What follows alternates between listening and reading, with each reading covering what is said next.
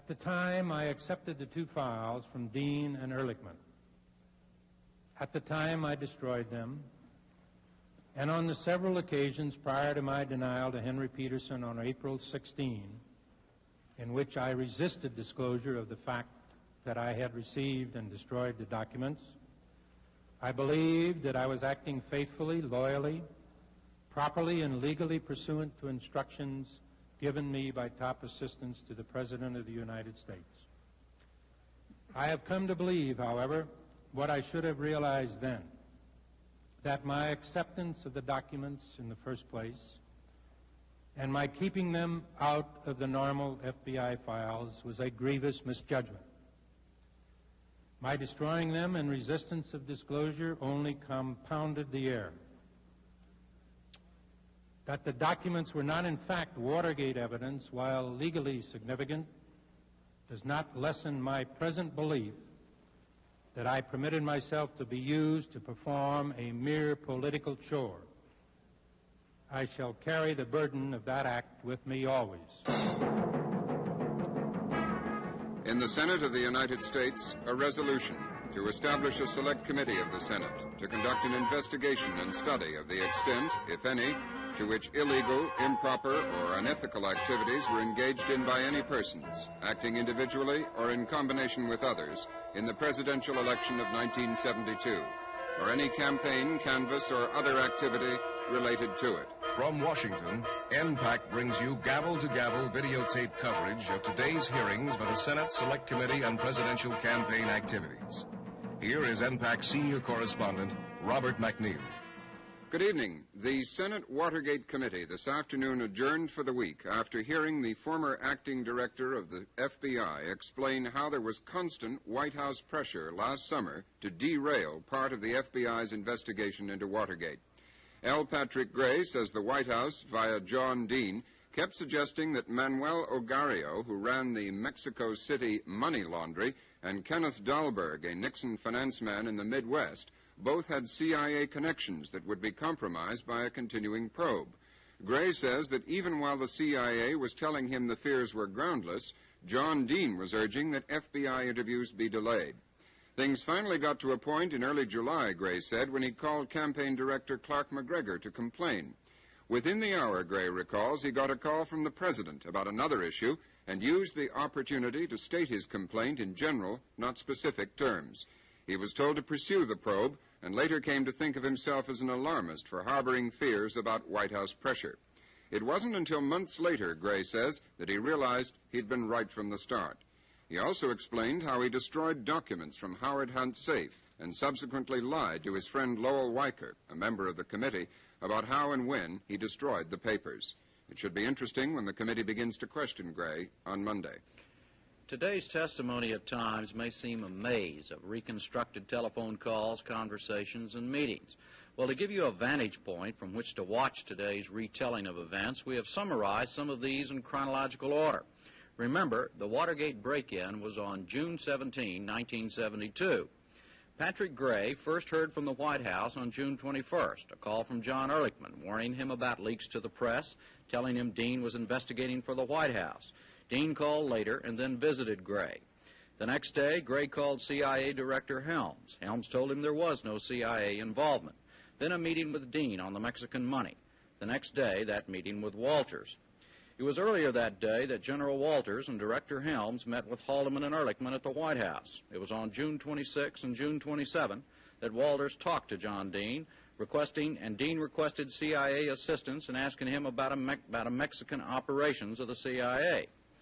Back to Patrick Gray, who got a call from Dean on the 27th. After that, Helms called to okay an interview with a Mexican lawyer. Then Dean called back, asking the interview be delayed. On the 28th, a series of calls from Dean, Ehrlichman, and Helms. The result, another delayed interview and a canceled meeting with CIA chiefs. It was on June 28th that Gray picked up the Hunt files from Dean and Ehrlichman. On the 29th, Dean called to ask for another interview delay. Then another important series of conversations came on July 6th when Vernon Walters confirmed no CIA involvement in Watergate. That led Gray to call Clark McGregor to express uneasiness, and that was followed by the call from President Nixon. Watching the hearings with us today has been Georgetown University law professor Jack Murphy. Jack, what do you think are the most significant points for people to look for this evening? Well, I think the focus continues to be the interest of the White House in the CIA in this critical period a few days after the break-in. As Jim has aptly summarized just now, the dates and times of meetings are a maze, and it's very difficult, I think, to sort all that out as you watch. But I would point out in particular a couple of items which interested me enormously. One, forgive me, is the fact that while Director Helms was able to assure the White House in the June 23rd meeting and then with Mr. Dean on June 26th, Mr. Walters met with Mr. Dean that the CIA would not be compromised if the investigation went forward. The fact is that no mention was made by either Walters or Helms at those meetings of something they apparently knew at that time, which was that Mr. Martinez, one of the persons arrested in the Watergate, was at the time of his arrest on a retainer basis on the payroll of the CIA. This highlights something else you'll see, I think, in General Walters' testimony, which is a protective urge with respect to the agency, a protective urge which I think we also observed yesterday in Director Helms' testimony. They didn't want the CIA to be linked to this. They did what they could to keep it away from publicity. General Walters will speak about the lack of desirability of a fight which would bring the CIA into the limelight. He did not want to have to put his word against John Dean's on the question of whether or not there was something peculiar going on here. So I think that the focus there, and there are many other details which will develop, is one that the viewer might most profitably follow as he follows this maze of a calendar of phone calls and meetings in the next few hours. Thank you. We'll talk to Jack Murphy again when the hearings are over later tonight. And NPAC's Peter Kay will explore the future course of the hearings with Chief Counsel Sam Dash at the conclusion of our playback. This is a relatively short day, hence our program tonight won't keep you up until the wee hours. So that you can plan your viewing, here is NPAC's hour-by-hour rundown. In the first hour, General Walters, the CIA's deputy director, says that White House counsel John Dean kept pressing him to tell the FBI to call off its investigation into the so-called Mexican connection between Nixon campaign contributions and the Watergate break-in. Walters says he told Dean that if the White House insisted on a course of action that might compromise the CIA, I would resign. Much of the second hour was devoted to General Walters' second-hand report of a July 6th conversation between Patrick Gray and President Nixon. Walters said Gray told Mr. Nixon to get rid of those involved because the investigation of the Watergate break-in could lead quite high in the government.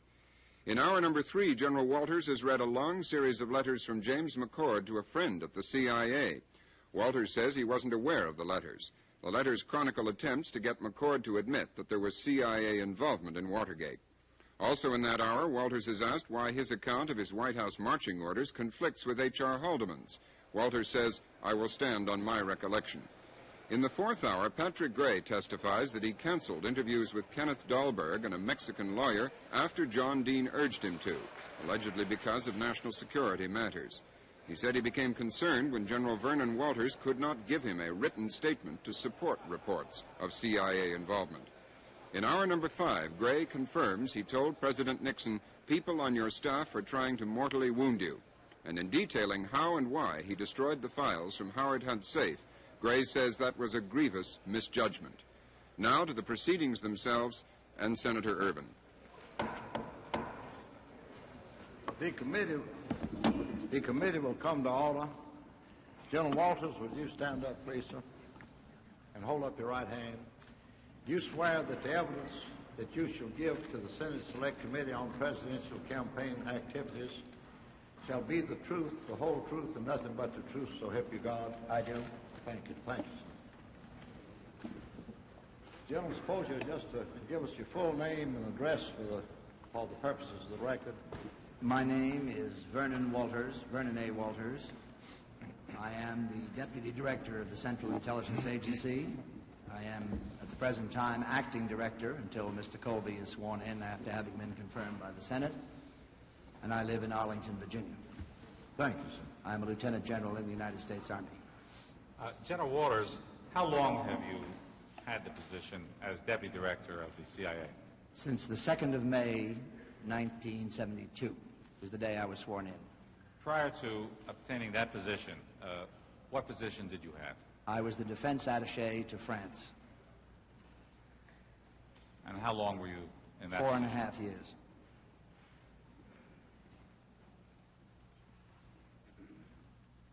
Now, prior to your joining the CIA, could you just briefly tell us what contacts, if any, you've had with the President of the United States, President Nixon? My first contact with President Nixon was when he was vice president. I was detailed to accompany him on a trip around South America. I went to 8 countries with him and served as his interpreter and translator and aide at that time. In 2 of those countries, I was in the car with Mr. Nixon when extreme violence was encountered, mob violence. And if I were to tell this committee that I did not feel admiration and respect for the courage and calmness Mr. Nixon showed at that time, I would not be telling you the whole truth. Subsequently, I did not work for Mr. Nixon again during the period between the time he left the vice presidency and the time he became president. I saw him perhaps 2 or 3 years in those 2 or 3 times in those 8 years. After he became president, I went on 2 or 3 of the trips abroad he took to countries where I spoke the language and could translate for him. I have not had any private conversation with the President since I became Deputy Director of the Central Intelligence Agency, that is, since May 2nd. Did you, shortly actually after you became Deputy Director of the Central Intelligence Agency, did you attend a meeting at the White House with Mr. Haldeman, Mr. Ellertman, and Director Helms on June 23, 1972? Yes, I did. Could you tell us how that meeting was arranged? During the morning of the 23rd of June, I received a phone call, I do not recall exactly how, telling me that I was to be there at Mr. Ehrlichman's office on... You say you received a telephone call? Yes. From whom? I do not know whether I received it personally or my secretary received it, just stating that I was to be at Mr. Ehrlichman's office with Mr. Helms. It may have come from Mr. Helms' secretary at 1:30 that afternoon. Mr. Helms and I went downtown. We did not know what the subject of the meeting was. We had lunch together, and at 1:30 we went to Mr. Ehrlichman's office. All right, now will you, to the best of your recollection, relate the discussion that was had at that meeting? By the way, who could you say actually was doing most of the talking at the meeting? I believe Mr. Haldeman was doing nearly all of the talking. I do not recall Mr. Ehrlichman actually participating actively in the conversation. All right, now would you relate to the committee what Mr. Haldeman said and what you or Mr. Helms said? Mr. Haldeman said that the bugging of the Watergate was creating a lot of noise, that the opposition was attempting to maximize this, that the FBI was investigating this and the leads might lead to some important people. And he then asked Mr. Helms what the agency connection was. And Mr. Helms replied quite emphatically that there was no agency connection. And Mr. Haldeman said that nevertheless, the pursuit of the FBI investigation in Mexico might uncover some CIA activities or assets.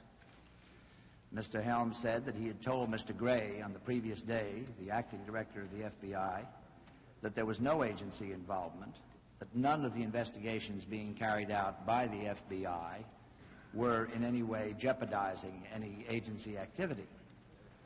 Mr. Haldeman then said, nevertheless, there is concern that this investigation in Mexico may expose some covert activity of the CIA. And it has been decided that General Walters will go to Director Gray, Acting Director Gray, and tell him that the further pursuit of this investigation in Mexico, and I wish to emphasize that the only question of investigation involved was Mexico, the investigation in Mexico, could jeopardize some assets of the Central Intelligence Agency. Again, Mr. Helms said he was not aware of any activity of the agency that could be jeopardized by this. Mr. Haldeman repeated, nevertheless, there is concern that the further pursuit of this investigation will uncover some activity or asset of the CIA in Mexico, and it has been decided that you will go and tell this, addressed to me, you will tell this to Acting Director Gray.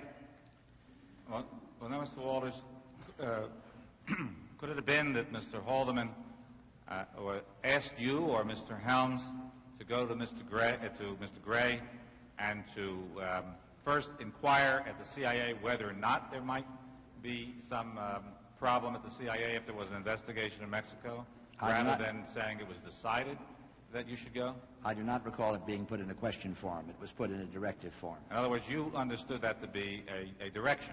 I understood that to be a direction, and since Mr. Haldeman was very close to the top of the governmental structure of the United States, and as Mr. Helms testified yesterday, the White House has a great deal of information that other people do not have. I had been with the agency approximately 6 weeks at the time of this meeting. I found it quite conceivable that Mr. Haldeman might have some information that was not available to me. And you did not feel it appropriate at that time to inquire Mr. Haldeman why it was that he was directing you to go to Mr. Gray and tell that to Mr. Gray? No, I did not. If I had felt there was any impropriety in this request, I would have given him the same answer I later gave Mr. Dean, that I would resign rather than do it.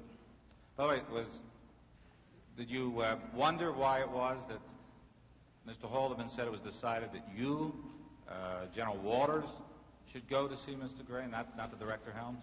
Yes, I did. A number of hypotheses crossed my mind. I thought perhaps he thinks I'm military, and a lot of people have the mistaken belief that military obey blindly.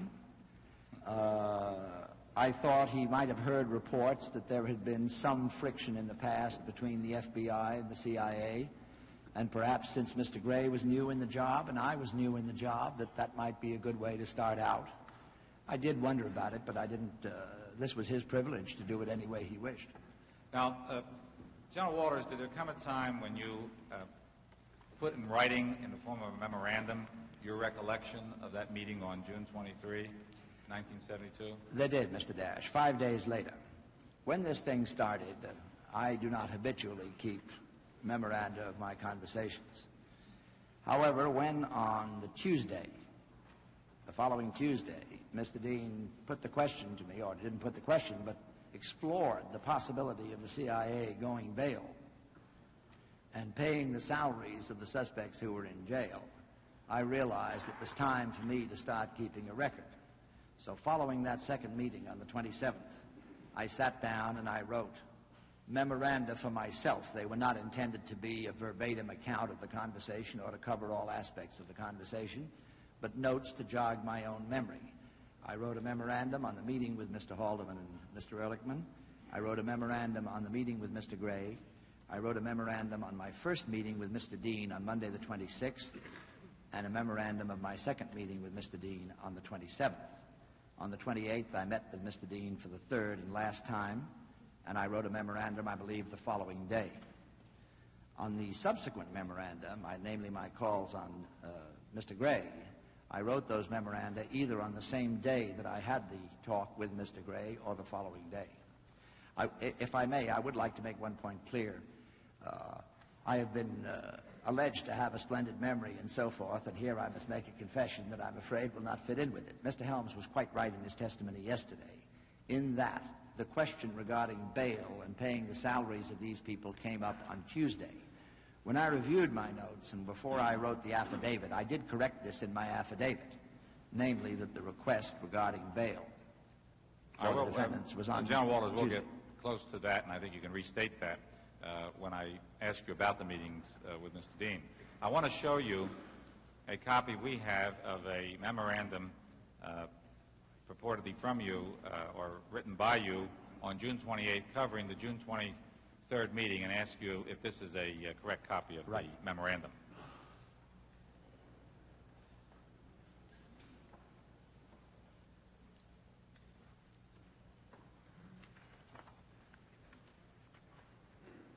Yes, Mr. Dash, it is. Mr. Chairman, that copy be marked as an exhibit and introduced? Without objection on the part of any committee member, it is ordered that this copy be marked appropriately as an exhibit and received in evidence as such. Now, General Walters, after you left the meeting with Mr. Haldeman and Mr. Ehrlichman, did you leave it with Director Helms, former Director Helms? I did. We walked downstairs and we stood and talked close to the car out in the West Executive Avenue. And Mr. Helms said to me, you must remind Mr. Gray of the agreement between the FBI and the CIA that if they run into or appear to be about to expose one another's assets, they will notify one another. And you should remind him of this. And then I did. Then what did you do? I do not recall whether I went back to the agency or not. I don't think time would have allowed it because the appointment had been made to see Mr. Gray at 2:30. My recollection is not clear on this, whether I went back to the agency or whether I stayed downtown. I have a feeling I stayed downtown. And at 2:30 I went to see Mr. Gray. Now, was Mr. Gray, by the way, expecting your visit? Mr. Gray, I believe, was expecting my visit. How do you know that? I believe he has subsequently testified that Mr. Dean had told him that I was on my way down. All right, now, would you briefly relate to your best recollection what conversation you had with Mr. Gray at that time? This was on June 23rd, 1972. I said to Mr. Gray that I had just come from the White House where I had talked to some senior staff members, and I was to tell him that the pursuit of the FBI investigation in Mexico, the continuation of the FBI investigation in Mexico, might uncover some covert activities of the Central Intelligence Agency. I then repeated to him what Mr. Helms had told me about the agreement between the FBI and CIA, and he said he was quite aware of this and he intended to observe it scrupulously. Now, did you tell him who gave you the direction to... I did not. I told him I talked to some senior people at the White House. Right. Now, did you... was that the sum and substance of that conversation? Did Mr. Gray say anything? I believe so. We expressed pleasure at meeting one another. I'd been intending to call on him and so forth. And anything else that occurred will, I believe, be covered in the memorandum, which is in your possession. And I think you've testified that you also, on June 28th, included a memorandum of the meeting with Mr. Gray on June 23rd. And I'd like to show you a copy of the memorandum and ask you if this is a correct copy and does cover the testimony you've just given.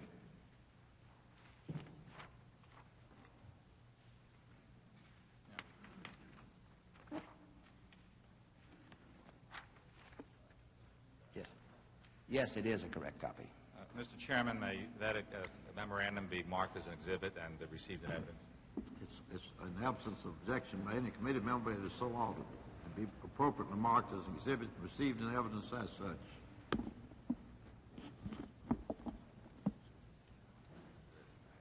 Now, after you met with Mr. Gray, did you return to your offices at the CIA? Yes, I did. And did you make a report of that meeting to former Director Helms? I did. And I also started to check on whether this was a fact. I talked to the people in our geographic area that handles Mexico, and I'm not sure whether this was complete on the Friday afternoon or whether it was completed Monday morning. But it was soon clear to me that nobody who was responsible for that area in the agency felt that the ongoing FBI investigation could jeopardize any of the agency's sources or activities in Mexico. Well, now, did you subsequently receive any communication from anybody at the White House after June 23rd? On Monday morning, the 26th of June, I received a phone call from a man who identified himself as John Dean, and he said he wished to speak to me about the matters that Mr. Haldeman and Mr. Ehrlichman had discussed with me on the Friday. I did not know Mr. Dean, and I expressed something to the effect of, I don't know who you are. And he said, well, you can call Mr. Ehrlichman to see whether it's all right to talk to me or not. Did you call Mr. Ehrlichman?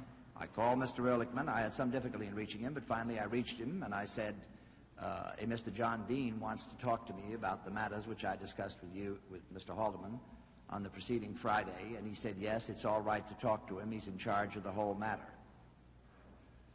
All right, did you then meet with Mr. Dean on that day, on I then 26th? called Mr. Dean again, and he asked me to come down and see him, I believe, at 11:30 or 11:45. I believe it's indicated on the memorandum I wrote. All right, would you relate to the committee the conversation you had with Mr. Dean at that time, on June 26, 1972? Mr. Dean said that he was handling this whole matter of the Watergate, that it was causing a lot of trouble, that it was very embarrassing. The FBI was investigating it. The leads had led to some important people. It might lead to some more important people. The FBI was proceeding on 3 hypotheses, namely that this break-in had been organized by the Republican National Committee, by the Central Intelligence Agency, or by someone else. Whereupon I said, I don't know who else organized it, but I know that the Central Intelligence Agency did not organize it.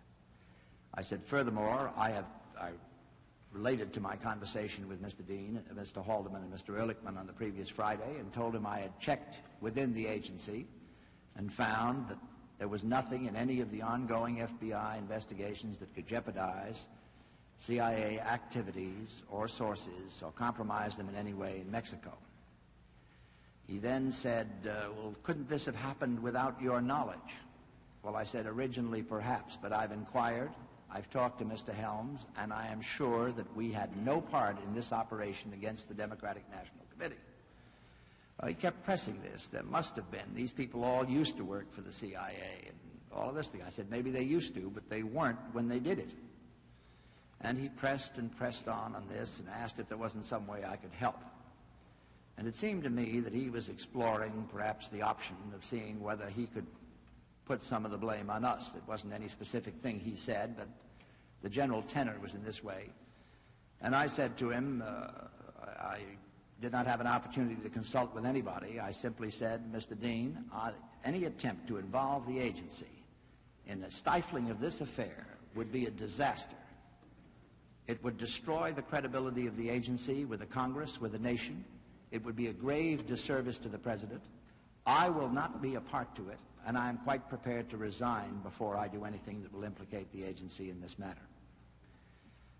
This seemed to shock him somewhat. I said that anything that would involve any of these government agencies like the CIA or the FBI in anything improper in this way would be a disaster for the nation. Somewhat reluctantly, he seemed to accept this line of argument. Well, now, General Walters, since you had made the check prior to seeing Mr. Dean concerning whether, in fact, any FBI investigation in Mexico would seriously or not seriously involve any covert activities of the CIA, and you reported that to Mr. Dean at this meeting, did you believe that you were responding at that meeting then to the concern that you had received at the earlier meeting from the statement from Mr. Haldeman? Yes, Mr. Dash, I did. And at the risk of perhaps seeming naive in retrospect, it did not occur to me at that time that Mr. Dean would not tell Mr. Gray. Since Mr. Gray had told me he was in touch with Mr. Dean had told me he was in touch with Mr. Gray. In retrospect, I should, of course, have called Mr. Gray directly. I regret that I did not. And you had been informed by Mr. Ehrlichman when you checked as to whether you should talk to Mr. Dean, that Mr. Dean was a person you could talk to, that he was handling the matter. That is correct. Now, I think when you were testifying just a little while ago, you said that you may have incorrectly put in your memorandum of the June 26th meeting something that should have been in another meeting. I want to show you your memorandum, or a memorandum that appears to be a memorandum prepared by you on June 28th, dealing with the conversation you had with Mr. Dean on June 26th, and ask you if you want to make a correction as to that memorandum for the record.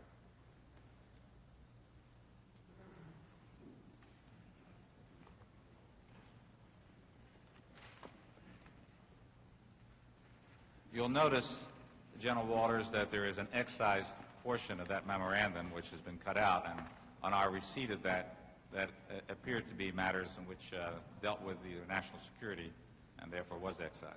I'm very appreciative of the committee for doing this. Yes, it does. If I were to make a correction, it's somewhat complicated. It would really be that 1, 2, 3, the fourth paragraph, the sixth and seventh paragraphs belong to the conversation of the 27th rather than the conversation of the 26th. And that dealt with the question of money from the CIA. That is correct. This is a correct copy. It is a correct copy of your memorandum. Yes, Mr. Chairman, could we have that memorandum marked as an exhibit and received in evidence? The memorandum will be appropriately numbered as an exhibit and received in evidence as such. Now, after that meeting with Mr. Dean on June 26th, did you report back to former Director Helms? I did. I told Mr. Helms what had transpired, and he approved of my firm stand with Dean. And I related in some detail the various matters that I had discussed with Mr. Dean, and the fact that I had told Mr. Dean that no agency assets would be compromised by the pursuit of the FBI investigation in Mexico. I think you mentioned earlier that you did again meet with Mr. Dean. When did you next meet with Mr. Dean? On the following morning, the 27th of June, I received another telephone call from Mr. Dean summoning me down to his office. I went down to Mr. Dean's office. I believe the time is indicated in the memorandum, 11:30. I think 11:45. 11:45. And Mr. Dean said that the investigation was continuing, that some of the suspects were wobbling and might talk. And I said, well, that's just too bad, but it has nothing to do with us because nothing that they can say can implicate the agency. So he again said, haven't you discovered something about agency involvement in this matter? And I said, no, I have not discovered anything about agency involved in this matter. And he said, well, isn't there something that the agency can do to help? I said, I don't see how we can be helpful. And then he said, well, would there be any way in which you could go bail or pay the salaries of these defendants while they're in jail? And I said, no way.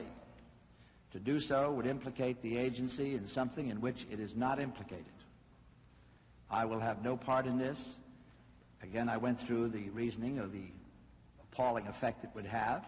I made plain to him that if the agency were to intervene in this, it would become known in the leaking atmosphere in Washington, that it would be a total disaster. And I would like to say, if I may at this point, that I have not spent the whole of my adult life in the Central Intelligence Agency. I joined it for the first time in May of 1972. But I am convinced that an effective CIA is essential if the United States is to survive as a free and democratic society in the rough world in which we live. And I was determined that I would not see it destroyed or implicated, as might be desired, in this business. I further told Mr. Dean that when we expended funds, covert funds within the United States, we were required to report this to our congressional oversight committees. And this seemed to cool his enthusiasm considerably. We had a few more discussions, and again he asked me whether there was any way we could be helpful, and I said no, we could not. Did you, by the way, on the meeting on the 28th of June, do you have a copy of your memoranda with you? Yes, I do.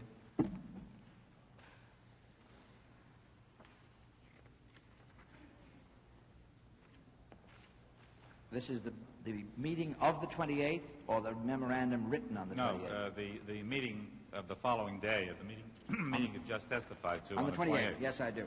Yes.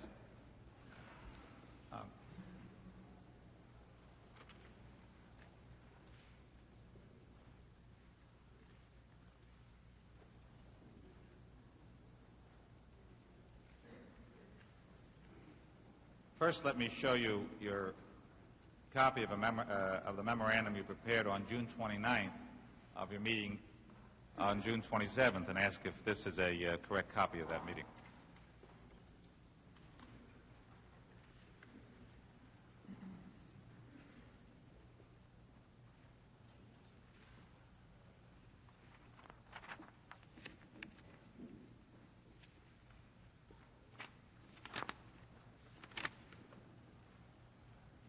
Yes, it is. Mr. Chairman, if we can have that marked for identification and received. That will be marked be appropriately numbered as an exhibit and received in evidence as such. All right. Now, General Walters, the very next day, it appears that you had another meeting with Mr. Dean. That is By the correct. way, did you report to former Director Helms on your 27th meeting? Mr. Helms was extremely interested in this whole business, and I reported to him immediately on returning to the agency on each occasion. Now, on the 28th is when you began to write these memoranda, is that right? And could you then tell the committee what caused you to begin to put this down in writing?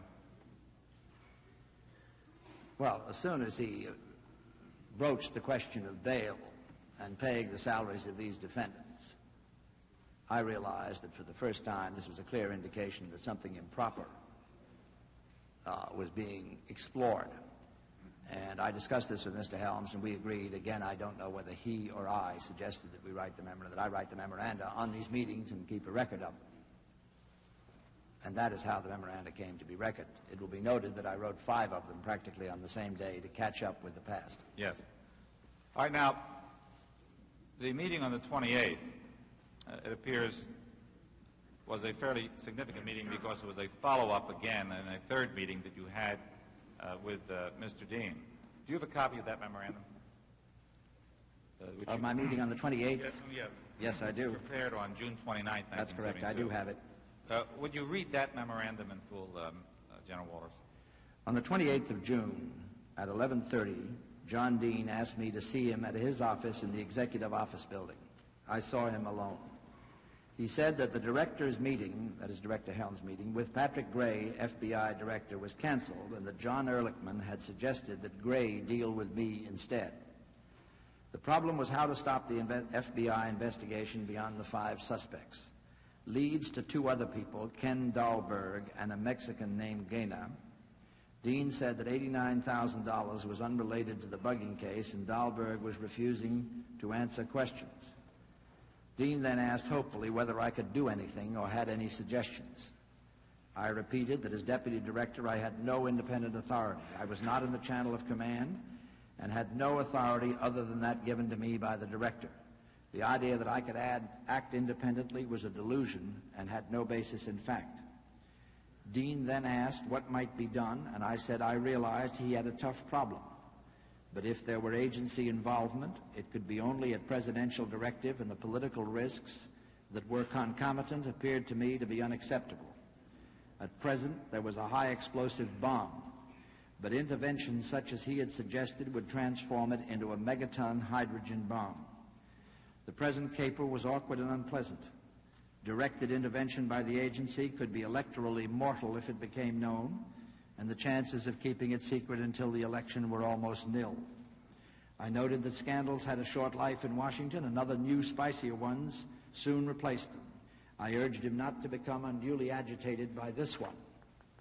He then asked if I had any ideas, and I said that this affair already had a strong Cuban flavor. Everyone knew the Cubans were conspiratorial, anxious to know the policies of both parties would be towards Castro. They therefore had a plausible motive for attempting this amateurish job which any skilled technician would deplore. This might be costly, but it would be plausible. Dean said that he agreed this was the best tack to take. It might cost $500,000. He also agreed for the second time that the risks of agency involvement were unacceptable. After a moment's thought, he said that he felt that Gray's cancellation of his appointment with Director Helms might well be reversed in the next few hours. Dean thanked me, and I left. First, General Walters, what was this meeting to be held on June 28th, which was canceled? I did not know, Mr. Dash. I did not know what he was talking about. I presumed that some arrangement outside of me had been made for Director Helms to see Mr. Gray. But in any event, as your memorandum shows, that Mr. Ehrlichman had indicated that he had preferred that Gray meet with you on an ongoing basis. This is what Mr. Dean said to me. Now, could you tell the committee at least what your impression was concerning that part of your memorandum where you said this might be costly, concerning a Cuban conspiratorial plot, and Dean's statement that he agreed that this was the best tack to take, but it might cost $500,000. Yes, Mr. Dash. Dean went back at this point in the conversation, as I remember, to the three hypotheses. And he was sort of saying, who could have done this? Who could have done this? He did not indicate at any time that he knew where the origin of this was. Quite frankly, at this point, my principal purpose was to divert him from pursuing the option of involving the agency in this. I had read, I believe, about that time an article in the newspaper which put out a hypothesis that the Cubans might have been at the origin of this in order to try and find out what the policies of the Democratic Party would be if it were elected in 1972. This is what I basically said to Dean, that the Cubans had a plausible motive for doing this. Mr. Dean obviously understood this as a suggestion of mine that he should try and blame the Cubans. In retrospect, as so often been said here from this table, I should have corrected him. Frankly, I was so relieved that seeing him apparently abandoning the idea of involving the agency, or at least retreating on the idea of involving the agency, that I did not correct his impression when he said he obviously thought I was suggesting he could buy the Cubans. Would that be the inference that Mr. Dean's statement it might cost $500,000 would require actually paying somebody off in order to take this position? But I would like simply to state that just as I believed agency involvement could not be hidden, false implication of the Cubans could not be sustained. I should have corrected Mr. Dean at this point and said this is not what I was meaning. I was advancing a theory, but I did not. General Walters, you've read your memorandum. I have an exact copy of the memorandum here. I'd like to show it to you, dated June 29th, covering your meeting with Mr. Dean on June 28th, and ask you to look at it and indicate if this is a copy.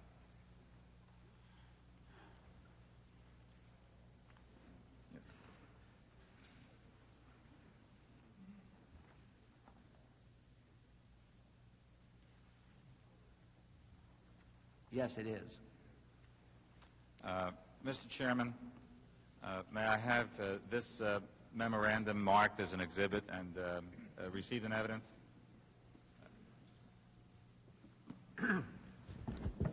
It will be appropriately numbered as an exhibit received in evidence as such.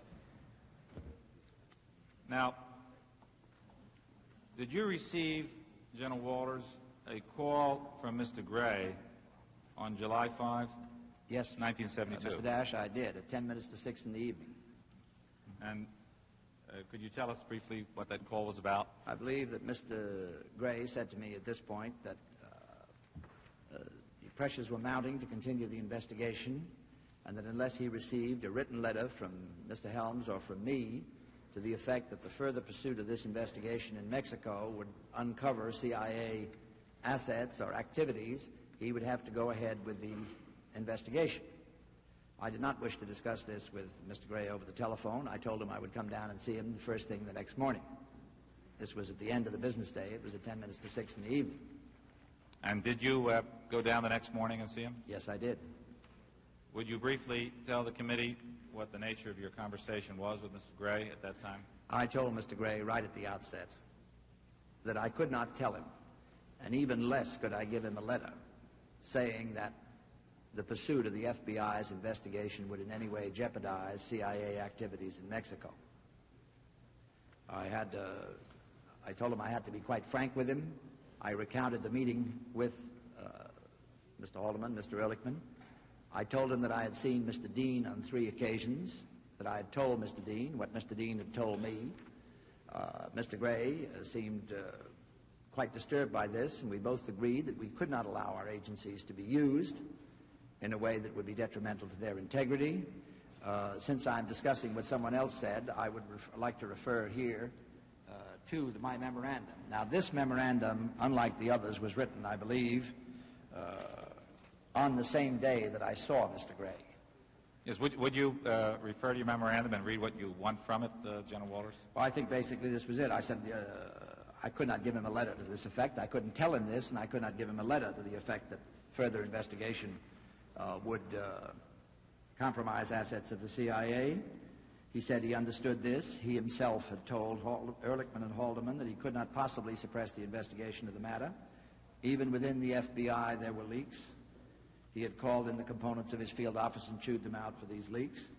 I said the only basis on which he and I could deal was absolute frankness, and I wished to recount my involvement in the case. I told him of the meeting at the White House with Mr. Helms. I did not mention Haldeman or Ehrlichman's name. I told him that I had been directed to tell him that the investigation of this case further in Mexico could compromise some CIA activities. Subsequently, I had seen Mr. Dean, the White House counsel, and told him that whatever the current unpleasant implications of the Watergate were, that to implicate the agency would not serve the President, would enormously increase the risk to the President. I had a long association with the President and was desirous of anyone of protecting him. I did not believe that a letter from the agency asking the FBI to lay off this investigation on the spurious grounds that it would uncover covert operations would serve the President. Such a letter in the current atmosphere of Washington would become known and could be, frankly, electorally mortal. I said quite frankly that I would write such a letter only on direction from the President, and only after explaining to him how dangerous I thought this action would be to him, and if I were really pushed on this matter, I would be prepared to resign. Mr. Gray thanked me for my frankness. He said he could not suppress this investigation within the FBI. He had told Mr. Kleindienst this. He had told Mr. Ehrlichman and Mr. Haldeman that he would prefer to resign, but that his resignation would raise many questions that would be detrimental to the President's interests. He did not see why he or I should jeopardize the integrity of our organization to protect some middle-level White House figure who had acted imprudently. He was prepared to let this go to Ehrlichman, to Haldeman, or to Mitchell. He felt it was important that the President should be protected from his would-be protectors. He had explained to Dean as well as to Haldeman and Ehrlichman. He had explained this. Finally, I said that if I were directed to write a letter to him saying that future investigation of this case would jeopardize the security of the United States and covert operations of the agency, I would ask to see the President and explain to him the disservice I thought this would do to his interests. The potential danger to the President of such a course far outweighed any protective aspects it might have for other figures in the White House, and I was quite prepared to resign on this issue. Mr. Gray said that this is a very awkward matter for us to come up at the outset of our tenure. He looked forward to good relations between our two agencies, thanked me for my frankness, and that was it. All right, General Walters, I'd like to show you a copy we have of your memorandum of July 6 covering your meeting with Mr. Gray on July 6 and ask if this appears to be a correct copy.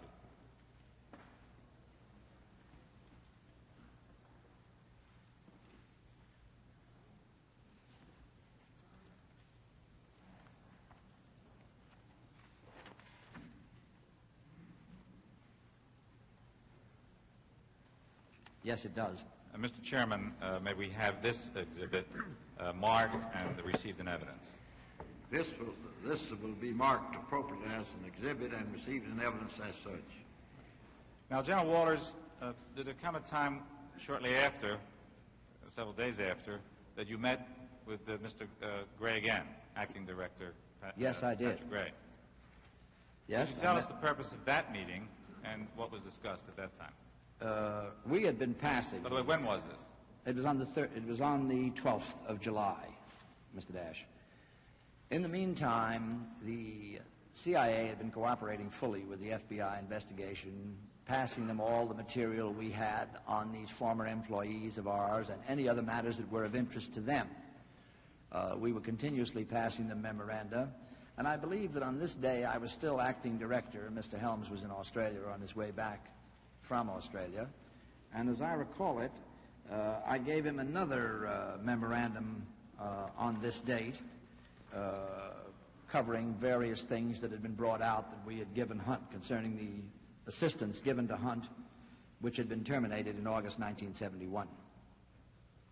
Now, during this meeting with Mr. Gray, did Mr. Gray tell you that he had received a call from the President? Yes, he did. Could you read that part of your memorandum where he discussed that call? He said, last Friday, I believe that may have been the day of my previous conversation with him. I do not have a calendar in front of me. This was written on the 12th. It was the preceding Friday. He had received a phone call from the President. The President had called him to congratulate him on the FBI action, which had frustrated the airplane hijacking in San Francisco. Towards the end of the conversation, the President asked him if he had talked to me about the case. Gray replied that he had. The President then asked him what his recommendation was in this case. Gray had replied that the case could not be covered up. It would lead quite high, and he felt the President should get rid of the people that were involved. Any attempt to involve the FBI or the CIA in this case would only prove a mortal wound. And then I put in brackets, he used my words, because these were the words I had used in talking to Mr. Gray. The President then said that I should get rid of whoever is involved, no matter how high. Gray replied that this was his recommendation. The President asked what I thought, and Gray said that my views were the same as his. The President took it well and thanked Gray. In all fairness, I must say that Mr. Gray did tell me, and I did not put it in here, that the President had told him to go ahead with his investigation.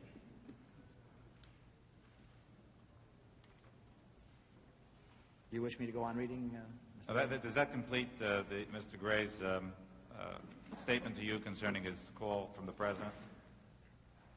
Yes, it did. We again philosophized some more, as is shown in the memorandum, concerning the need for the President to be protected from his would-be protectors. All right, General Walters, I'd like to show you your memorandum on July 13th, which deals with this meeting with the former acting FBI Director, L. Patrick Gray, and ask if this is a correct copy.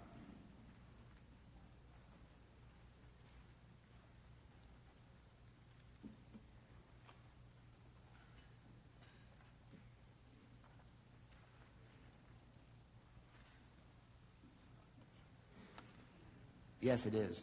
Mr. Chairman, may we have this memorandum marked as an exhibit and received in evidence? This memorandum will be marked, appropriately marked, numbered as an exhibit and received in evidence as such.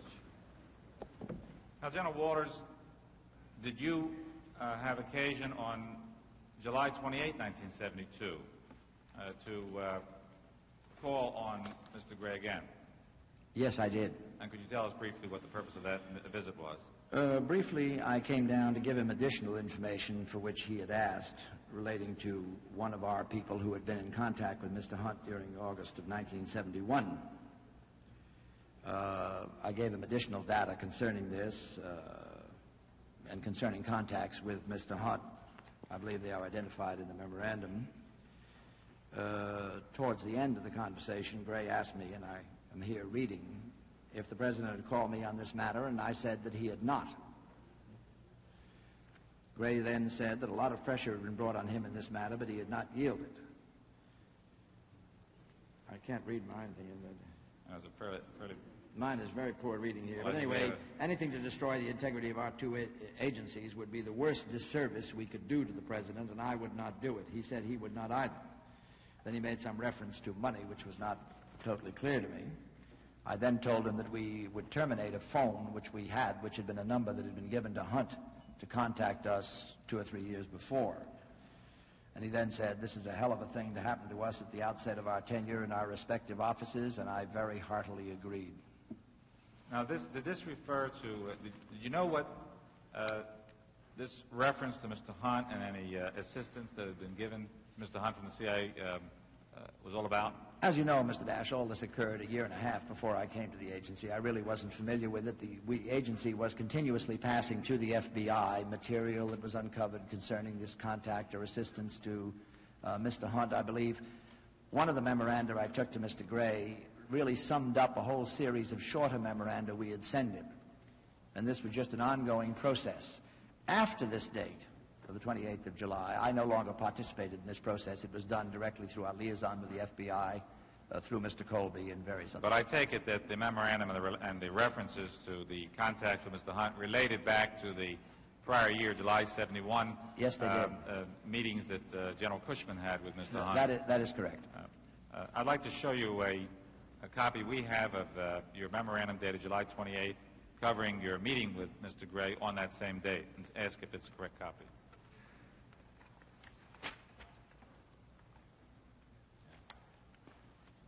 And you'll notice there are some excisions there of names that were excised because of security reasons, national security reasons. Yes, it's as bad a Xerox copy as mine. Yes. Mr. Chairman, may that memorandum be appropriately marked and received in evidence? The memorandum will be appropriately numbered as an exhibit and received in evidence as such. Now, when was your next contact with anybody at the White House, General Walters? Was this your last series of meetings? I think you said that from there on in the contacts with the CIA and the FBI was taken up by somebody else. Yes. On this matter, certainly. Obviously, in my job, I attended meetings at the White House relating to foreign policy and so forth that had nothing to do with this in the meantime.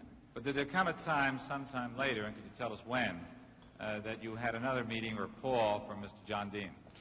I did not have a call from Mr. John Dean. I think Mr. John Dean had gotten my message loud and clear. The next time he had business with the agency, he didn't call me. He called the new director, Dr. Schlesinger. I believe that was on the 9th of February, 1973, if I am correct. And Dr. Schlesinger has, I believe, submitted a memorandum for the record covering this call from Mr. Dean. I was not in Dr. Schlesinger's office when Mr. Dean called, and my only knowledge of this is the memorandum and what Dr. Schlesinger told me about Dean's call. And will you have a copy of that memorandum from... Dr. Schlesinger's memorandum? Yes. Yes, I do. All right. Can I show you a copy? It's February 9, 1973 memorandum, I think, which you're referring to, and ask you if this is a correct copy.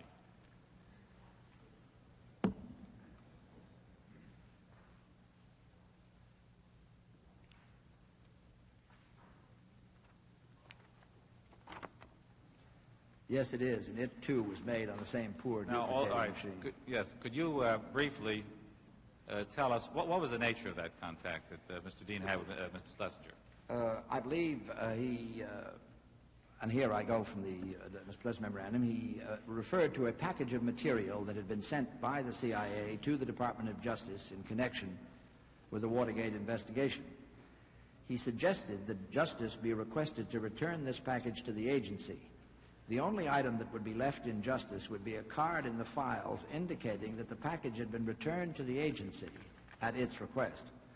Since the material in the package was no longer needed for the purposes of the investigation, he indicated that the agency had originally provided these materials to the Department of Justice at the request of the Attorney General and Mr. Howard Peterson.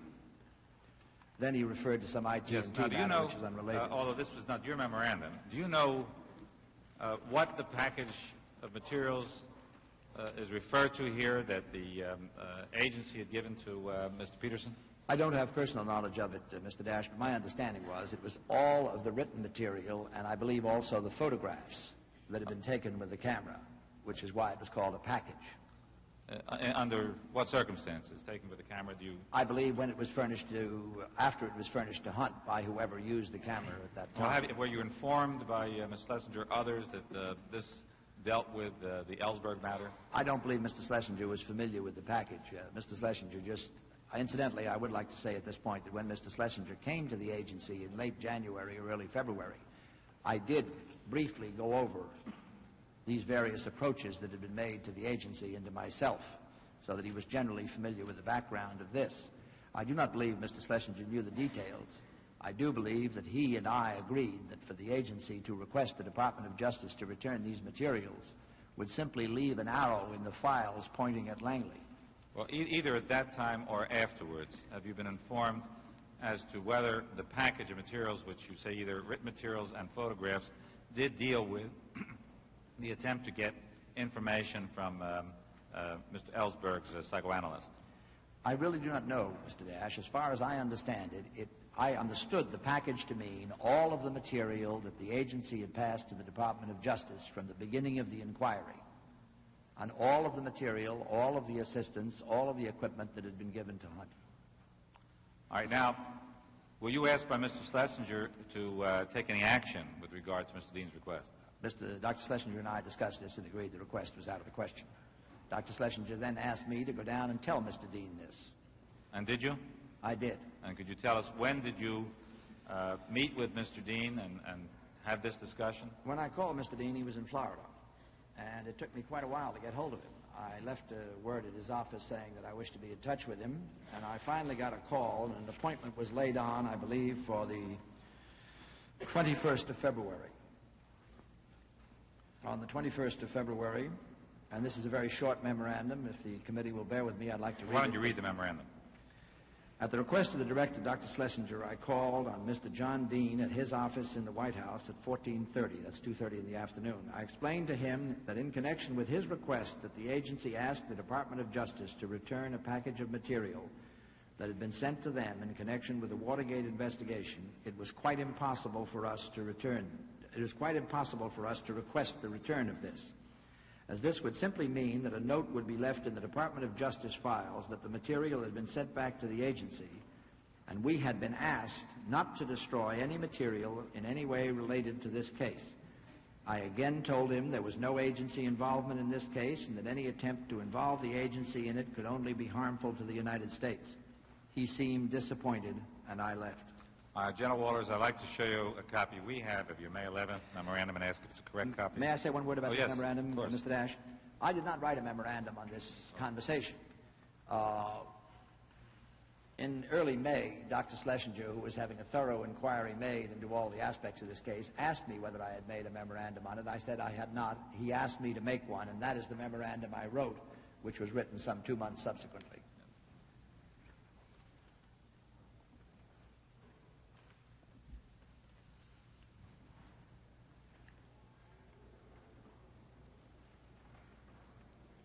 May I show you the memorandum that you did prepare on May 11th, 1973? At least our copy of it, and ask you if it's a correct copy.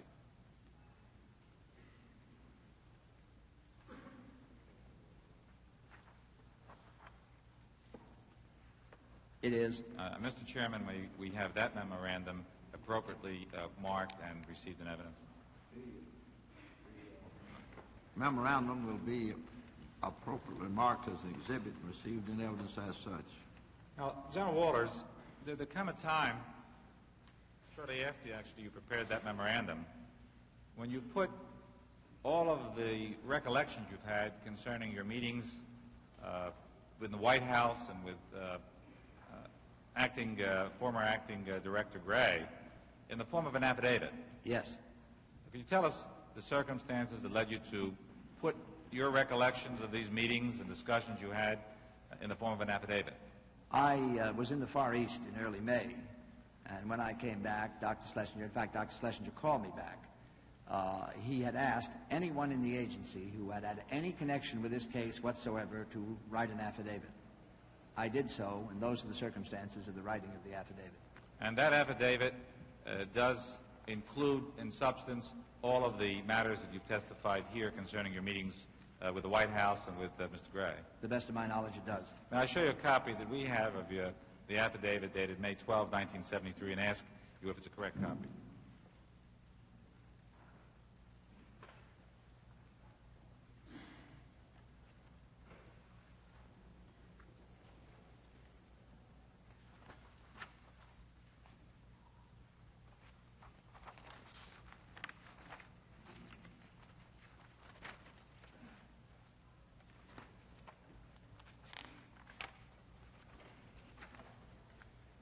Yes, it is a correct copy. Mr. Chairman, may we have that affidavit appropriately marked for identification and admitted in evidence?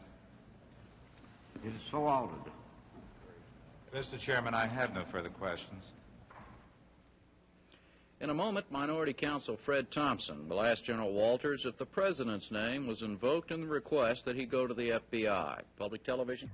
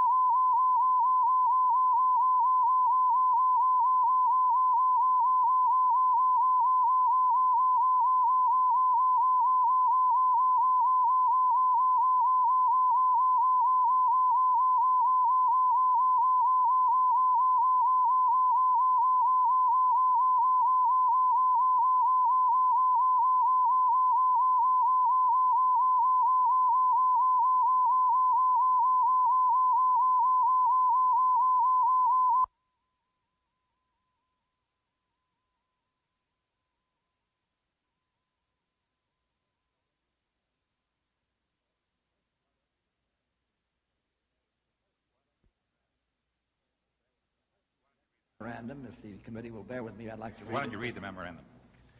At the request of the director, Dr. Schlesinger, I called on Mr. John Dean at his office in the White House at 14:30. That's 2:30 in the afternoon. I explained to him that in connection with his request that the agency ask the Department of Justice to return a package of material that had been sent to them in connection with the Watergate investigation, it was quite impossible for us to return.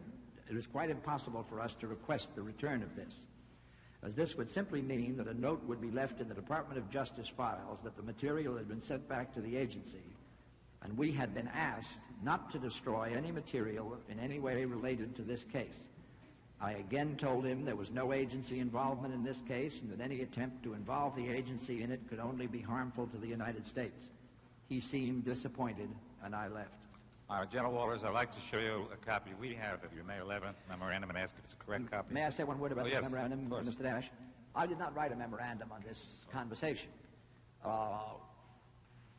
In early May, Dr. Schlesinger, who was having a thorough inquiry made into all the aspects of this case, asked me whether I had made a memorandum on it. I said I had not. He asked me to make one, and that is the memorandum I wrote, which was written some 2 months subsequently.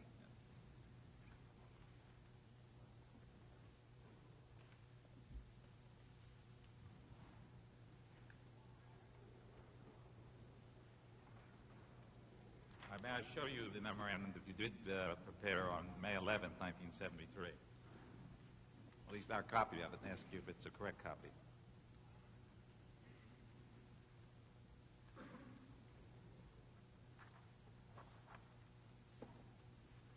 It is. Mr. Chairman, we have that memorandum appropriately marked and received in evidence.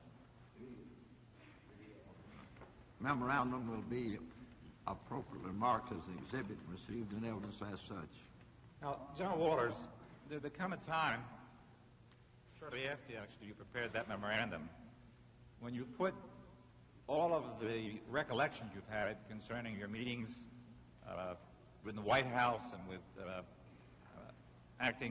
former acting Director Gray in the form of an affidavit. Yes. Could you tell us the circumstances that led you to put your recollections of these meetings and discussions you had in the form of an affidavit? I was in the Far East in early May, and when I came back, Dr. Schlesinger called me back. He had asked anyone in the agency who had had any connection with this case whatsoever to write an affidavit. I did so, and those are the circumstances of the writing of the affidavit. And that affidavit does include, in substance, all of the matters that you testified here concerning your meetings with the White House and with Mr. Gray. To the best of my knowledge, it does. May I show you a copy that we have of the affidavit dated May 12, 1973, and ask you if it's a correct copy?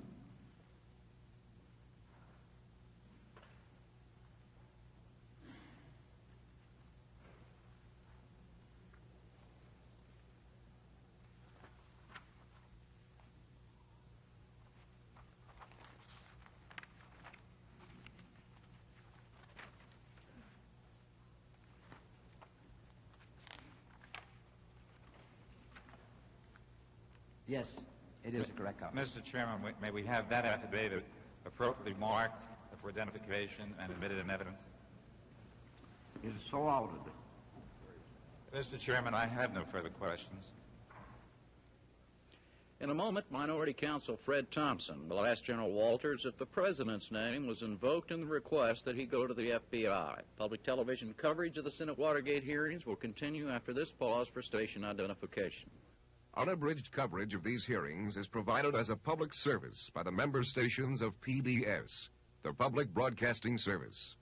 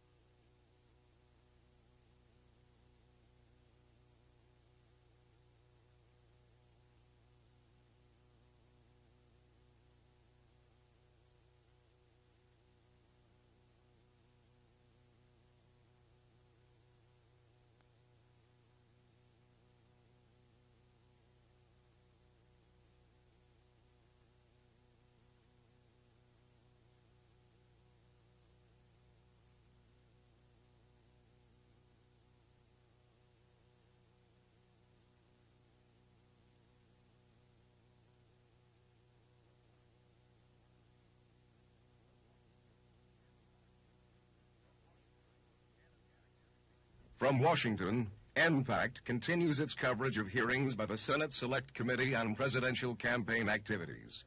Here again, correspondent Jim Lehrer.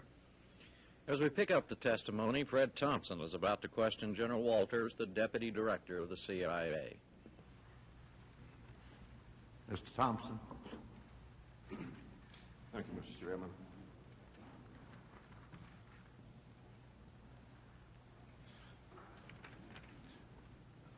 General Walters, as I understand it, it was your feeling that, and it is your feeling that on June 23rd you were being asked to deliver a message which would, in effect, limit the Watergate investigation with regard to the Mexican part of it because of the possibility of either compromising some covert CIA activities or CIA employees. Is that correct? Yes, it is. It seems to me that the crucial question is whether or not you were being told to deliver a message to limit the investigation in any other respect. Were you or were you not? I was not, Mr. Thompson. All right. Now, as of June the 23rd, did you know the names of the people who had been apprehended inside the Democratic National Committee headquarters? I had read the names in the newspaper, yes. Did you realize that Mr. McCord, for example, was a former CIA employee? I believe I did know this, yes. Did you know Mr. McCord personally before? I did not. Did you realize that Mr. Hunt was a former CIA employee? Yes, I did. Did you realize that Mr. Sturgis was? Did you realize that Mr. Martinez was still on retainer by the CIA? I don't believe I knew that he was still on retainer at that time. Did you know that he had been on retainer or an employee at any previous time? I believe that it came out within discussions in the agency that these men had previously been employed by the agency. All right. Did you realize that Mr. Barker had been a CIA employee in the past? I believe I knew that all of these men that you mentioned. With regard to the Mexican aspect, if I remember correctly, the certain checks were, in fact, funneled through, I think allegedly at this point, funneled through Mexican banks, and they wound up in the bank account of Mr. Barker in Miami. Have you since understood that to be the case, and allegations at this stage? I have since understood it, but at the time I was not aware of what the Mexican investigation was pursuing. I see, but you now realize that there were, at least according to the best of your information, that there were checks funneled through a Mexican account, which I think involved Mr. Aguirre, whose name has been mentioned,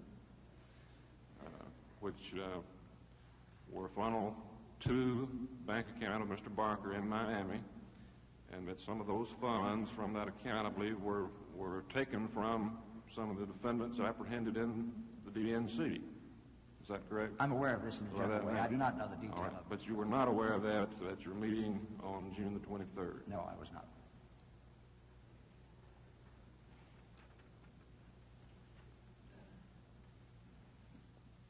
With regard to your memorandum of June the 28th, which recounts your meeting on June the 23rd,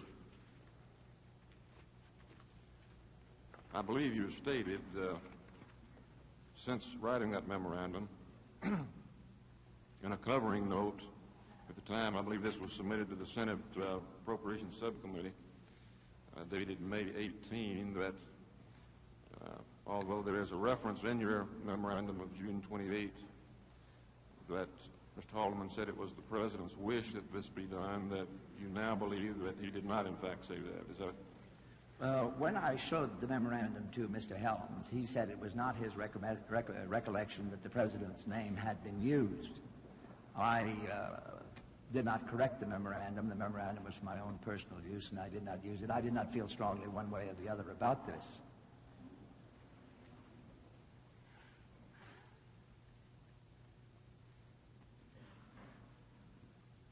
I'm not sure whether Mr. Haldeman has testified to whether he used it or not. If you'll pardon me a minute, I'm skimming your covering note dated May 18. It's my understanding that as of the time you wrote the note, that if you had to come down on one side or another, as of that time, it was your belief that he did not, in fact, say that. Would that be correctly stated? I think that would probably be correct. All right. then the memorandum... If I may, just for a second, Yes. Mr. Thompson. As I say, I do not have a strong recollection one way or the other. We were in Mr. Haldeman's office, and presumably his power derived from this. Mr. Helms said he didn't recollect it. I didn't recollect it. I didn't recollect it strongly enough to challenge Mr. Helms. I accepted Mr. Helms saying that, no, he did not. Well, Mr. Haldeman has testified that this matter was discussed with the President, so that's not really an issue. It's really a matter of memory, I think. And I did not feel strongly enough to challenge Mr. Helms' statement that he did not recall the name. All right. Now, you believe also that, according to your testimony this morning, that the discussion of bail occurred on Tuesday the 27th. Tuesday the 27th. Yes. And I believe you have it here in your conversation, the 26th. That's Is that correct? So that would be an error in that regard. I had straightened it out in my affidavit. Yes, sir, I understand. Let me ask you this. When you had this conversation on the 23rd, what time of day was it? I believe it was 1:30 in the afternoon. 1:30? It was postponed. I recall that it was postponed either an hour or half an hour. And then you had your meeting later that same afternoon with Mr. Gray? About an hour later. At 2:30, I believe, according to your memorandum. You recall about how long your meeting lasted with Haldeman and Ehrlichman? 10, 15 minutes.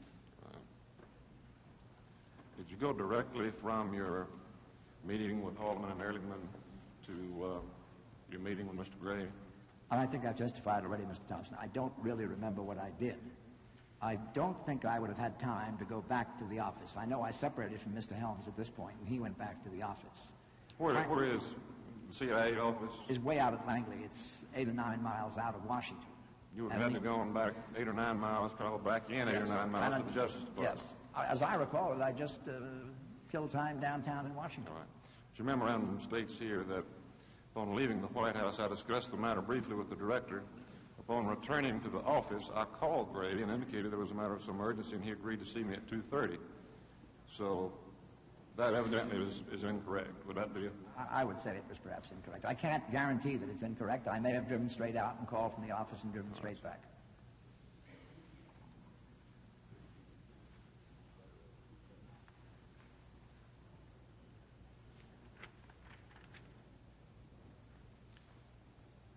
What was your normal practice with regard to following up meetings or particular events which you participated in with memoranda?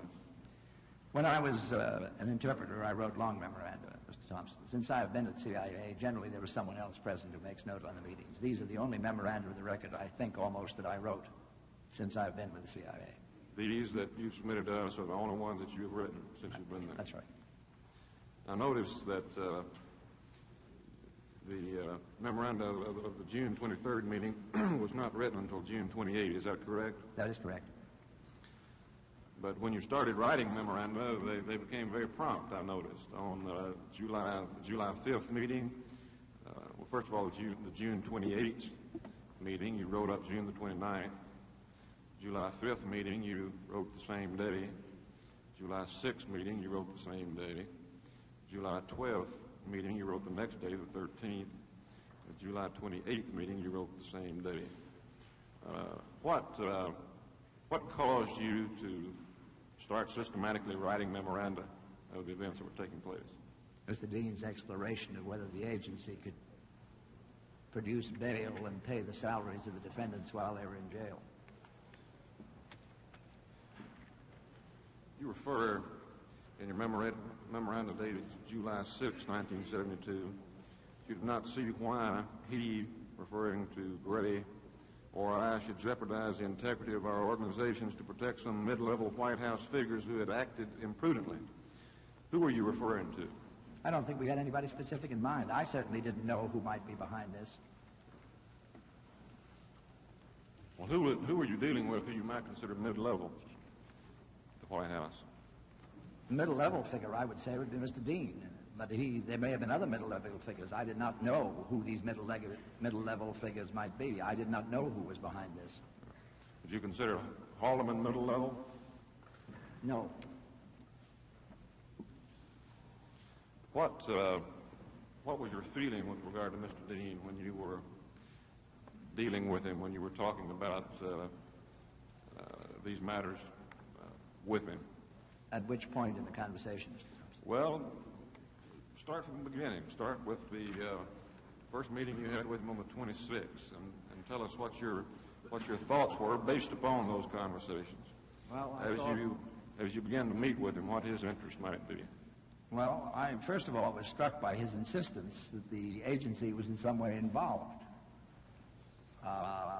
He pursued this with, well, it couldn't have been without your knowing it, and isn't there some way, and it must have been, and look, all these people used to work for the CIA, and so forth and so on. This is the first thing that struck me, his insistence on trying to drag us into it, which made me think that he was exploring this option, which is what made me tell him that I would resign rather than have the agency participate in any attempt to stifle this.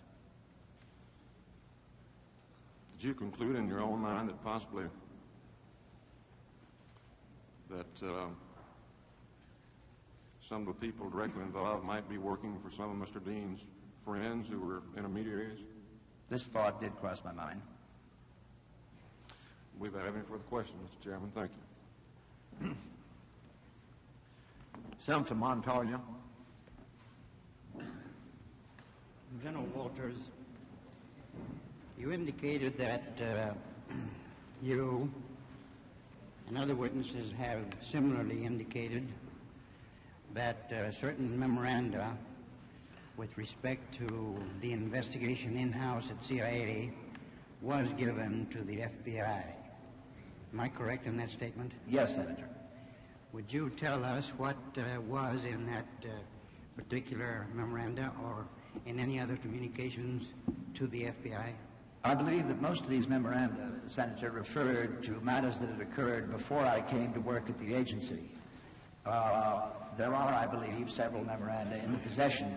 The memorandum, for instance, which I gave Mr. Gray on the 6th, contains a recapitulation of the various pieces of information we have been steadily sending to the FBI, I believe, since the 20th of June.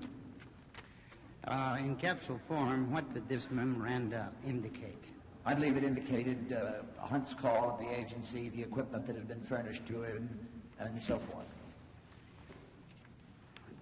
What kind of an investigation did you conduct in-house after you were called to the White House for this conference with Mr. Haldeman and Mr. Ehrlichman?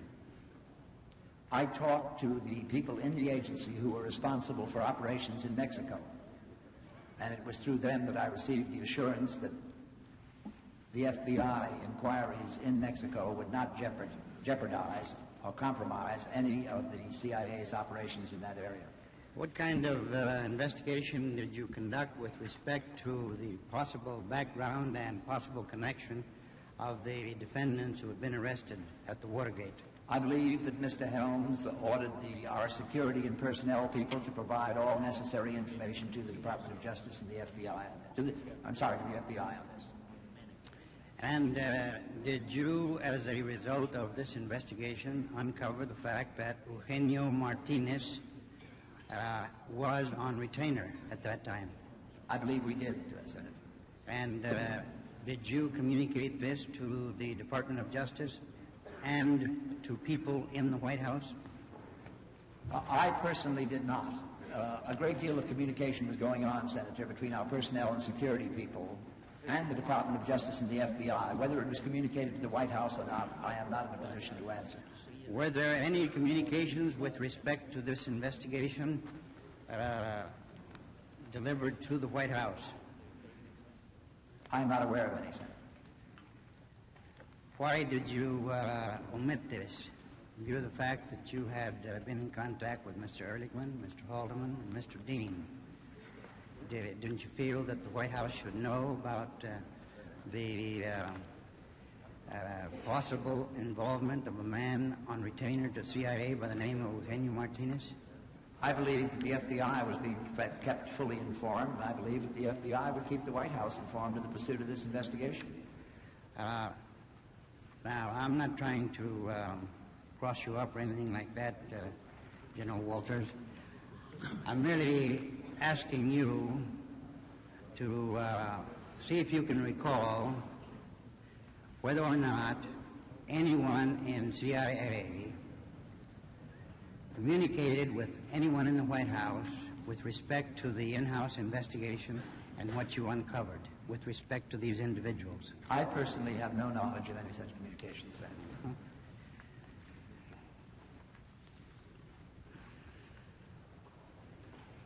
The FBI was the investigating body, and as I understand it, all the information that became available to us was furnished to them.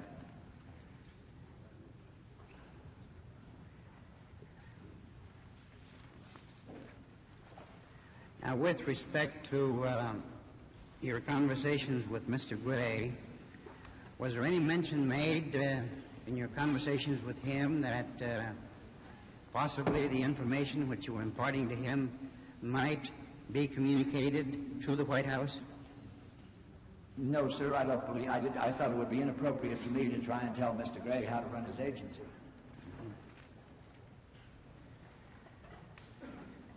Now, as you look back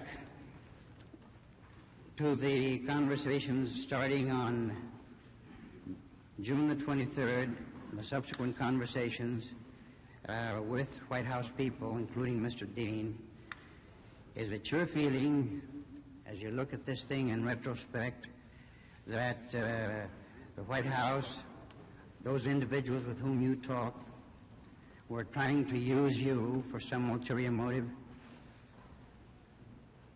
I would say I must draw a distinction between the two contacts I had with two different people in the White House. As I've testified earlier, I had no reason to doubt that Mr. Haldeman might not have information to which I was not privy, that the further conduct of the investigation in Mexico might jeopardize covert agency activities. Are you being charitable there, General? Senator, I don't believe so. As I testified earlier, if I had thought that Mr. Haldeman was asking me to do something that was improper, I would have made the same threat to resign to him that I did to Mr. Dean the first time Mr. Dean made a suggestion I considered was improper. How did you interpret the mandate which he gave you to go to Mr. Gray and to tell Mr. Gray, when he had no information, for you to tell Mr. Gray that an FBI investigation in Mexico might endanger CIA activities? I interpreted this as meaning that Mr. Haldeman had some information which I did not have.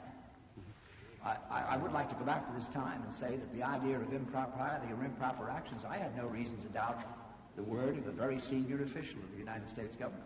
Did you think at that moment about asking him what his background information might be as a premise for the directive or mandate which he had given you? No, sir, I did not. Had you thought about it since?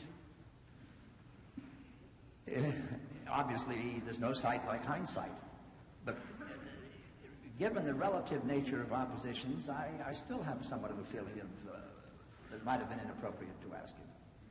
The White House bears a great responsibility. They have to do things other people do not. Why would it have been inappropriate, General? Why? Sir, if in all our dealings with the White House we doubted what they told us, we would have a very difficult time. I did not feel it was appropriate to ask him because I did not think there was anything improper in it. Well, on June the 23rd, you had been reading the newspapers.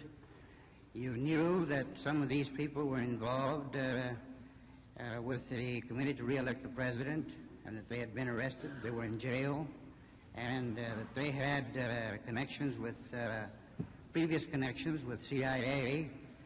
You knew the whole context, and still you did not think of asking for some kind of clarification with respect to the mandate which had been delivered to you by Mr. Haldeman?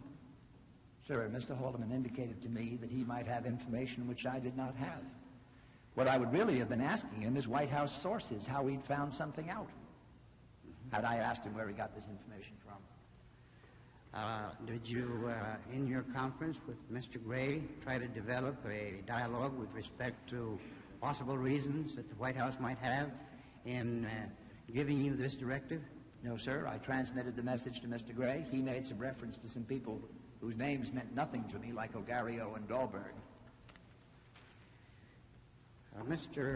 General Walters, in view of the experience of CIA in this particular matter, and the attempts made by some people at the White House to involve CIA in tasks which were ultra-virus or outside of the scope of the agency, what recommendations do you have to make to this committee so that this might not occur in the future? Senator, I think it would really be presumptuous of me to try and tell this committee what legislation could be effective in this respect. I must, however, associate myself with what Mr. Helms said in reply to your question yesterday, Senator, that I don't know how you legislate honesty and decency. You've got to pick the right people for these jobs above all else. There is obviously some legislation that could be effective, but I think the most important thing is the selection of the right people for positions of trust. Well, do you feel that there should be some provision in the law governing CIA requiring the director or deputy director or any other employee to report to an oversight committee in the Congress when someone in the executive department or any other department tries to use CIA for political purposes? That could be one solution to prevent a recurrence, Senator, yes. Thank you very much, General. That's all the questions I have.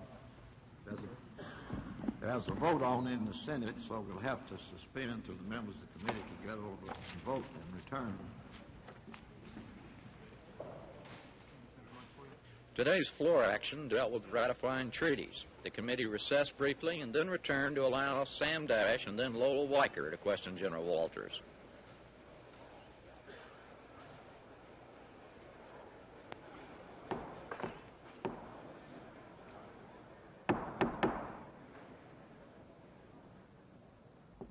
The committee will come to order. I'm informed by counsel that Senator Montoya had finished, except he wanted to have read into the record a memorandum, and without objection, I'll let counsel read that memorandum, and I'll then recognize Senator Weicker. General Walters, I understand Senator Montoya had asked you about when the CIA informed the FBI concerning the employment of Mr. Martinez. And I understand you've been shown a copy of the memorandum for the acting director of the Federal Bureau of Investigation. Attention, Mr. Arnold L. Parnham, subject Mr. Martinez from the Director of Security. Mr. Osborne. Yes. Now, Mr. Osborne, I'd like to read that into the record, which would indicate that there was on, and it's dated, I think, June 20, 1972.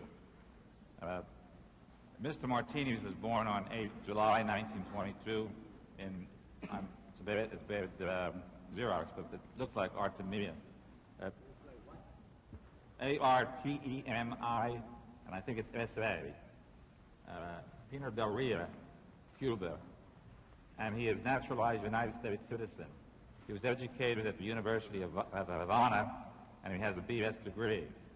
He also has 2 years additional work in the School of Medicine, previously married to a Cuban from whom he is divorced. Mr. Martinez is currently married to a United States citizen. Mr. Martinez was recruited by the agency in January 1961 in connection with Cuban operations. The project to which he was assigned was terminated in 1969. Since that time, Mr. Martinez has been on a part-time retainer to report on the Cuban exile community. In connection with this activity, he was last met on June 6, 1972, and has been unable to be contacted since June 14, 1972. For these part-time activities, Mr. Martinez has received a retainer of $100 per month since 1969. Prior to that time, he received $8,100 per year for his full-time operational activity. It is to be noted that Mr. Martinez is a real estate partner of Mr. Bernard L. Barker. The above information is for use only and should not be disseminated outside your bureau. Please transmit any information on this matter to the attention of the Director of Security. And you have seen that memorandum and yes, just Mr. prior Ash, to your returning to testify. And I think in part it answers one of the questions Senator Yes. Montoya asked me. Senator Weichel. Well, can I ask counsel, because I'm quite interested in that. Now, either counsel or General Walters, when was this information acquired, and was it transmitted to the Federal Bureau of Investigation? I believe this is a letter transmitting it to the Federal Bureau of Investigation on the 20th of June, 1972. That is 3 days after the break-in, Senator. Well, that's fine. I'm not disputing it. As a matter of fact, it's just one of the questions that I had in the back of my mind is, what did the CIA do insofar as these persons were concerned? And I would gather that you went right to work in investigating the status of these various people. This is, what, the 20th of June? Is that the date on this? Yeah, 20 June 1972. That's within, what, 3 days of the break-in. The CIA had completed. Had all the other individuals also been investigated by that time? I don't believe the investigation. I think it was an ongoing project, Senator. I believe I testified earlier that starting on June 20th, we began feeding to the FBI as fast as we acquired any information on any of the defendants or anybody in any way connected with this matter. I think it's a very important point as far as the agency is concerned, that it did its job and did it pretty darn fast, so that insofar as those persons that have been and with the exception of Mr. Martinez, everybody else was an ex-CIA. Well, I'm not saying they all were, but they were not in the employ of the CIA. Is that correct? That is, Senator, if I may make a minor distinction, only two of them, Hunt and McCord, had ever been CIA full-time employees. And the others were contract employees for a short duration or a longer duration. You and I could make that distinction. I think in the minds of the American public, contractor, full-time really wouldn't make any difference. But in any event, the rest of the personnel, with the exception of Mr. Martinez, had left the CIA, were no longer in the employ of the CIA at the time of the break-in, except for Mr. Martinez, who was on a retainer contractor, whichever term you want to go ahead and use. Now, and yet, I gather your investigation still did include, since they had been ex-employees, either full-time or contract, these other individuals. Is that true? As I understand it, Mr. Helms directed our personnel and security people to communicate all information available on these people to the FBI. And by the time the 20th rolls around, the one person that was on a part-time basis, even a report on him had been sent to the Federal Bureau of Investigation. I believe the agency made a very genuine effort to cooperate with the Department of Justice and the Federal Bureau of Investigation. So that it was with some basis of fact arrived at after investigation that when Mr. Helms talked to the director on the 22nd and said that there is no CIA involvement, he just wasn't pulling something out of the air. I mean, he had some facts before him. Is that correct? My experience of Mr. Helms, he never pulls things out of the air, Senator. Right. And when you walked in on the 23rd, and with the director, you were cognizant of these investigations, that they had been going on. I had not seen this particular memorandum. I knew that these people had been former CIA employees, and I knew that we were furnishing all available information on them to the Department of Justice. Again, I want to repeat the importance, I think, of what's being stated here, because and the impressions that we give, I think, are equally important to the facts that this committee elicits. That I think there might have been an impression left that in the meeting of the 23rd, when you and the director sit down with Mr. Haldeman and Mr. Ehrlichman and state that there's no CIA involvement, that this, as I've said, it just wasn't something that you were saying categorically without knowledge that the agency itself had gone into this matter in the previous days. I believe Mr. Helms was talking on the basis of what he knew on that day, on the 23rd, and the result of all of these, which were communicated to him. Have you ever counted up, incidentally, I thought about this when you were testifying between you and the director, how many times in this period did you say there is no CIA involvement to various individuals? Have you counted it up? Couldn't possibly count it, Senator. As Mr. Helms stated yesterday with some warmth, it needs constant repeating. Well, I think it does need constant repeating. We know that the director turned to Acting Director Gray and said there is no CIA involvement on the 22nd. And I gather in the meeting on the 23rd, it was made again clear, both by yourself and the director, to Mr. Haldeman and Mr. Ehrlichman, there is no CIA involvement. Now, I gather when you met with Mr. Dean, you were very forceful, as I would imagine here. They're saying it in a variety of ways. There is no CIA involvement. Now, let me...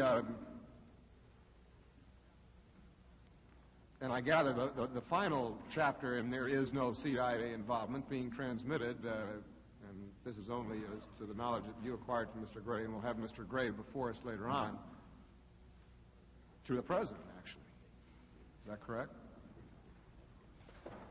Sir, I did not have any personal contact with the President. No, I'm saying in your recollection of the conversation, of your conversation with Mr. Gray, where he reported to you, where he reported to you. I could only assume that he had told that to the President. All right, now let's go to June the 23rd in your memorandum, because I do have some questions as to statements made in that. First part there where you describe the beginning of the meeting on June 23rd at 1 o'clock, called with Director Helms on John Ehrlichman, Robert Haldeman, Ehrlichman's office at the White House. Haldeman said the bugging affair at the Democratic National Committee headquarters at the Watergate apartments had made a lot of noise and that the Democrats are trying to maximize it. The FBI had been called in and was investigating the matter. The investigation was leading to a lot of important people, and this could get worse. He asked what the connection with the agency was, and the director repeated that there was none. Haldeman said the whole affair was getting embarrassing, and it was the President's wish that Walters call on Acting Director L. Patrick Gray and suggest to him that since the 5 suspects had been arrested, this should be sufficient, and it was not advantageous to have the inquiry pushed, especially in Mexico, etc. Now, my question to you is, right at that point, don't you consider this to be a rather strange conversation for CIA officials to be involved in? I mean, with the exception of that one sentence, he asked what the connection with the agency was, and the director repeated there was none. All the rest of those 3 paragraphs deal with a political situation here in the United States. It has nothing to do with the CIA. I mean, didn't it occur to you at that time that this was a rather strange conversation for you to be involved in? It sounds more to me like a meeting of the Republican National Committee than a meeting of the CIA. I mean, did this occur to you that this was a rather strange subject for us to be sitting around here talking about? In my mind, there was a distinction between the agency being involved in the sense of having had any participation in the operation against the Democratic National Committee. What I understood Mr. Haldeman to be referring to was CIA activities outside the United States. But I know, but that's not the context of these comments. This is strictly, it is focusing on, this is an embarrassing political situation. The investigation is leading to important people.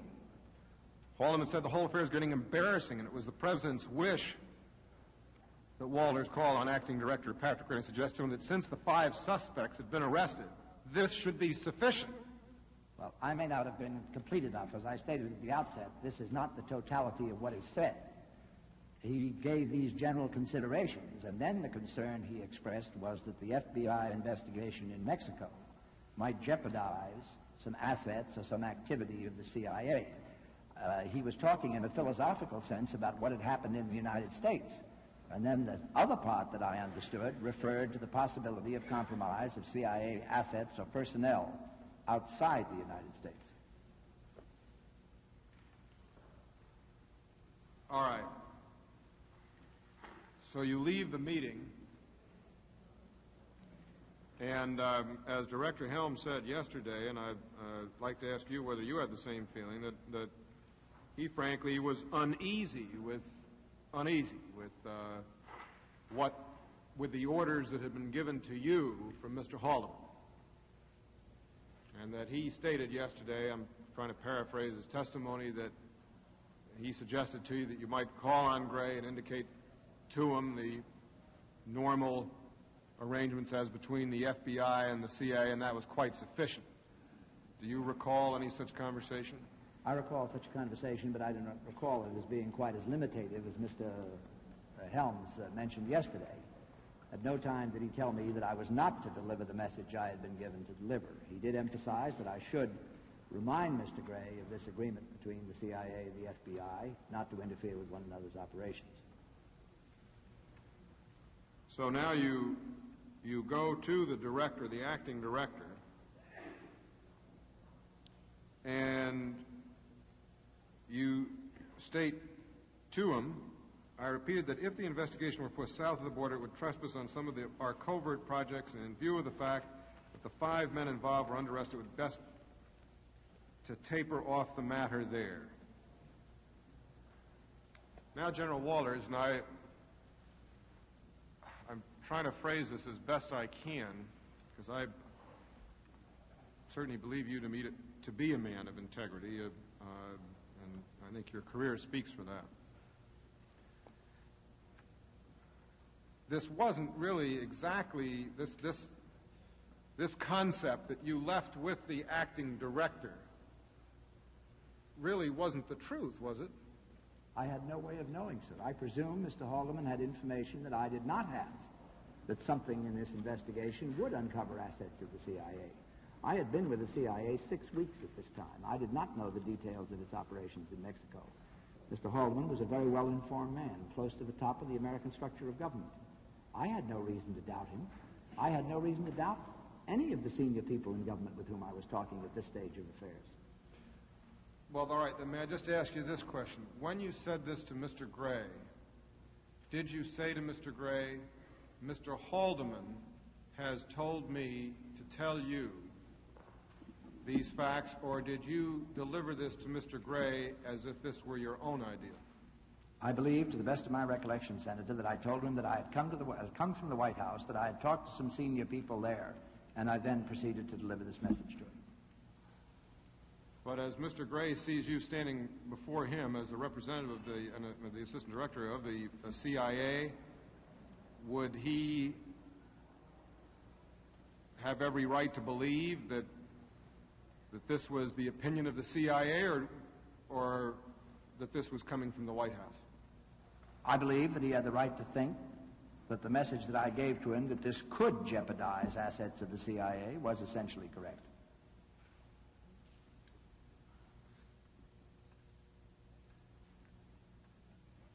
And at what point in time did you disabuse Mr. Gray of this concept that you had left with him on the 23rd of June?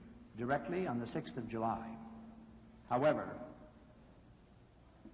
on the next working day, this was a Friday evening, on the Monday, I told Mr. Dean, who I was informed was in charge of this whole matter, that there was no agency involvement, that this would not jeopardize any activities of the agency. As I stated earlier, perhaps naively, I believed Mr. Dean would tell him, since they were obviously in contact with one another. In retrospect, I should certainly have called Mr. Gray and told him myself. Now, do you I want to get back to the basis of the belief that Mr. Haldeman would know something about the operations of the CIA that you and the director didn't know. I find that to be rather unusual. I'm not saying that there are things in the White House in a broad, general way, in the way of policy, that they wouldn't know or that wouldn't be in your knowledge and would be in theirs. But as far as the actual operations of the CIA, is there anything that you feel the White House knows that you don't know? You and the director? We could know if we went into it. But there are cases where the White House is sometimes supported or something is done for them in foreign countries by members of the CIA. And it would be awkward for me to go into details. Without the knowledge of the CIA. Well, I think if it's clearly evident that it's coming from the White House, at least at this time, without the knowledge is difficult to say without the knowledge of the CIA. This is why I felt someone in the CIA might know and why I checked with the geographic people. Well, then my last question is very simply this. Is it possible for Mr. Haldeman or Mr. Ehrlichman to give direction to a CIA agent without the director, the assistant director, knowing that? To give instructions, I don't believe so, sir.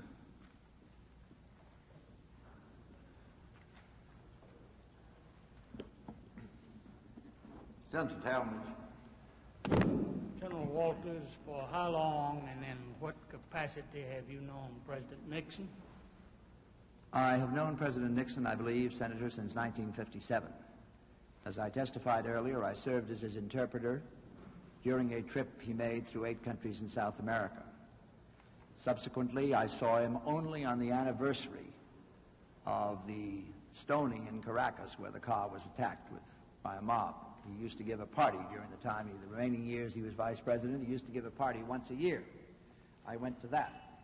In the years between Mr. Nixon's departure from the White House and his re-election as president, I saw him perhaps 3 times in those 8 or 9 or whatever it was years. After Mr. Nixon became president, I accompanied him on 2 trips around Europe. I saw him on an occasional basis. As I have testified earlier, I have not seen Mr. Nixon privately to talk to since the 2nd of May, 1972, when he swore me in as deputy director of the agency. I've had 1 phone call with him in that time frame. He called me for something concerning his trip to Moscow. Nothing else was discussed. Would you say that your relationship was personal as well as professional? I would say yes, Senator. When you've shared the kind of danger that I mentioned this morning, there is a certain element, but I would like to bring out that I have also served as interpreter to President Truman, to President Johnson, and to President Eisenhower. We've had some testimony, General, before the committee here that the White House was making efforts to make all the agencies more responsive to the White House. Would you say that your appointment as deputy director of the CIA was an effort to make that agency more responsive to the White House? I would say, Senator, that normally a president appoints people, presidential appointees, because he has confidence in them. There has been some testimony that I have heard to the effect that someone had said that I was put in the agency in order to influence agency policy. In all fairness, I would like to say that with the single exception of the events about which I am testifying today, no one in the White House, the President or anyone else, has ever sought to influence agency policy through me. I'm told that you have a very outstanding background for the position that you hold. Is it true you speak 8 different languages? Yes, Senator, it is. I'm also told that on one occasion when the President was in France, when you were there, his military attaché, that he made a 15-minute speech. You listened to it and repeated it verbatim in French. Is that correct? That's very flattering, but I doubt if it was verbatim, Senator. I wondered if your memory was that phenomenal. Now, General, there's one very important point here in your testimony. I don't know whether it's escaped the attention of others, but it's important from my standpoint. You have a memo dated here, July the 13th, 1972. And in that memo, do you have it before you? You read it into the record, I believe. It's on the occasion that the President called Mr. Gray to congratulate him on the FBI action which had frustrated the aircraft hijacking in San Francisco. And I'll pick up your exact language at that point. The President asked him, referring to Gray, if he had talked to me about the case, period. What case are you referring to? The Watergate case, I would presume, sir. That was my understanding of it. I had assumed that that was what you had reference to in this memo. Gray replied that he had. That meant that you and Gray had conferred, of course, about the Watergate case, and Gray at that point, the director of the FBI, was reporting that fact to the President of the United States. Is that was my understanding from what Mr. Gray told me. All right. Go on down further now. The President then asked him what his recommendation was on the matter. Gray had replied that the case could not be covered up and would lead quite high, and that he felt that the President should get rid of the people that were involved. Any attempt to involve the FBI or the CIA in this case would only prove a mortal wound, and you say that was your words, and would achieve nothing. The President then said, then, and I'm quoting direct the President now, I should get rid of whoever is involved, no matter how high. Gray replied that was his recommendation. The President then asked what I thought, meaning you, and Gray said my views were the same as his. The President took it well and thanked Gray. Later that day, Gray had talked to Dean and repeated the conversation to him. Dean said, okay. Is that a correct verbatim quotation from your statement? Yes, that is a correct verbatim quotation, Senator, but as I added earlier, I do recollect, I did not put it in the memorandum, Gray saying that the President had told him to go ahead with his investigation. Mm-hmm. Now, am I to conclude from that at that point, and that was early July 1972, the President of the United States had the opinion of the acting director of the Federal Bureau of Investigation and the deputy director of the Central Intelligence Agency that there was something going on wrong in the White House staff and he ought to correct it. This is my assumption from my recollection of what Mr. Gray told me. That would be my conclusion from reading your remarks here. Now, am I to assume from your testimony that you felt that these repeated efforts from the White House staff on the part of Haldeman and Ehrlichman and subsequently Mr. Dean, when they tried to get you involved in a cover-up against your best judgment and against your own will, that it was an effort on the White House staff's part to get you and Mr. Gray, the director of the Federal Bureau of Investigation, to act in concert to cover up this case? Senator, I would like to draw a distinction between the three people you have mentioned. Yes, sir. As I have testified earlier, I believed at the time that Mr. Haldeman asked me to go to see Mr. Gray that he did have, or could have, some information. Mr. Ehrlichman, as I recall it, in all fairness, did not take part in this conversation. My first conversation with Dean on the 26th made me suspicious. When he asked me whether the agency could pay bail on the salary of these people when they were in jail, I became convinced that the option of doing something improper was being explored. I would remind, however, that I had no further conversation with Mr. Ehrlichman or Mr. Haldeman at any time after the 23rd of June. So there was really a differentiation in what the three people were asking me to do. As I have said before, if I had thought Mr. Haldeman was asking me to do something improper, I wouldn't have done it. Yes, I'm certain you would not have, sir. There's one final thing I would like to ask you, sir. You had been on a professional basis with the President of the United States as well as a personal basis. You saw what was happening in his staff to get two of the most important agencies in the United States involved in obstruction of justice. Why didn't you, sir, ask for an appointment with the President and go over and tell him frankly what was happening? Sir, I felt that would have been circumventing my channels. I reported it to my superior, Mr. Helms, and I reported it to the acting director of the FBI. You didn't think you should go higher than that? If I had been pushed, if I had been told to do something improper, I would have. I made this quite plain to Dean. He was exploring with me. I made quite plain to him from the very first meeting that if he attempted to order or direct me to implicate the agency in any way, I would resign, and I would go and tell the President. And I didn't hear much from Mr. Dean after that. You've had a long and distinguished career in the Army now. If you saw something going on as a first lieutenant that you knew was absolutely inherently wrong and ought to be corrected, would you ever have occasion to bypass the captain and go see the major in an effort to get it corrected? If I saw something going on wrong, I believe I would, Senator. But I must repeat that what Mr. Dean was asking me to do, he wasn't asking me, it was all tentative exploration. Yes. Had Mr. Dean at any time ordered me to do something improper, I would have asked to see the President. I'm not talking about that. There's no reflection whatever on your conduct, General. I commend you for it. You were asked to get involved in the obstruction of justice, and you didn't do it. But you did know that some of the closest confidants and advisor to the President of the United States were involved in that conspiracy, and you didn't inform the President. Why not?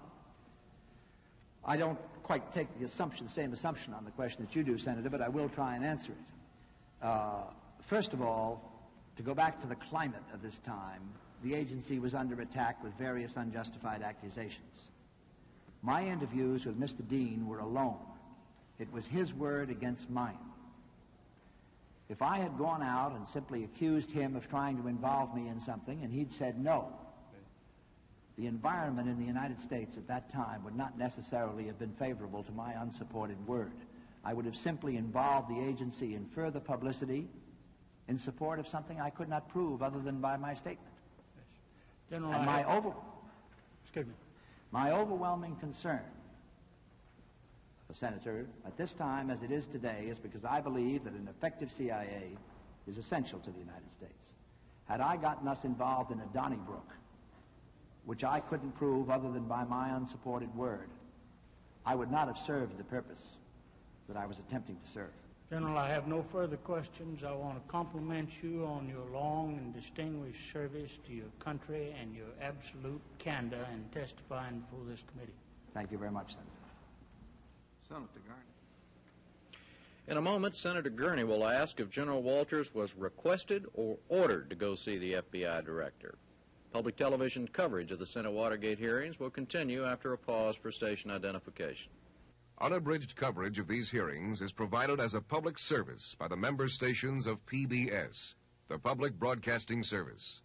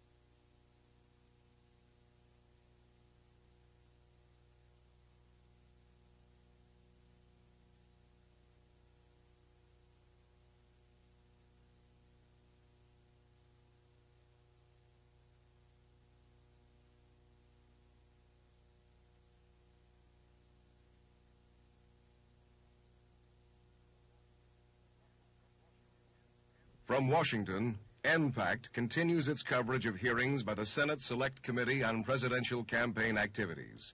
Here again, correspondent Jim Lehrer. As we go back to the hearings, it's Senator Gurney's turn to question General Walters. Senator Gurney. Thank you, Mr. Chairman.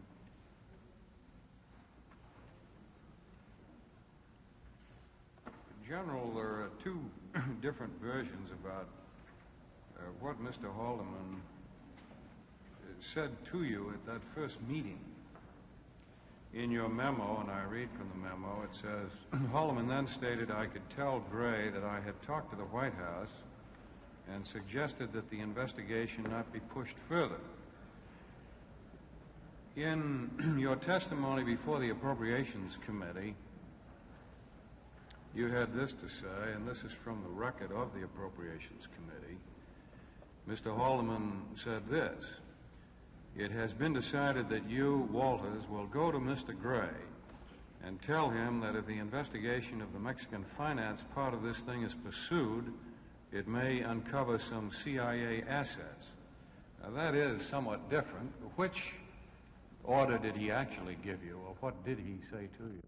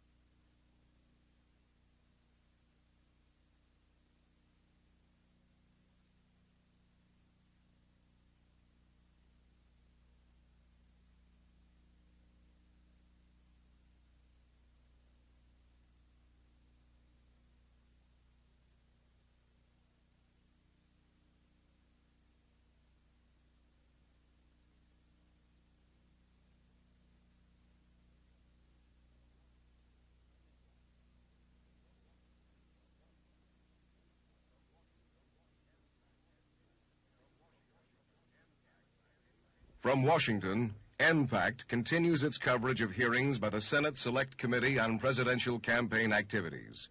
Here again, correspondent Jim Lehrer. As we go back to the hearings, it's Senator Gurney's turn to question General Walters. Senator Gurney. Thank you, Mr. Chairman.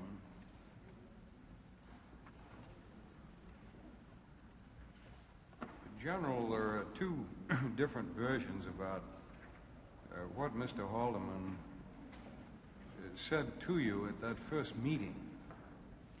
In your memo, and I read from the memo, it says, Haldeman then stated I could tell Gray that I had talked to the White House and suggested that the investigation not be pushed further.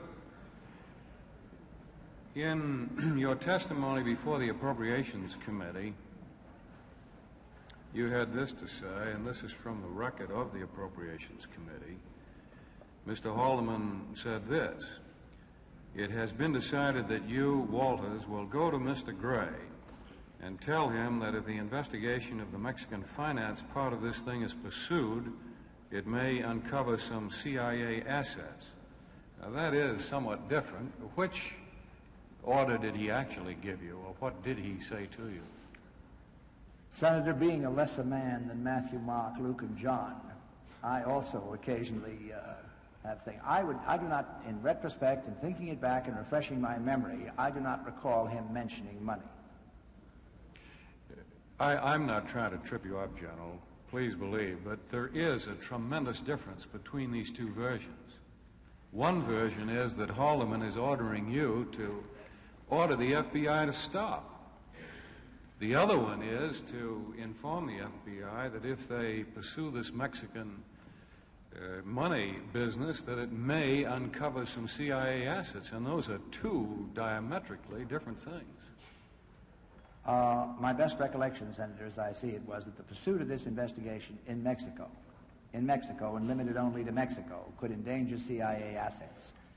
Whether the money aspect came into my mind because Gray mentioned it when I talked to him, which was prior to my testimony before the House Appropriations Committee, but long subsequent to the memorandum I wrote, I would rather in this case trust the memorandum I wrote 5 days later than a testimony I might have given a long time later influenced by what I knew subsequently that the Mexican thing involved money.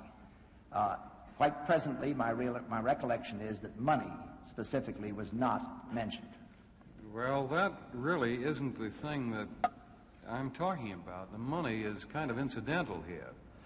What I'm talking about is whether Mr. Haldeman directed you to go to the FBI and tell them not to, let's use your own words here, push the investigation further. That is correct, Senator. Now, that really is ordering the FBI to stop. The other one is saying to the FBI that if you pursue something in Mexico, whether it's money or anything else, that's unimportant, that it may interfere with the CIA. And one of the reasons why this is so important and why I'm asking it is that one version, the version you gave before the Appropriations Committee, coincides, I think, with what the President told Haldeman to do. The other one, in your memorandum, coincides more with what apparently was going on in the White House that we've learned before this committee here in these last several weeks, and that was a cover-up. That's why it's important to get this thing pinned down if we can. The only thing I can tell you, Senator, is to the best of my recollection, at the present time, in all the light of what I know, I was told you will go to Mr. Gray and you will tell him that if the investigation in Mexico is pushed further, it may, I didn't say stop, it may uncover some CIA assets.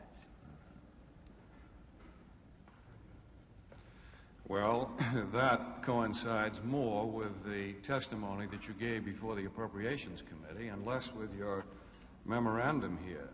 Now then, after you finished this meeting with Haldeman and Ehrlichman, you and Director Helms, you mentioned that you left the meeting and you chatted together for a moment, and Mr. Helms reminded you to tell Pat Gray that there was a rapport between the two agencies. Yes, sir. But didn't you and Director Helms discuss this very unusual meeting and this very unusual order? Here is Haldeman, the presidential assistant, ordering you to go to the FBI and instruct them to do something and not do something. Didn't you and the director discuss that unusual meeting? I think we both felt that Mr. Haldeman might have some information to which we were not privy. Well, did you ask him? Did I ask who, sir? Mr. Haldeman. I did not ask Mr. Haldeman what information he might have. I felt that if he wanted me to know, he would have told me. But isn't the mission of the CIA to find out for the President, as well as the Defense Department, the State Department, and any other interested agencies, all manner of foreign intelligence that may be dangerous or detrimental to the United States? I believe that is the general mission of the agency, yes. Who would in this government be better able to have that kind of information than Mr. Helms and General Walters? We would have, sir, once we had access to our sources on this matter. The CIA is quite a large agency, and I do not believe that Mr. Helms, after 6 years, and I certainly after 6 weeks, did not know the details of all the agency operations in Mexico. I wouldn't expect that either, General, and I'm not really talking about that. I'm saying that it strikes me as though you might have been curious and said, Mr. Haldeman, what are we doing down in Mexico that you're afraid is going to be interrupted? Perhaps in retrospect I should have, sir, but the nature of the direction that was given to me was quite explicit. Well, but that impresses me too. It was extremely explicit, and I wonder why there wasn't some question of it or some further inquiry by either you or Director Helms there of Mr. Haldeman. Sir, as soon as I talked to Mr. Gray, I went back to the agency and attempted to check up to see whether this was a fact or not.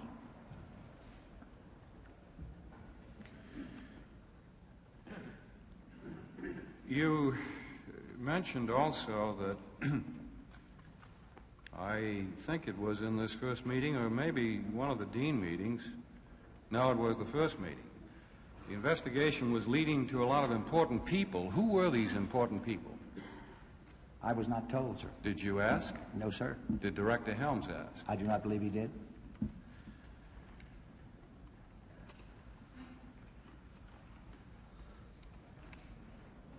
In a later meeting with Dean, I think that was the 27th, Dean said that some of these suspects might talk. Talk about what? I thought he was telling me they might talk and involve the CIA, and it didn't worry me one iota because I knew that there was nothing they could say which would involve the CIA. It didn't occur to you that he might be saying that they might talk and involve somebody in the government other than the CIA? No, sir, that was not the understanding I had of it. The understanding I had was they might talk and involve the CIA. Maybe in the committee to re-elect the president? My understanding was that it referred to us, sir, that it was a veiled form of a threat. Didn't occur to you it might be people in the White House? Well, by the time I had my meeting... They might talk about people who were in the White House. This thought did cross my mind, yes, sir. Did you ask him? No, I did not.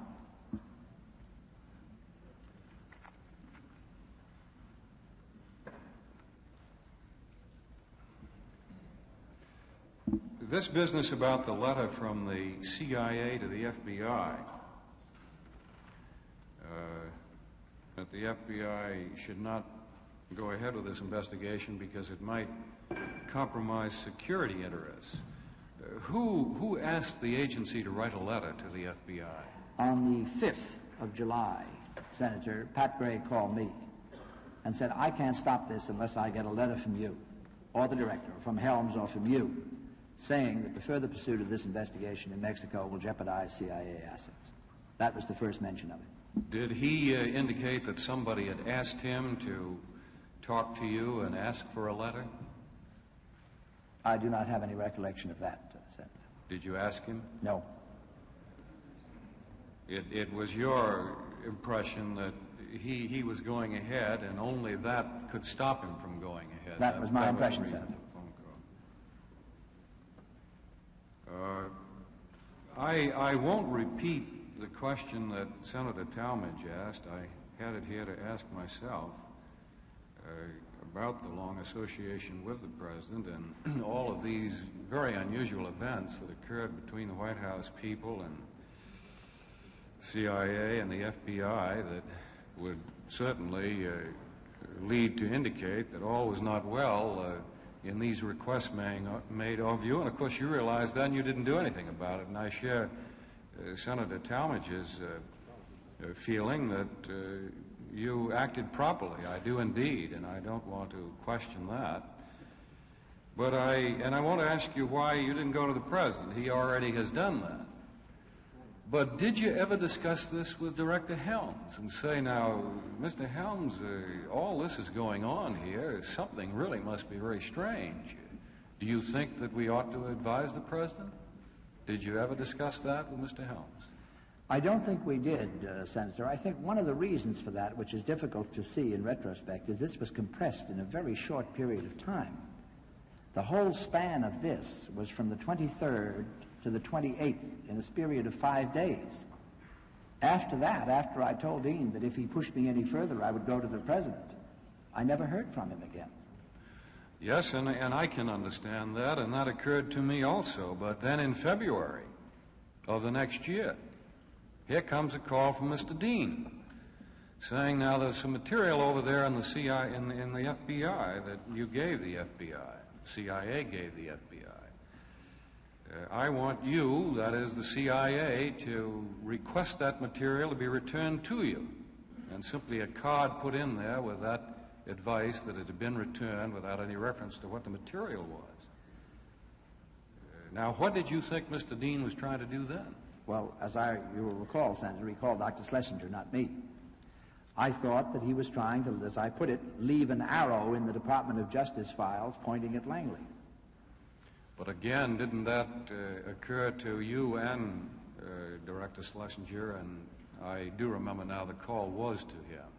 But you and he discussed it. And you also discussed it, did you not, in reviewing all these other facts that had occurred in 1972? Weren't those brought up again? Didn't you say you talked to Director Schlesinger about that?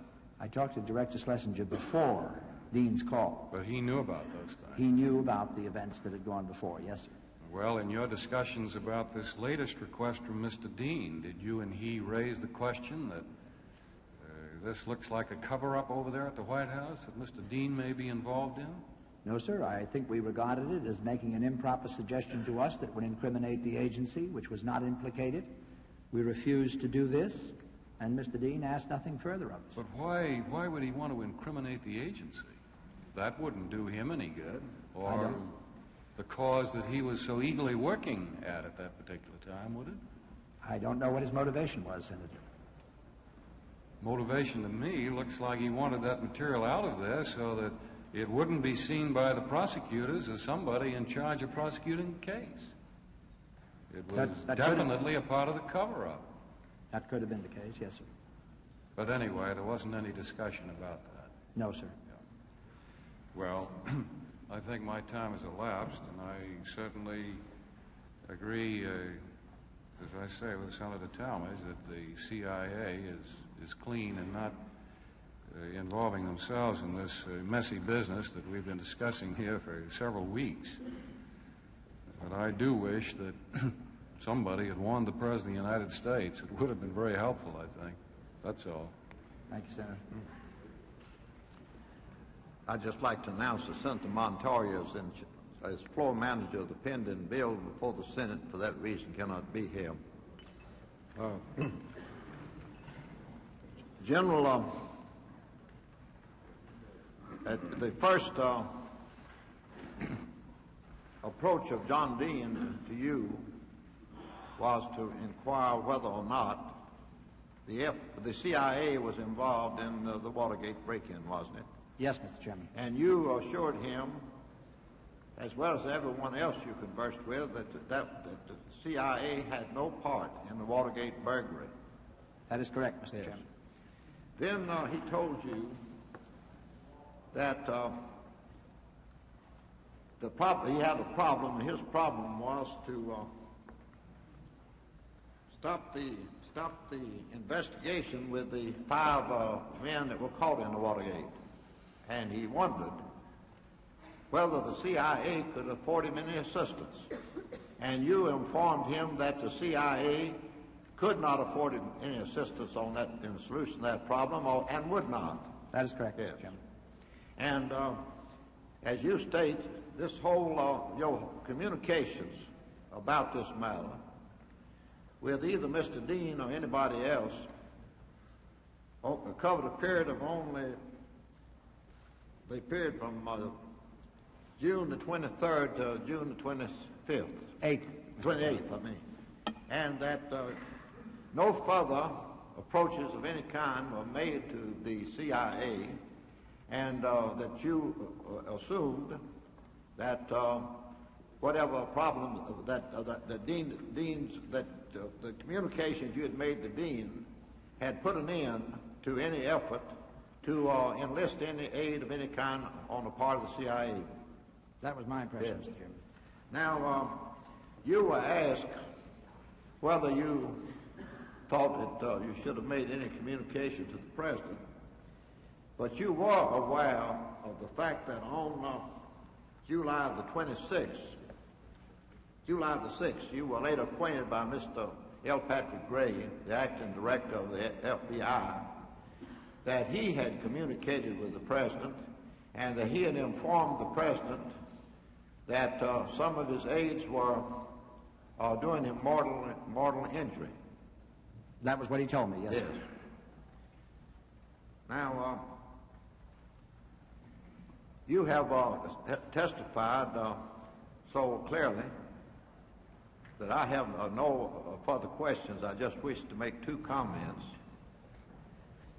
I assume from your evidence that you accompanied President Nixon when he was vice president on tour to South America when he was suffered attacks by individuals or groups down there. Yes, sir. And you testified that he displayed great courage. And I would like to say that from at that time, from hearing what I heard over the media and what I read in the newspaper, that I certainly concur in that opinion.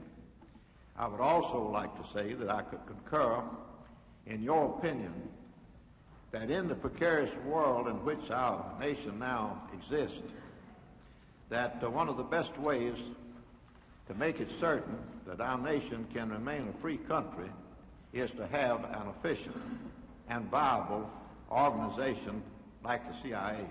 Thank you very much, Mr. Chairman. Senator Baker.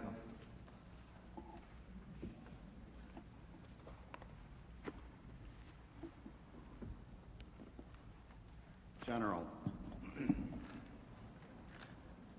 I've told a number of witnesses, almost every witness, I guess, that they should not assume from my questions that I believe or disbelieve their testimony, or that the nature of the inquiry signifies anxiety or concern on my part or satisfaction, but rather my questions are designed to elicit particular information and in some cases to test that information against the testimony of other witnesses, documentation, and circumstances. I'm sure you understand that. I do, sir. It may be that some of the questions I'm going to ask you, you have no personal knowledge of. If that's the case, I'd be happy to be directed to a better primary source of information. I have today received 3 bound copies of documentation which I understand was supplied by the CIA to the staff of this committee. I have not yet had an opportunity to examine it. Of this committee. Oh, it's supplied to this committee. Well, I understand from Mr. Dash that the material was supplied by the CIA to the Appropriations Committee and to the staff of the Appropriations Committee to the staff of this committee. But in any event, the significant thing is that I've only just seen it, and there has not been an opportunity to read it and digest it. So if I skip around a little, it does not mean that I am trying to pinpoint a particular item of being of significant importance, but rather that that's what I've been able to run across so far.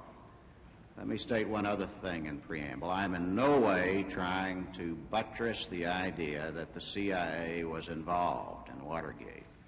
I'm making no such allegations.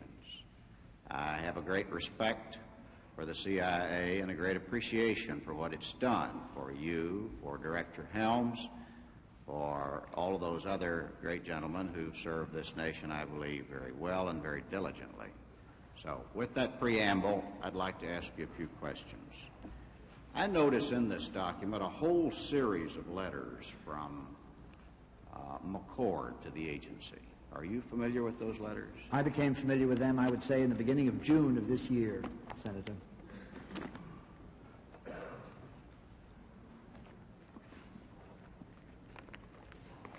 Now, to begin with, Mr. Chairman, I might note, as we have on previous occasions, that these documents are nominally classified top secret, handled via comment control system only, and marked inside on several pages for administrative use only and sensitive. I understand, Mr. Chairman, that insofar as the evidence that may be material that may be contained in these documents is clearly relevant to the inquiry of this committee, that we have the authority by communication from the White House and by the inherent authority of this committee of the Congress to put them in the record notwithstanding. I so construe our authority. Would you bear with me just for a moment, General, while I go back and try to find the McCord letters? Look in your index there, will you?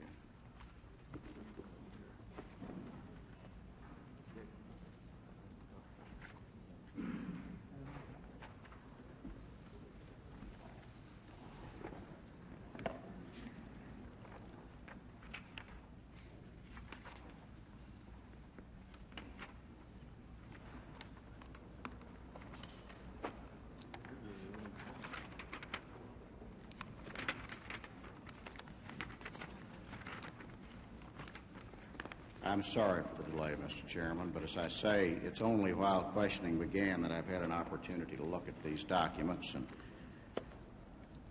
I noted their location by paperclip, and that turns out not to be the very best form of indexing.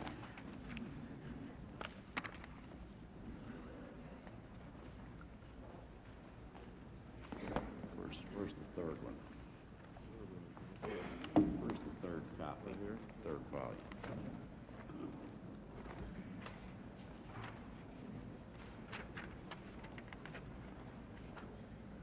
Maybe you can tell me, General, while we're still looking for these letters, how many letters were there from Mr. McCord to the CIA after he was arrested on June 17th that are reflected in these documents? Senator, it is quite difficult for me to answer this question since I had no personal contact or knowledge of them until I heard about them in a general way about a month ago.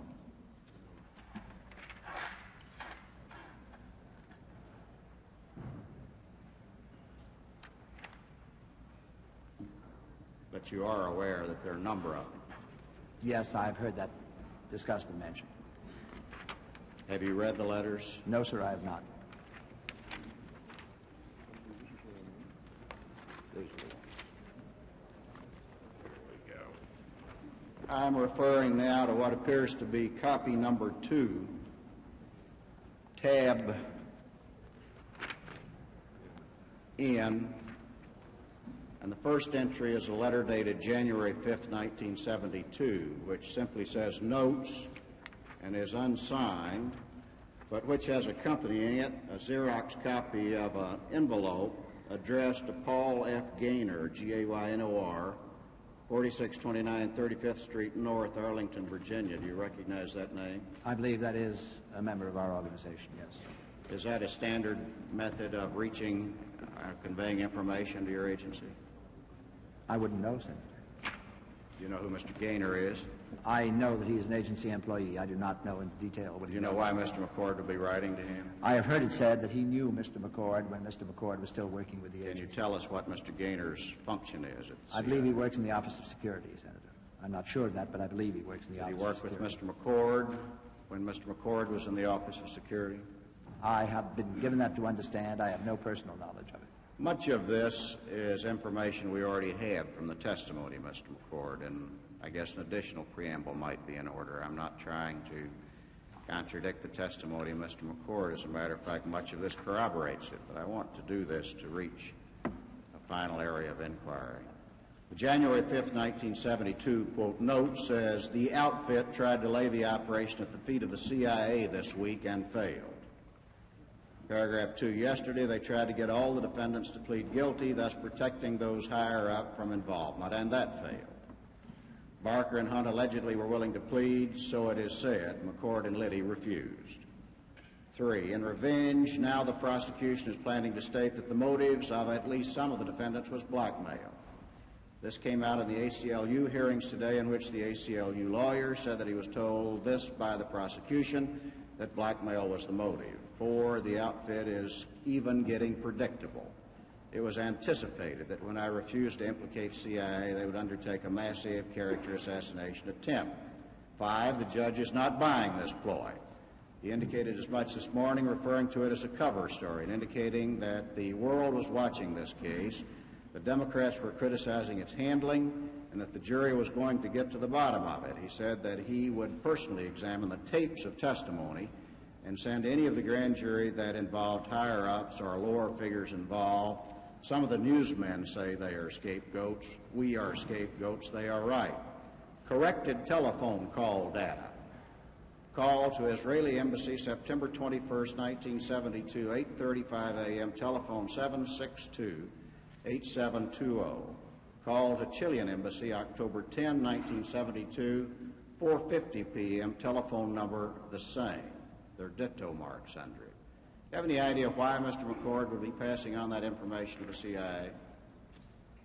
I have no idea why he might, sir, except what I've read in the newspapers, I gather he still felt a certain sense of loyalty to the CIA, and he was anxious that it not be blamed for something for which it was not responsible. And once again, I'm not trying to put you on the spot, but is the fair inference to draw from that information that Mr. McCord was at least hoping that you would investigate whether or not those calls to those two embassies were recorded? I do not know what he was thinking, Senator. As I told you, I had no knowledge of this letter until June of this year. Thank you, Jim. The existence of it.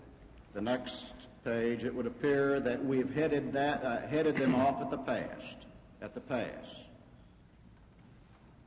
It would appear that we've headed them off at the past. The crisis appears to be over. Also addressed to Mr. Gaynor. Are you familiar with that statement? I believe these were published in the newspapers, unless I'm mistaken. These letters? I don't know whether they were, but I have read them somewhere. I have heard that statement before, yes, sir. We took them up to the brink on this, but I don't believe they'll try it again. I'm reading parts of it because it's very long. Mr. Chairman, I ask unanimous consent that the collection of McCord letters together with the cover envelopes might be received in evidence as an exhibit. Without objection, is so ordered. The next item is unaddressed, but it's dated December 29th, 1972, and it appears to have been transmitted in an envelope also addressed to Mr. Paul F. Gaynor, postmarked from Rockville, Maryland on the 29th of December at the same address. What is needed is the salutation. Evidence of illegal government wiretapping of our telephones, either on national security grounds or domestic security grounds, both of which are done on authority of the Attorney General's signature alone. There were 2 national security calls by me from our home phone, 762-0187. One was made to the Israeli Embassy on blank, and the other was made to the Chilean Embassy on blank. Both calls were witnessed by my wife. He testified to it. That's right. I'm convinced that from at least June 17th, early July, there was a wiretap on our home and office phones on authority of the AG signature alone. On June 26, 1972, the Supreme Court declared such wiretaps illegal, and several cases have been dismissed on these grounds. Recently, rather than disclose the adversary proceedings, the contents of such calls and conversations, and the names of the party involved. There is no question but that our home and office phones are still being tapped. It is being done without a court order. We are in an excellent position to have the cases dropped. What I need is proof, logs, transcripts, or testimony from an FBI agent or two who had monitored such calls. Evidence of perjury or false swearing by Gary Bittenbender, the MPD, I take it to mean the Metropolitan Police Department officer. I know he is lying. Some additional evidence, even circumstantial, would help. Going on and reading other portions of the thing. Pardon?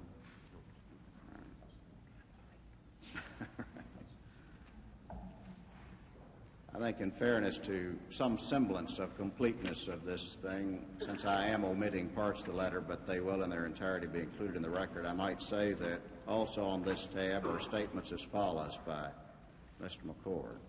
I've released Gerald Altsch as my defense attorney in the Watergate case. In meeting recently in which plans for our defense in the Watergate trial were discussed, he persisted in a proposal that I claim that the Watergate operation was a CIA operation. That is flatly untrue.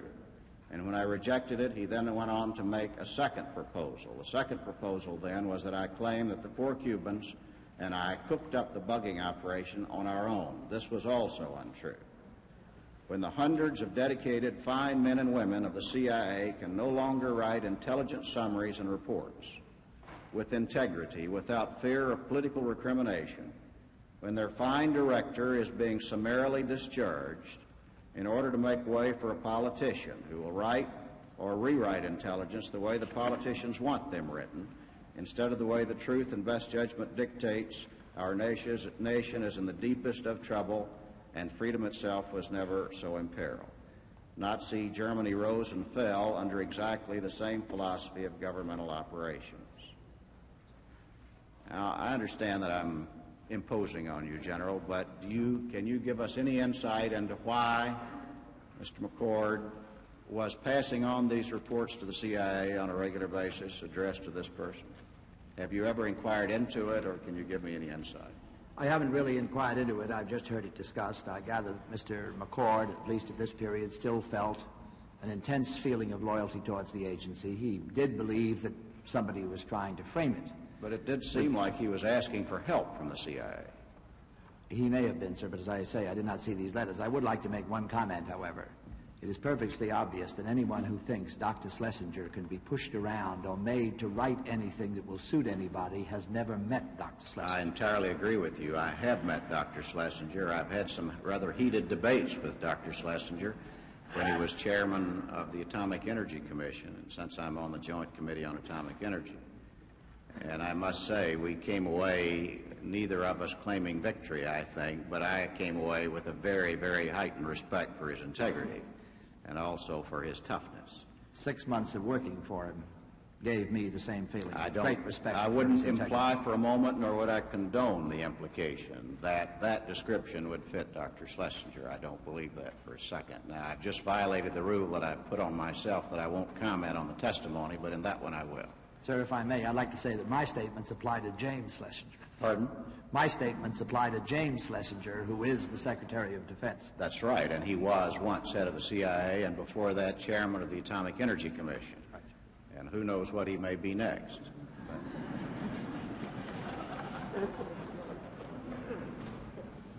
I'm reading now from a memo of December 29th, 1972, also in an envelope addressed to Paul Gaynor.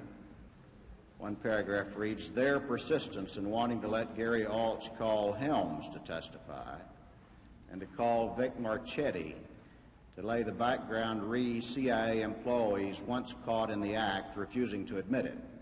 Also custom and tradition of CIA along this line. Reading now from paragraph 4, the fixed police officers report. That of Gary Bittenbender, not Carl as previously reported. The impact of his statement is one which can be read two ways, giving them a fallback position. One, that I claimed to him at the time of the arraignment that this was a CIA operation, and B, that this was an operation which we, the Cubans and I, cooked up on our own. No such statements were made. They're absolutely false. Now here is a simple sheet of paper that has the words Mitchell, Dean, Magruder, Colson, and Liddy on it, attached to that memo with no explanation. And beyond that, the MPD officer's name is Carl Bittenbender. The pressure is still on. They can go to hell. Anytime you need me to testify before a congressional committee in your behalf, just yell. Now, this was addressed to Mr. Gaynor of the CIA. Was there any thought that you know of in the CIA of calling Mr. McCord to testify on behalf of the CIA? No, sir, not that I've ever heard of. Another one, handwritten to Mr. Paul Gaynor, postmarked Washington, D.C., and the post date is illegible, and there's none on the typed memorandum, Jack. Sorry to have to write you this letter, but felt you had to know. If Helm goes, and if the WG operation is laid at CIA's feet where it does not belong, every tree in the forest will fall. It will be a scorched desert. The whole matter is at the precipice right now. Just pass the message that if they want it to blow, they're on exactly the right course. I'm sorry that you will get hurt in the fallout. Another one, December 22nd, 1972, addressed to Mr. Paul Gaynor at a different address, 1005 South Quebec, Arlington, Virginia. Dear Paul, there is tremendous pressure to put the operation off on the company. Is the CIA referred to internally sometimes as the company? Sometimes. Don't worry about me no matter what you hear. The way to head this off is to flood the newspapers with leaks or anonymous letters that the plan is to place the blame on the company for the operation. This is of immediate importance because the plans are in the formative stage now and can be preempted now if the story is leaked so that the press is alerted. It may not be headed off later when it is too late. The fix is on one of the police officers in the MPD Intelligence Department to testify that one of the defendants told him the defendants were company people and it was a company operation. He has probably been promised promotion for changing his story to this effect. Be careful in your dealings with them. I will do all I can to keep you informed. Keep the faith. And another one, addressed to Mr. Richard Helms, Director, Central Intelligence Agency, Langley, Virginia, on a postmark, I believe, of July 30th, 1972, marked personal. From time to time, I'll send along things you may be interested in from an info standpoint. This is a copy of a letter which I sent to my lawyer with best regards, unsigned. And another one.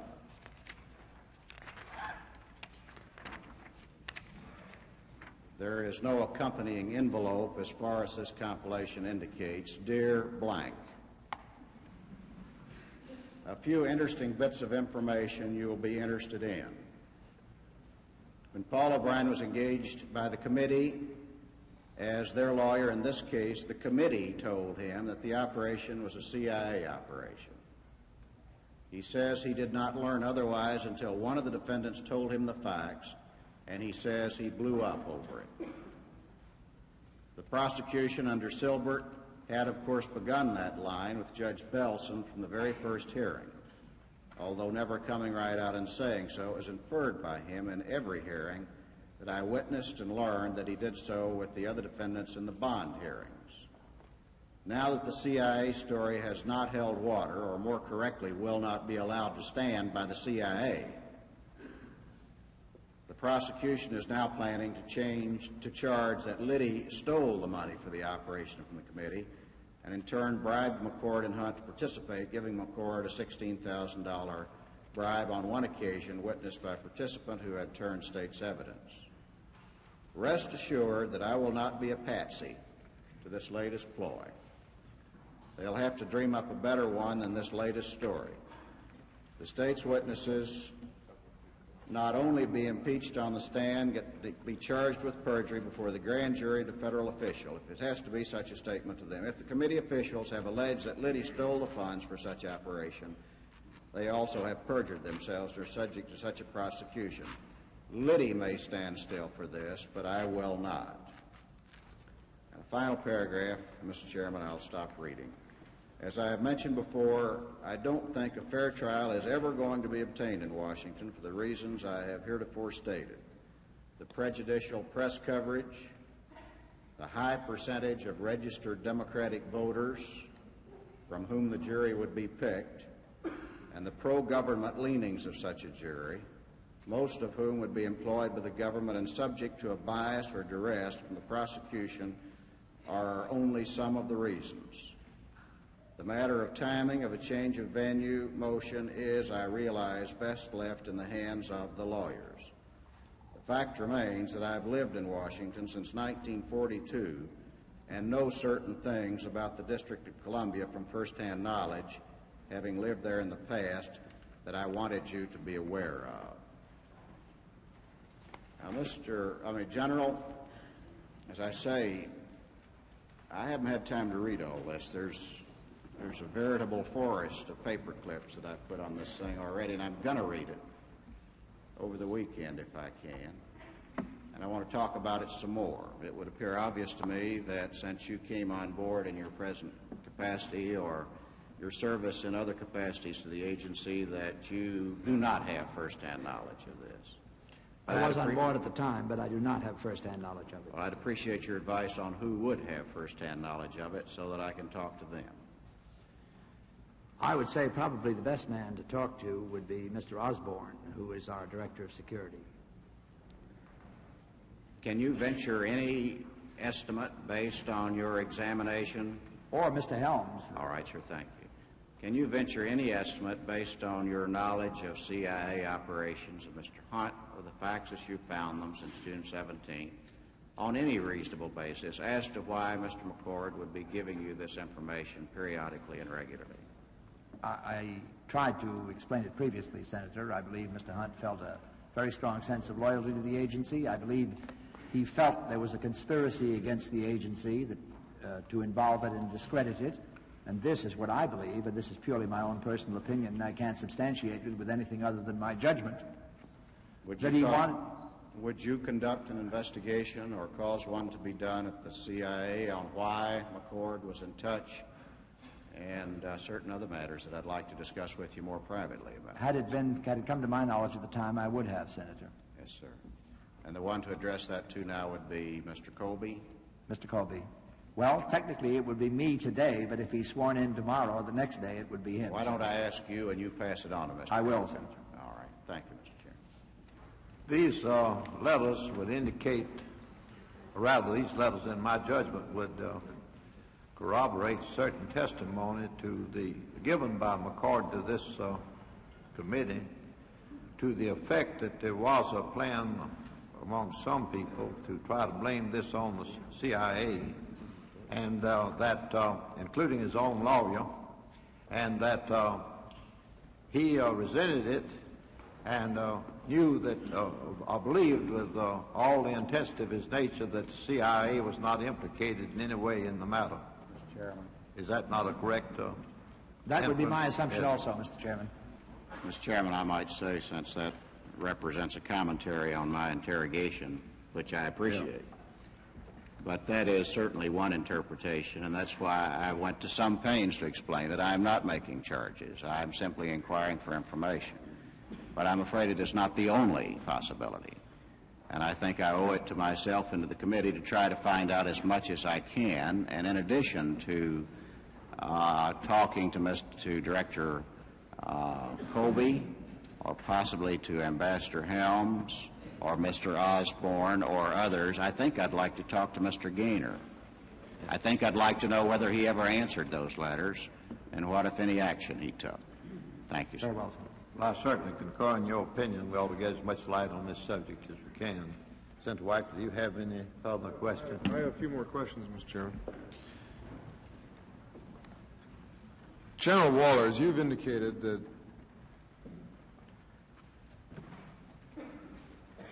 Mr. Haldeman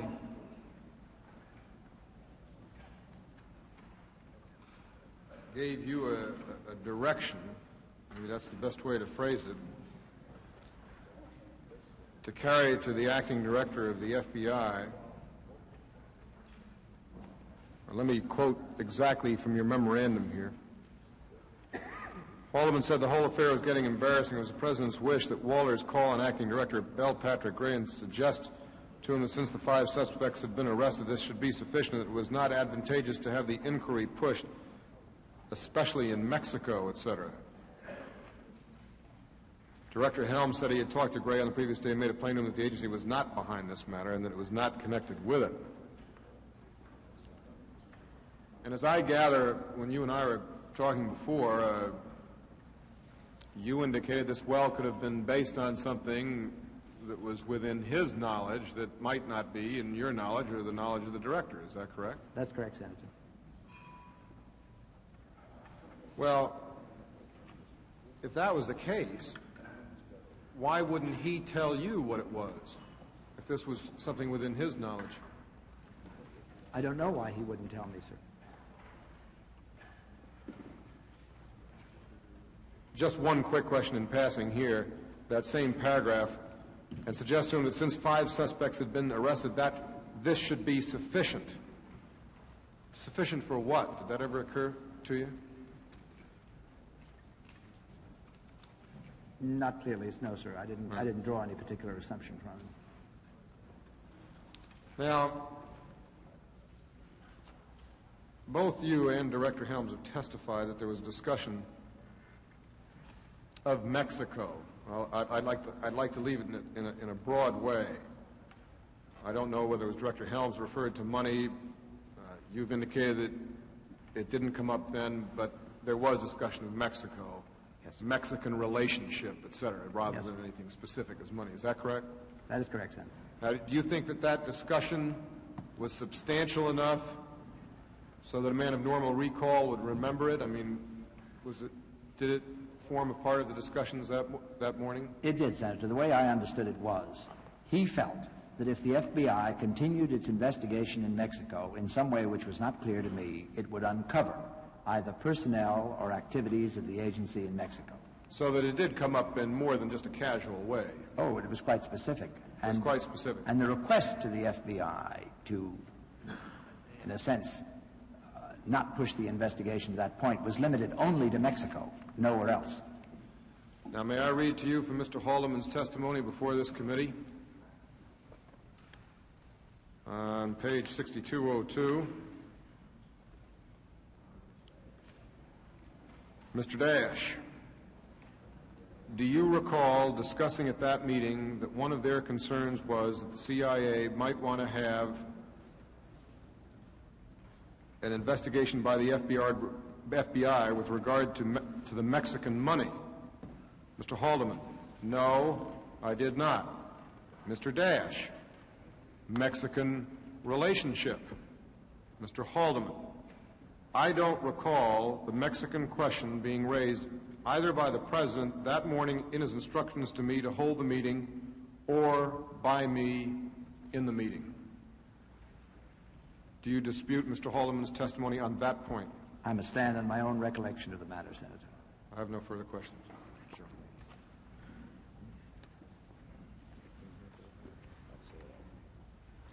Fred, you have a question? General, on behalf of the committee, I want to thank you for your appearance here and for the testimony which you've given the committee. Thank you, Mr. Chairman.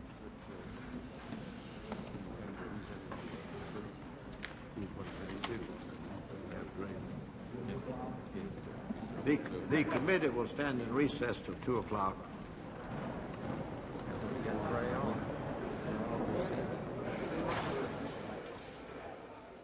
In a moment, we'll hear from another figure in the alleged Watergate cover-up, former FBI Director L. Patrick Gray. Public television's coverage of these Senate Watergate hearings will continue after a pause for station identification. Unabridged coverage of these hearings is provided as a public service by the member stations of PBS, the Public Broadcasting Service.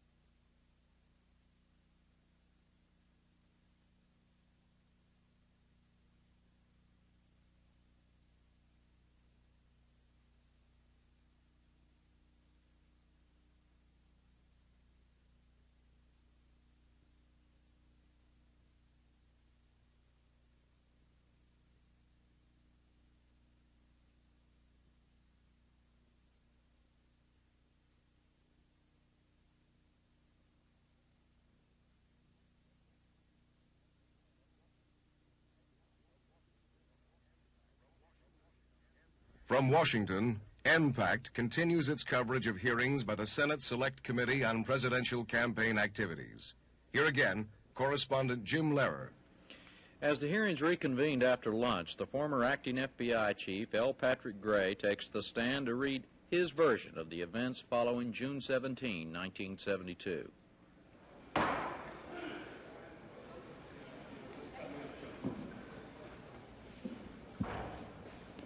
Committee will come to order. The chairman has been temporarily delayed, and he asks that we resume the hearings in the interest of time. Would counsel call the next witness? Mr. Patrick Gray. Mr. Gray, Yes, would you please stand and hold up your right hand? Do you swear that the evidence you're about to give before this committee will be the truth, the whole truth, and nothing but the truth, so help you God? I do, sir. Thank you, sir. You may be seated. Mr. Chairman, if I may, please, I would like Mr. Gray, prior to doing that, for the record, could we have your full name and address, Mr. Gray? Yes, my full name is Louis, L-O-U-I-S, Patrick Gray, G-R-A-Y, III.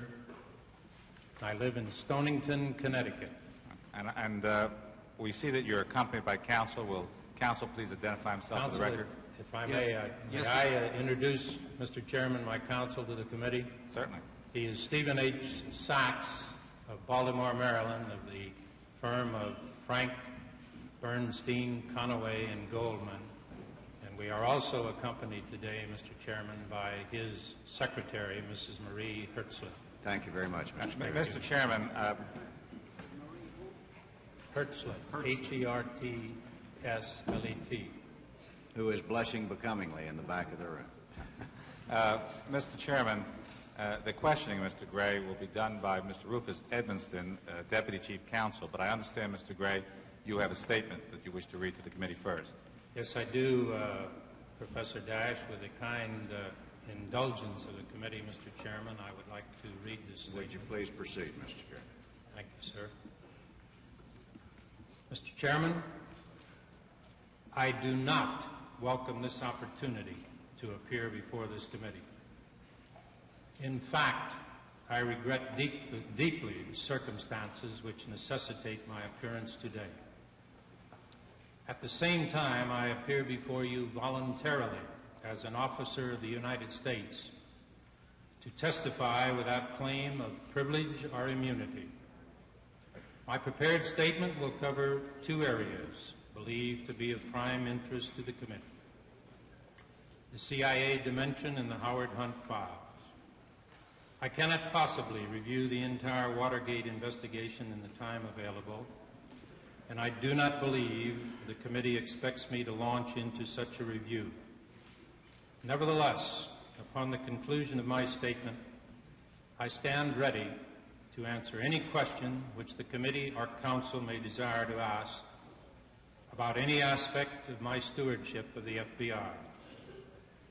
I do have, Mr. Chairman, a few preliminary remarks which precede my discussion of the areas believed to be of prime interest to the committee. I was appointed acting director of the FBI by Attorney General Kleindienst on May 3, 1972. I looked upon this appointment as a return to the service of my country, similar to that which I had rendered in the United States Navy for 26 years. I look forward then to many years of additional service to the country in the company of the honorable and dedicated men and women of the FBI. On May 16, 1972, my personal staff and I moved into the offices formerly occupied by the late J. Edgar Hoover. 1 month later, on June 17, 1972, the burglary of the headquarters of the Democratic National Committee in the Watergate Hotel occurred. At the outset, Mr. Chairman, I want to acknowledge that I am fully, totally, and completely responsible for the performance of duty of myself and of the men and women of the FBI during the year that I served as their acting director. They, of course, are not in any way responsible for my performance of duty or for any personal acts or judgments of mine which occurred during the period I served as acting director. the CIA dimension. At the time of the Watergate break-in, I was on the West Coast visiting FBI field offices and meeting a commitment to make a commencement address at Pepperdine University Law School in Santa Ana. I returned to Washington on the evening of June 20 and received a phone call from John Ehrlichman the next morning. Mr. Ehrlichman informed me that John Dean would be handling an inquiry into Watergate for the White House, that I should deal directly with John Dean concerning the investigation, and that Mr. Dean was expecting a call from me.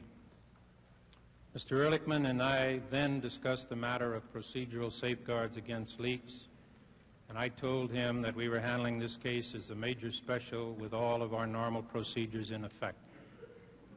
I also indicated to him that we were going to conduct an aggressive and vigorous investigation and would probably be interviewing people at the White House.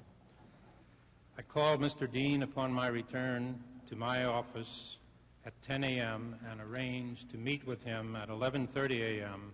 in my office on June 21, 1972. At our meeting, he discussed with me the sensitivity of the investigation and the need to avoid leaks in a political year. He also informed me that he had the responsibility to handle this inquiry for the White House and would sit in on any interviews of White House staff personnel. Mr. Dean stated that he would be there in his official capacity as counsel to the President. I know that I specifically asked Mr. Dean on 2 occasions if he would be making his reports direct to the President. I believe that this was one of those occasions, and I believe that the other occurred when we were discussing the transmission of FBI file material to him to assist him in his inquiry.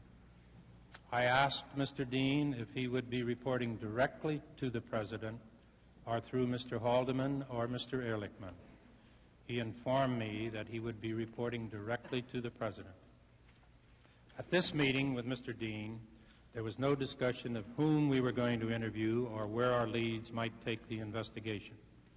We did discuss the scheduling of White House interviews through Mr. Dean and his sitting in on the interviews as counsel to the President.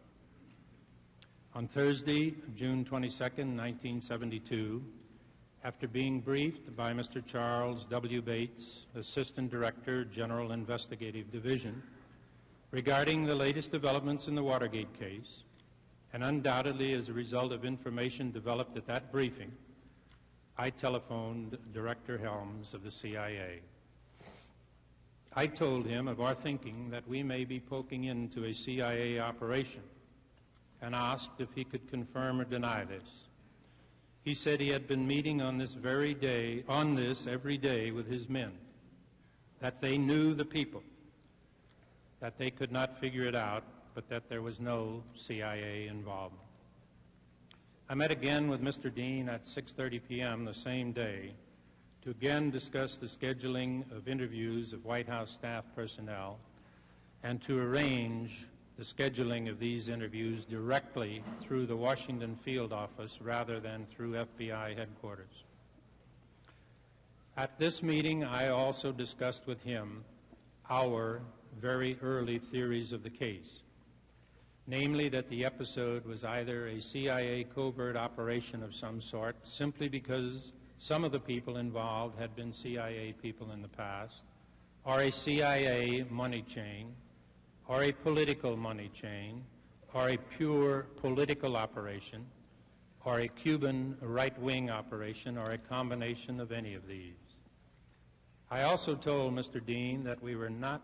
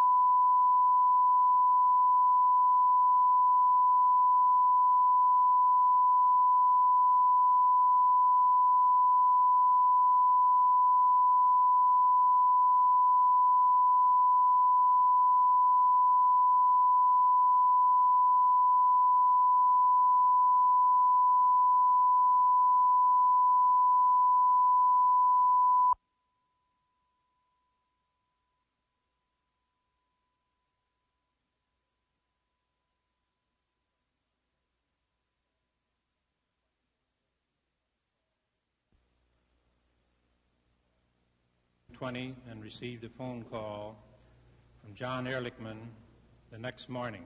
Mr. Ehrlichman informed me that John Dean would be handling an inquiry into Watergate for the White House, that I should deal directly with John Dean concerning the investigation, and that Mr. Dean was expecting a call from me.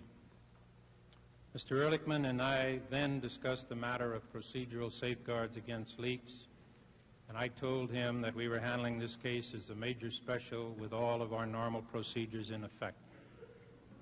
I also indicated to him that we were going to conduct an aggressive and vigorous investigation and would probably be interviewing people at the White House. I called Mr. Dean upon my return to my office at 10 a.m. and arranged to meet with him at 11:30 a.m. in my office on June 21, 1972. At our meeting, he discussed with me the sensitivity of the investigation and the need to avoid leaks in a political year. He also informed me that he had the responsibility to handle this inquiry for the White House and would sit in on any interviews of White House staff personnel. Mr. Dean stated that he would be there in his official capacity as counsel to the President. I know that I specifically asked Mr. Dean on 2 occasions if he would be making his reports direct to the President. I believe that this was one of those occasions, and I believe that the other occurred when we were discussing the transmission of FBI file material to him to assist him in his inquiry. I asked Mr. Dean if he would be reporting directly to the President or through Mr. Haldeman or Mr. Ehrlichman. He informed me that he would be reporting directly to the President. At this meeting with Mr. Dean, there was no discussion of whom we were going to interview or where our leads might take the investigation. We did discuss the scheduling of White House interviews through Mr. Dean and his sitting in on the interviews as counsel to the President. On Thursday, June 22, 1972, after being briefed by Mr. Charles W. Bates, Assistant Director, General Investigative Division, regarding the latest developments in the Watergate case, and undoubtedly as a result of information developed at that briefing, I telephoned Director Helms of the CIA. I told him of our thinking that we may be poking into a CIA operation and asked if he could confirm or deny this. He said he had been meeting on this every day with his men, that they knew the people, that they could not figure it out, but that there was no CIA involvement. I met again with Mr. Dean at 6:30 p.m. the same day to again discuss the scheduling of interviews of White House staff personnel and to arrange the scheduling of these interviews directly through the Washington field office rather than through FBI headquarters. At this meeting, I also discussed with him our very early theories of the case, namely that the episode was either a CIA covert operation of some sort simply because some of the people involved had been CIA people in the past, or a CIA money chain, or a political money chain, or a pure political operation, or a Cuban right-wing operation, or a combination of any of these. I also told Mr. Dean that we were not zeroing in on any one theory at this time or excluding any, but that we just could not see any clear reason for this burglary and attempted intercept of communications operation. I believe that it was at this meeting on June 22nd that I told him of our discovery of a bank account in the name of Bernard Barker, who was arrested in the Watergate burglary, and the fact that a $25,000 check associated with Kenneth Dahlberg and 4 checks drawn on a Mexican bank payable to Manuel Ogario in the total amount of $89,000 were deposited in the Barker account. I do not have a clear memory of telling him about my telephone call earlier in the day to Director Helms regarding the question of CIA involvement. It is likely that I would have discussed the Helms call with him in connection with our discussion of the theories of the case, since Mr. Helms had informed me that there was no CIA involvement. On Friday, June 23, 1972, Mr. Bates met with me again to brief me on recent developments. I telephoned Mr. Dean following my meeting with Mr. Bates. I am quite certain that this call again involved the Barker bank account and the Ogario and Dahlberg checks. Either in this call or in the meeting of the preceding evening, Mr. Dean first raised with me the idea that if we persisted in our efforts to investigate this Mexican money chain, we could uncover or become involved in CIA operations. I remember telling Mr. Dean in one of these early telephone calls or meetings that the FBI was going to pursue all leads aggressively unless we were told by the CIA that there was a CIA interest or involvement in this case. At 1:35 p.m. on Friday, June 23, 1972, Mr. Dean telephoned me and said that General Walters, Deputy Director, CIA, would be calling for an appointment that afternoon and I should see him. Mr. Dean said he has something to tell you.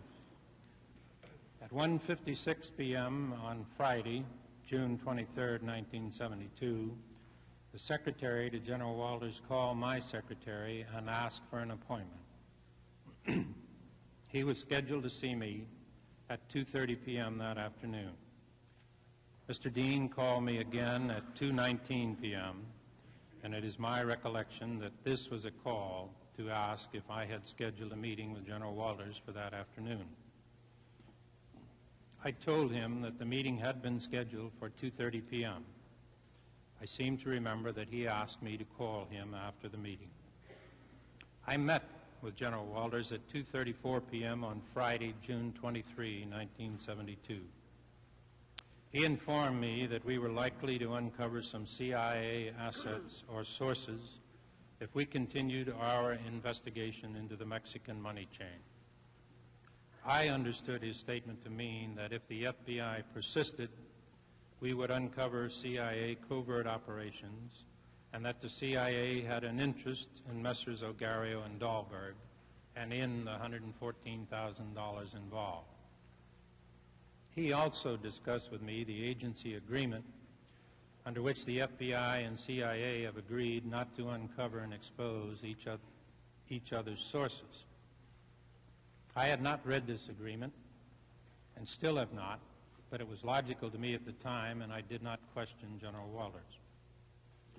I undoubtedly said to General Walters that we will handle this in a manner that would not hamper the CIA and that I would have to make a determination as to how the FBI would proceed with our investigation in this area.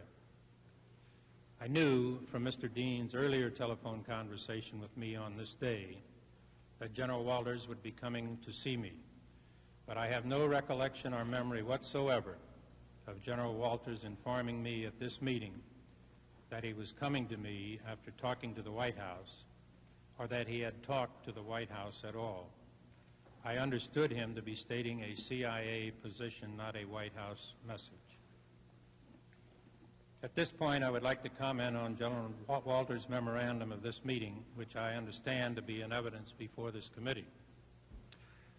With respect to General Walters' statement in paragraph 2 of his memorandum that quote, his, Gray's problem, was how to low-key this matter now that it was launched, unquote, I may have said words to this effect to let him know that we would handle the CIA aspects of this matter with kid gloves. I can state categorically, however, that any sentiment of that kind expressed by me was an effort by me to abide by the CIA-FBI agreement and related solely to the possibility of exposing CIA covert activities in pursuit of our investigation into Mexico. This sentiment, if expressed, could in no way have related to any effort by me or the FBI to low-key the Watergate investigation generally. In fact, the FBI did not low-key the Watergate investigation generally, and instructions were issued at the outset of the investigation and regularly thereafter to ensure that this case was handled as a major case under the immediate supervision of the special agent in charge of each field office, to which investigative leads were referred by the Washington field office or any other field office setting out leads to be pursued. With respect to the rest of the paragraph, I may have mentioned the $89,000 to General Walters. I do not remember, but if I did, I would have talked in terms of 4 checks in this total amount, not a check as his memo states, simply because 4 checks were involved. I probably also spoke of the name Ogario as well as Dahlberg, simply because these 2 men, Mr. Ogario and Mr. Dahlberg, were always associated, in my mind, with the $89,000 in 4 checks, the Ogario checks, and with the $25,000 in 1 cashier's check, the Dahlberg check, which were traced to the bank account of Bernard Barker. With respect to General Walters' comment in paragraph 3 of this memorandum that I said this was a most awkward matter to come up during an election year, it is certainly possible that in the course of my conversation with General Walters, I may have expressed the thought that the Watergate case was a hot potato for a new acting director in the FBI in an election year, and for the president too. I know that I expressed this thought to many people at various times. Quote, Watergate is just what I needed, unquote, was a refrain I know I struck with friends on numerous occasions. General Walters' references to, quote, he, Gray, would see what he could do, and unquote, and, quote, he, Gray, would have to study the matter and see how it could best be done, unquote, could only relate to my admitted desire to pursue this investigation without compromising CIA assets and resources. In no way, shape, or form did I say or seek to imply to General Walters or to anyone else, for that matter, that the FBI investigation would be other than aggressive and thorough. The only conceivable limited exception was the alleged national security considerations being presented to me by General Walters and Mr. Dean, which, as the record will show, brought about a delay in the interview of several persons for a period of 10 days to 2 weeks. As a matter of fact, and as my testimony will make clear in more detail, I ordered our agents to continue to probe the Mexican money chain and the Dahlberg relationship during the period that the personal interview with Mr. Dahlberg, with Mr. Ogario, was being held in abeyance, and Mr. Dahlberg was evading us as we tried to interview him. Finally, I have no recollection whatever of General Walters making any statement, as he alleges in paragraph 4 of his memorandum, to the effect that his job had been an awkward one. Upon General Walters' departure, I telephoned Mr. Dean and told him of the meeting with General Walters. I told Mr. Dean that we would hold up our interviews temporarily and work around this problem until we determined what we had encountered. At 3:15 p.m., I telephoned Assistant Director Bates to tell him of my visit from General Walters and to tell him that CIA had an interest in this matter and that we may have uncovered a CIA money chain. In this telephone conversation, I undoubtedly ordered Mr. Bates to temporarily hold up an interview with Mr. Ogario, but to continue to conduct appropriate investigation at Banco Internacional at Mexico City regarding the 4 Ogario checks, to continue to follow Mr. Dahlberg's movements, and to continue to obtain toll call records of his long-distance phone calls as we sought to interview him. On the afternoon of Friday, June 23, 1972, I again telephoned Mr. Dean on 2 occasions, once at 3:24 p.m. and once at 3:47 p.m.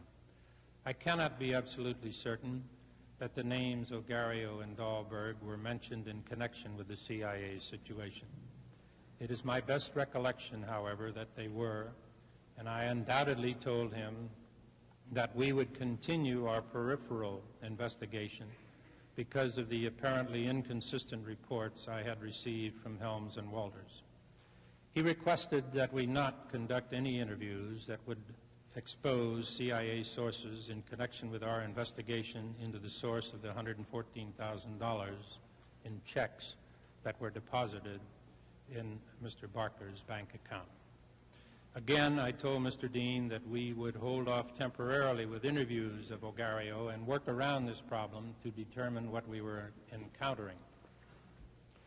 On Tuesday morning, June 27, 1972, I met with Mr. Bates and with Mr. Mark Felt, acting associate director, to receive a briefing on the latest developments. While they were in the office, Mr. Dean called. The call involved establishing the chain of custody for the contents of Howard Hunt's safe and his providing us with photographs of certain White House staff members to aid us in identifying an individual who had been with Mr. Hunt at the Miami Playboy Club in December of 1971. In this conversation, I also told Mr. Dean that if Mr. Dahlberg continued to evade us, he would be called before the grand jury. Although I cannot pinpoint the exact telephone conversation, I believe that by this date, Mr. Dean had requested that Mr. Dahlberg not be interviewed because of alleged CIA interest in him. In this same conversation, I also told Mr. Dean that it was extremely important that the FBI continue its aggressiveness until we determine the motive, reasons, and identity of all persons involved.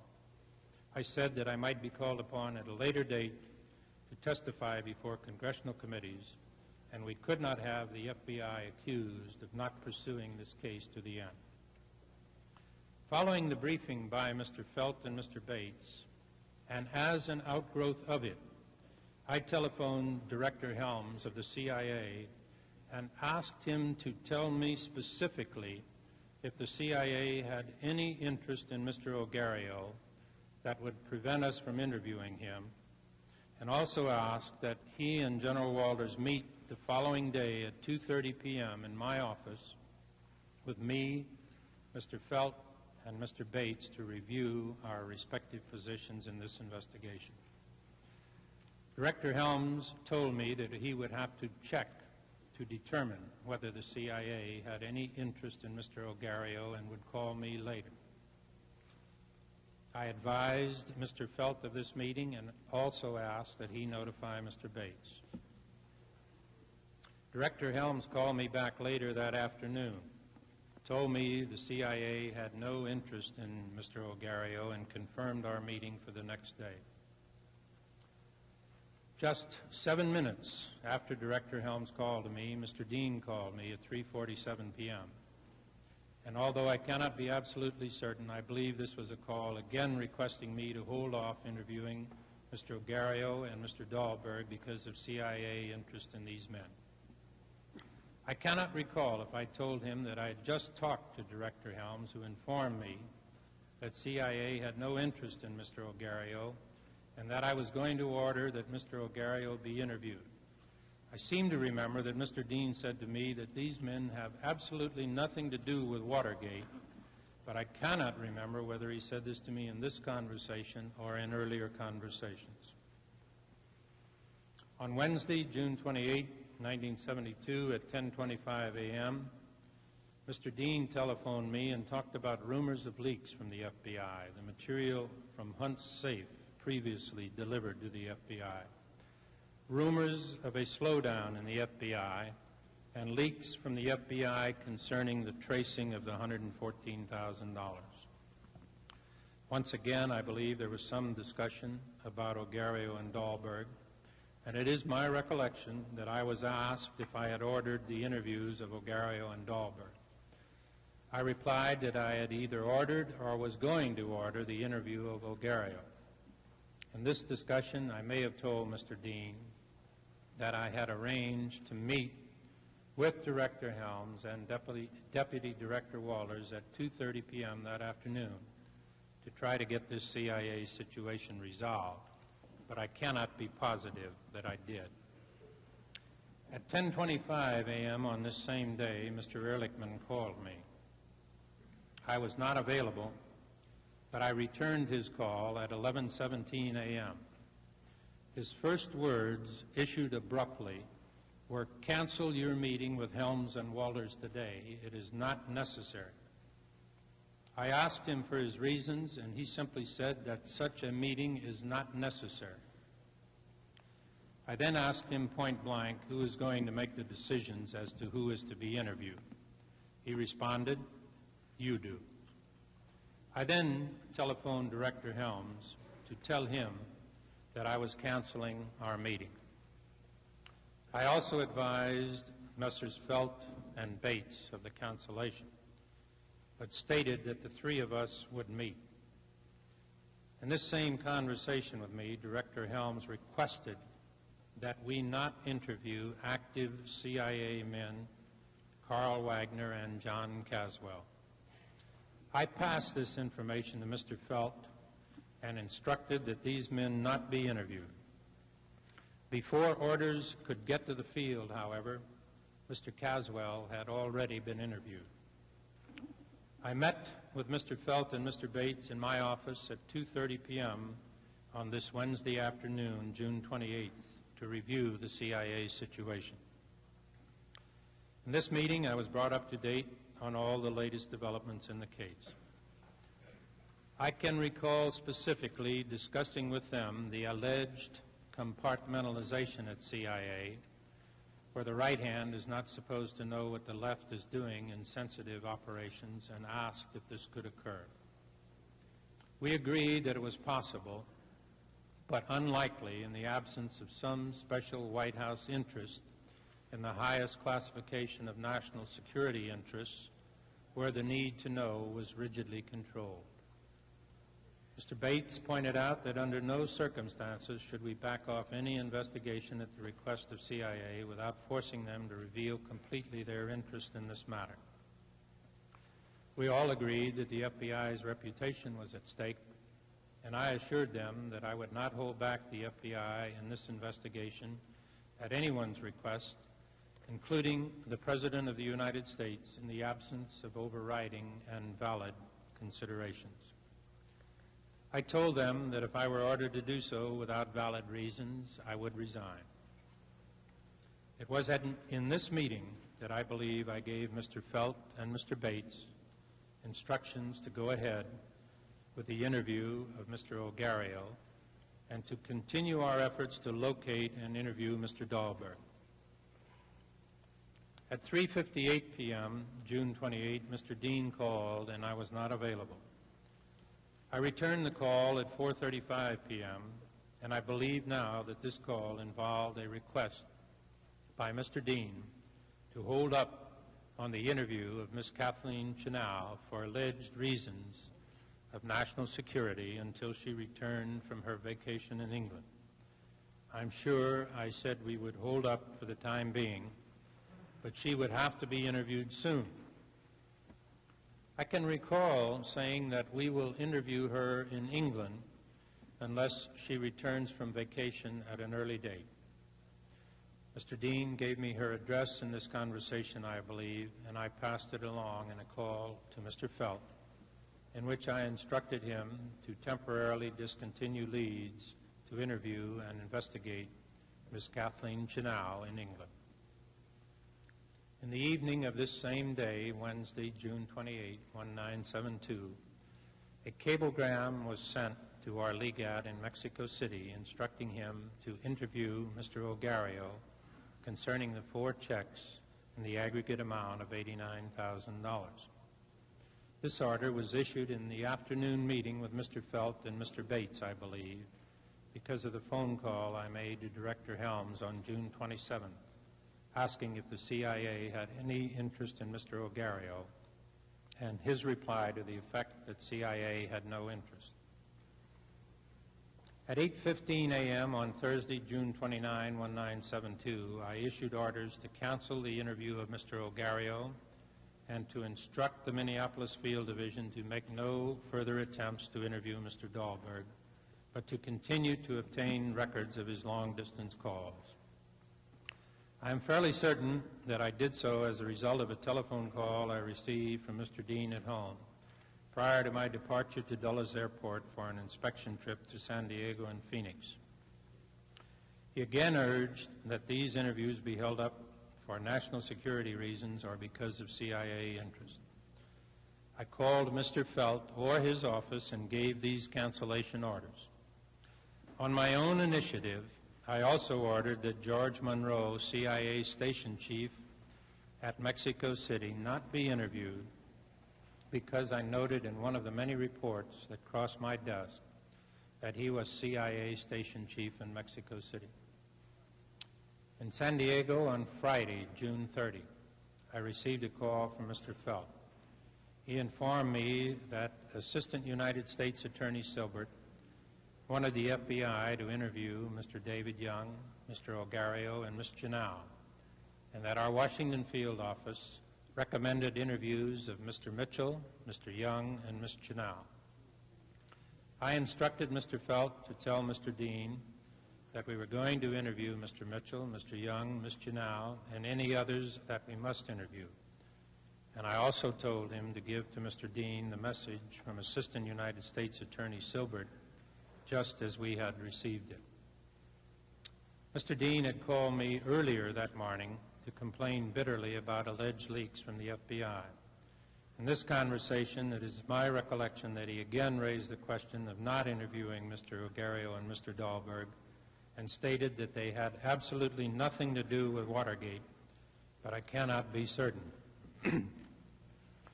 Mr. Dean called me again that afternoon. I do not recall whether or not Mr. Dean and I discussed Messrs. Ogario and Dahlberg in this conversation. I do know that Mr. Dean asked me to consider setting up a special group in the FBI to investigate the entire matter of leaks. I told him that it was not necessary and that I would not take such action. Mr. Felt called me later that afternoon to report that Mr. Dean informed him that Mr. Young and Ms.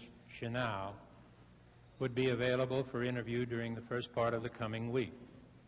He also told me that Mr. Dean was still complaining about alleged leaks from the FBI. On Monday, July 3, 1972, I scheduled a meeting with Messrs. Felt, Bates, and Kunkel, special agent in charge of the Washington field office, to review the investigation to date and to consider all ramifications of a possible CIA involvement. This meeting lasted from 2:30 p.m. until just about 4 p.m., and we discussed every possible theory, the conflicts to date in CIA interest or not, and the compartmentalization alleged to exist in CIA. Mr. Dean called at 2:40 p.m., and I merely told him that I was in a meeting and that I would return his call. In this meeting, I stated that I was not going to hold off any longer on this phase of our investigation at the request of anyone, unless I received from CIA a written request not to interview Mr. Ogario and Mr. Dahlberg. I returned Mr. Dean's call at 3:59 p.m. and he called me again at 4:14 p.m. I believe it quite likely that in one of these phone calls I told Mr. Dean that the FBI was going to interview Ogario and Dahlberg unless we had a writing from the CIA requesting that we not do so. On Wednesday, July 5th at 5:54 p.m., I telephoned General Walters. My contemporaneous notes of this call read as follows.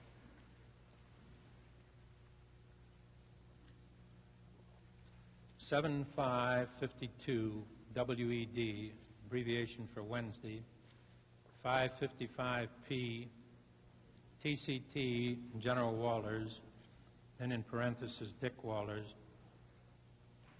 I will need a request in writing rather than the verbal request to refrain from interviewing Ogario and Dahlberg because of CIA interest.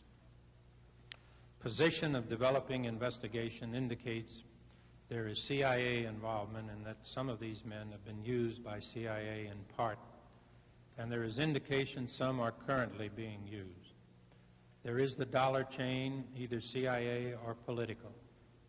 I do not want to uncover and surface a CIA national security operation in pursuing these leads, but I must, for the record, have in writing from CIA a request to refrain on the basis of national security matters, or I must proceed.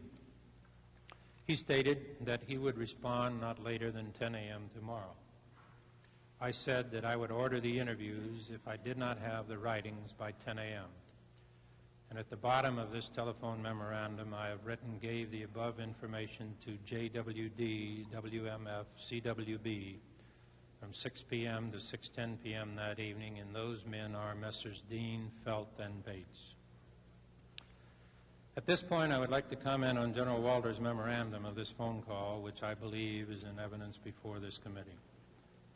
With respect to General Walters' statement that I told him that the pressures on me to continue the investigation were great, I am quite certain that I did not so express myself.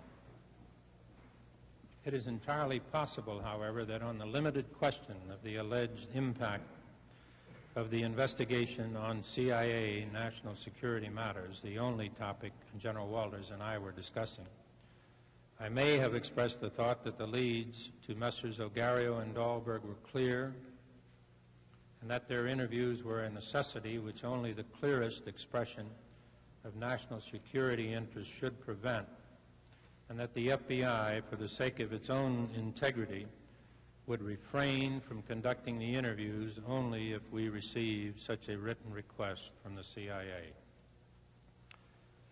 With respect to General Walters' statement that he, Gray, had talked to John Dean, while I have no specific recollection of telling General Walters that I had talked to John Dean, it is entirely likely that I did tell General Walters that I had informed Mr. Dean that the FBI was going to interview Messrs. Ogario and Dahlberg unless we had a writing from the CIA requesting that we not do so. On Thursday, July 6, 1972, I met with General Walters in my office, and I remember that he delivered to me the writing that I requested, and I remember that it indicated the CIA had no interest in Ogario or Dahlberg. After reading the document, I concluded that there was no reason for us not to interview Messrs. Ogario and Dahlberg. When General Walters departed my office at about 10:25 a.m. or 10:30 a.m., I ordered the interviews of Ogario and Dahlberg immediately. My recollection of the conversation with General Walters at this meeting differs with his in several respects. My principal recollection is his preoccupation with the fact that he was unable to give me a writing stating that there was a CIA interest in Ogario and Dahlberg, and his telling me that he would resign if he were asked or directed to give me such a writing. He reported this thought to me several times during our conversation. I recall that General Walters indicated a feeling of irritation and resentment at the extent to which White House aides had involved themselves in the question of CIA interest. But I do not recall his giving me any details, and I have absolutely no recollection of his disclosing to me that he had been instructed to bring a false report to me. I asked for no details.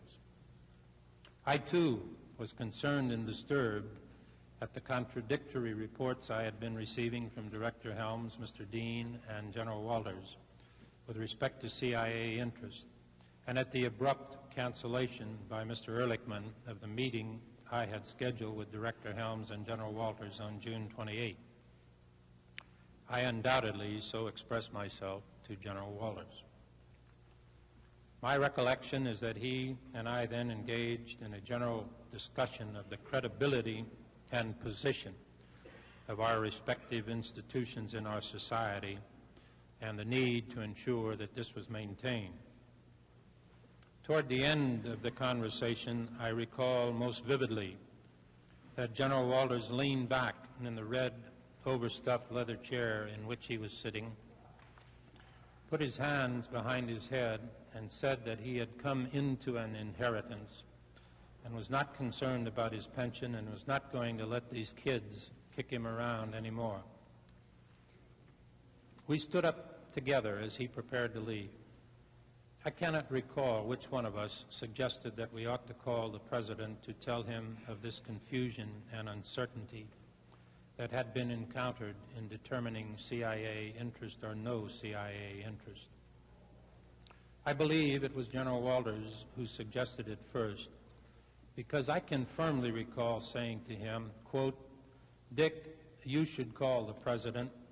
You know him better than I," unquote. I believe he said, "No, I think you should, because these are persons the FBI wishes to interview." We did not settle on who, if anyone, would make such a call, and General Walters left. At this point, I would like to comment on some aspects of General Walters' memorandum of our meeting of July 6th. With respect to General Walters' assertion in paragraph 1 that in all honesty I, Walters, could not tell him to cease future investigations on the grounds that it would compromise the security interests of the U.S., even less so could I write him a letter to this effect. We did not at any time discuss a curtailment of the entire investigation. In our telephone conversation of July 5th, I had asked him specifically about Messrs. Ogario and Dahlberg, and had said to him that in interviewing them, we did not want to uncover and surface a CIA national security operation. In our July 6th meeting, I most definitely recall General Walters saying that he could not write a letter stating that our investigation of Ogario and Dahlberg would jeopardize national security. I distinctly remember that his inability to write such a letter to the FBI was the strong central theme of his comments throughout this meeting. With respect to General Walters' assertion in paragraph 1 that he, Gray himself, had told Ehrlichman and Haldeman that he could not possibly suppress the investigation of this matter. I did not discuss the Watergate investigation with Mr. Haldeman at any time, except that during my confirmation hearings in 1973, at the request of Senator Kennedy, I telephoned Mr. Haldeman to ask whether Mr. Dean had shown Mr. Haldeman copies of the FBI reports of interview. At no time did anyone ever order or request me to suppress the investigation. As I have testified, I was obviously aware of the hot potato aspect of the investigation, sensitive to any implication that the FBI would not do a thorough job, and undoubtedly told any number of people, perhaps including Mr. Ehrlichman and certainly including Mr. Dean, that the FBI would follow its leads wherever they led. I was saying privately as well as publicly, and I may have told General Walters that there was just no way to stop or divert an FBI investigation once it began. I was making the point publicly in response to press inquiries that no one man could do it, and to control an FBI investigation would require control of too many people, from the Attorney General down to the case agents. I was also saying at this time and later that even if an attempt were made to control and direct an FBI investigation, the details of such an effort would leak. And in this connection, I probably mentioned to General Walters my Saturday, June 24, 1972 meeting with our Washington field office agents on the subject of alleged leaks of FBI information. With respect to General Walters' assertion in paragraph 2 concerning his alleged report to me of his White House conversations, I have no recollection of being told by General Walters that he and Director Helms had met with White House staff assistants and that General Walters had been directed to tell me that pursuit of the investigation would uncover CIA covert operations. I have absolutely no recollection of any kind of being told by General Walters that he had been instructed by White House aides to bring a false tale to me concerning CIA interest, and that he had in fact done so on June 23. I am sure that if General Walters had told me this, I would remember it. Indeed, I was shocked when I first read newspaper accounts in May 1972, apparently based on this memorandum. I have no recollection of General Walters mentioning any visits or discussions with Mr. Dean. As I have already indicated, I do remember that he repeatedly stated his inability to write a letter indicating that the CIA had an interest in Messrs. Ogario and Dahlberg, and that he would resign if directed to do so. I am quite certain that he spoke of such a course as dangerous to the President, and although I do not recall his use of the phrase mortal wound, I know that I used it in my subsequent conversation with the President, and it seems quite likely that I picked up the phrase from General Walters. With respect to General Walters' assertion in paragraph 3 that I informed him that I had told Attorney General Kleindienst that I could not suppress the investigation. Never did I have any occasion to say to the Attorney General that I could not suppress the investigation within the FBI, and I certainly do not believe I said this to General Walters. I had no reason to do so. Again, I believe that General Walters may be confusing my possible references to my public remarks and my thoughts that to control an investigation of the FBI, one would have to control everyone involved, from the Attorney General down to the case agents. My contacts with Mr. Kleindienst were extremely limited throughout the investigation, never involved discussion of its details, and always assumed that the investigation would be full and thorough. In fact, at the outset of the investigation, I had a telephone conversation with Mr. Kleindienst in which we explicitly agreed that this should be a vigorous investigation. I may very well have mentioned this to General Walters. With respect to General Walters' assertion in paragraph 3 that he, Gray, had told Ehrlichman and Haldeman that he would prefer to resign, but his resignation would raise many questions that would be detrimental to the President's interests. I have no recollection whatever of having made this statement to General Walters. I certainly never made such a statement to either Mr. Ehrlichman or Mr. Haldeman. I had so expressed myself to my own people within the FBI in the context of our discussions of our determination to proceed to interview Messrs. Ogario and Dahlberg unless we received a written statement of CIA interest.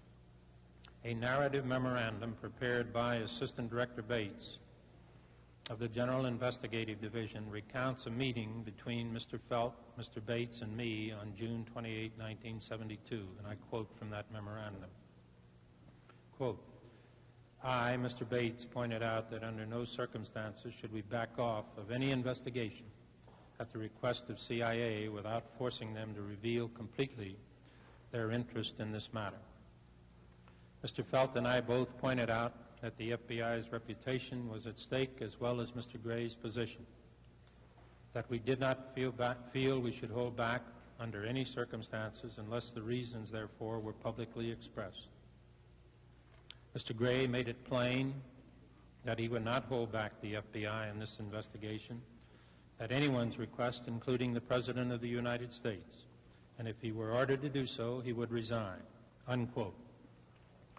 It is certainly possible that I discussed this conversation with Mr. Felt and Mr. Bates with General Walters in the context of his telling me that if he were directed to write a letter asserting CIA interest in Messrs. Ogario and Dahlberg, he would resign. With respect to General Walters' assertion in paragraph 3 that he, Gray, was prepared to let this go to Ehrlichman, to Haldeman, or to Mitchell for that matter, I have no recollection whatever of mentioning specific names and do not believe that I did. But it is certainly possible that I told General Walters that I would take the investigation wherever it led. With respect to General Walters' assertion in paragraph 3 that he, Gray, felt it important that the President should be protected from his would-be protectors, he had explained this to Dean as well as Haldeman and Ehrlichman. It is possible that I expressed the sentiment contained in the first quoted sentence in the context of responding to the general expressions of irritation at White House aides I heard from General Walters. I could not have told him that I explained this to Dean, Haldeman, and Ehrlichman because I never expressed such a sentiment to any of them. I had said to Dean on several occasions that the FBI would investigate the case no matter how high it led, and may well have told that to General Walters. With respect to General Walters' assertion in paragraph 3 that, quote, he said he was anxious not to talk to Mitchell because he was afraid that at his confirmation hearings he would be asked whether he had talked to Mitchell about the Watergate case, and he wished to be in a position to reply negatively, unquote.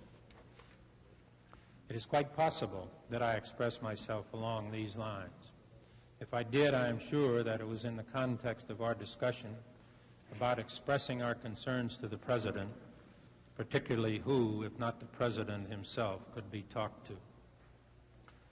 With respect to General Walters' assertion in paragraph 3 that he, Gray, said he would like to talk to the President about it, but he, Gray, feared that a request from him to see the President would be misinterpreted by the media.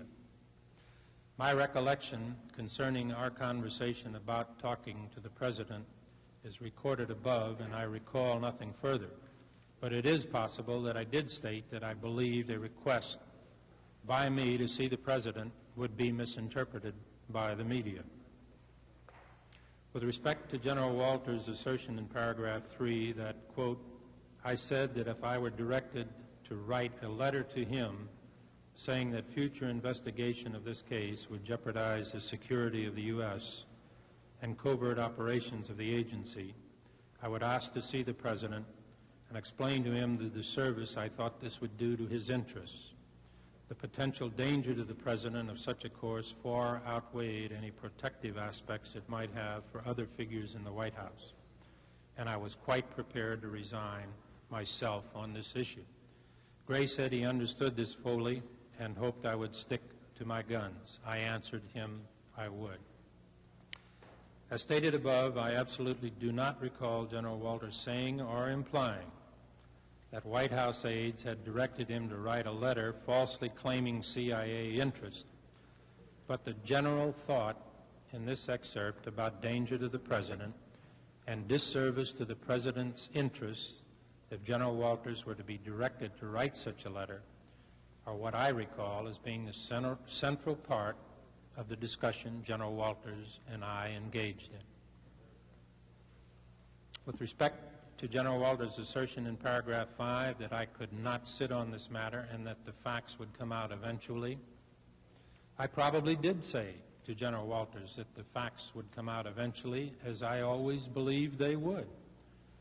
But I would have had no reason to tell him that I did not believe I could sit on this matter, for the fact was that we were not sitting on it. We were investigating it on a high priority basis. I may again have told him that there was no way for any one man or group of men to control an FBI investigation, even if one wished to do so. After General Walters left the office, I sat at my desk quietly and mulled over our conversation. I was confused, uncertain, and uneasy. I was concerned enough to believe that the President should be informed. I decided to call Clark McGregor to request that he inform the President of what I would tell him. I decided on Mr. McGregor because I knew he was close to the President and had his confidence. At 10:51 a.m. Thursday, July 6, 1972, I spoke to Mr. McGregor at San Clemente, California, via White House switchboard. And I told him that Dick Walters and I were uneasy and concerned about the confusion that existed over the past 2 weeks in determining with certainty whether there was or was not CIA interest in people that the FBI wishes to interview in connection with the Watergate investigation. These, of course, are not my exact words, but they do express the thoughts that I conveyed to him. Again, although these are not the exact words, I also conveyed to him the thought that I felt that people on the White House staff were careless and indifferent in their use of the CIA and the FBI. I also expressed the thought that this activity was injurious to the CIA and the FBI, and that these White House staff people were wounding the President. I asked if he would please inform the President, and it is my best recollection that he said he would handle it. 37 minutes later, at 11:28 a.m. on Thursday, July 6, 1972, the President called me. He expressed his congratulations to the FBI and asked that I express his congratulations to the agents in San Francisco who successfully terminated a hijacking there the previous day. I thanked the President and then said to him, and to the very best of my recollection, these are the words: Mr. President, there is something I want to speak to you about. Dick Walters and I feel that people on your staff are trying to mortally wound you by using the CIA and FBI and by confusing the question of CIA interest in or not in people the FBI wishes to interview. I have just talked to Clark McGregor and asked him to speak to you about this. There was a slight pause, and the President said, Pat, you just continue to conduct your aggressive and thorough investigation.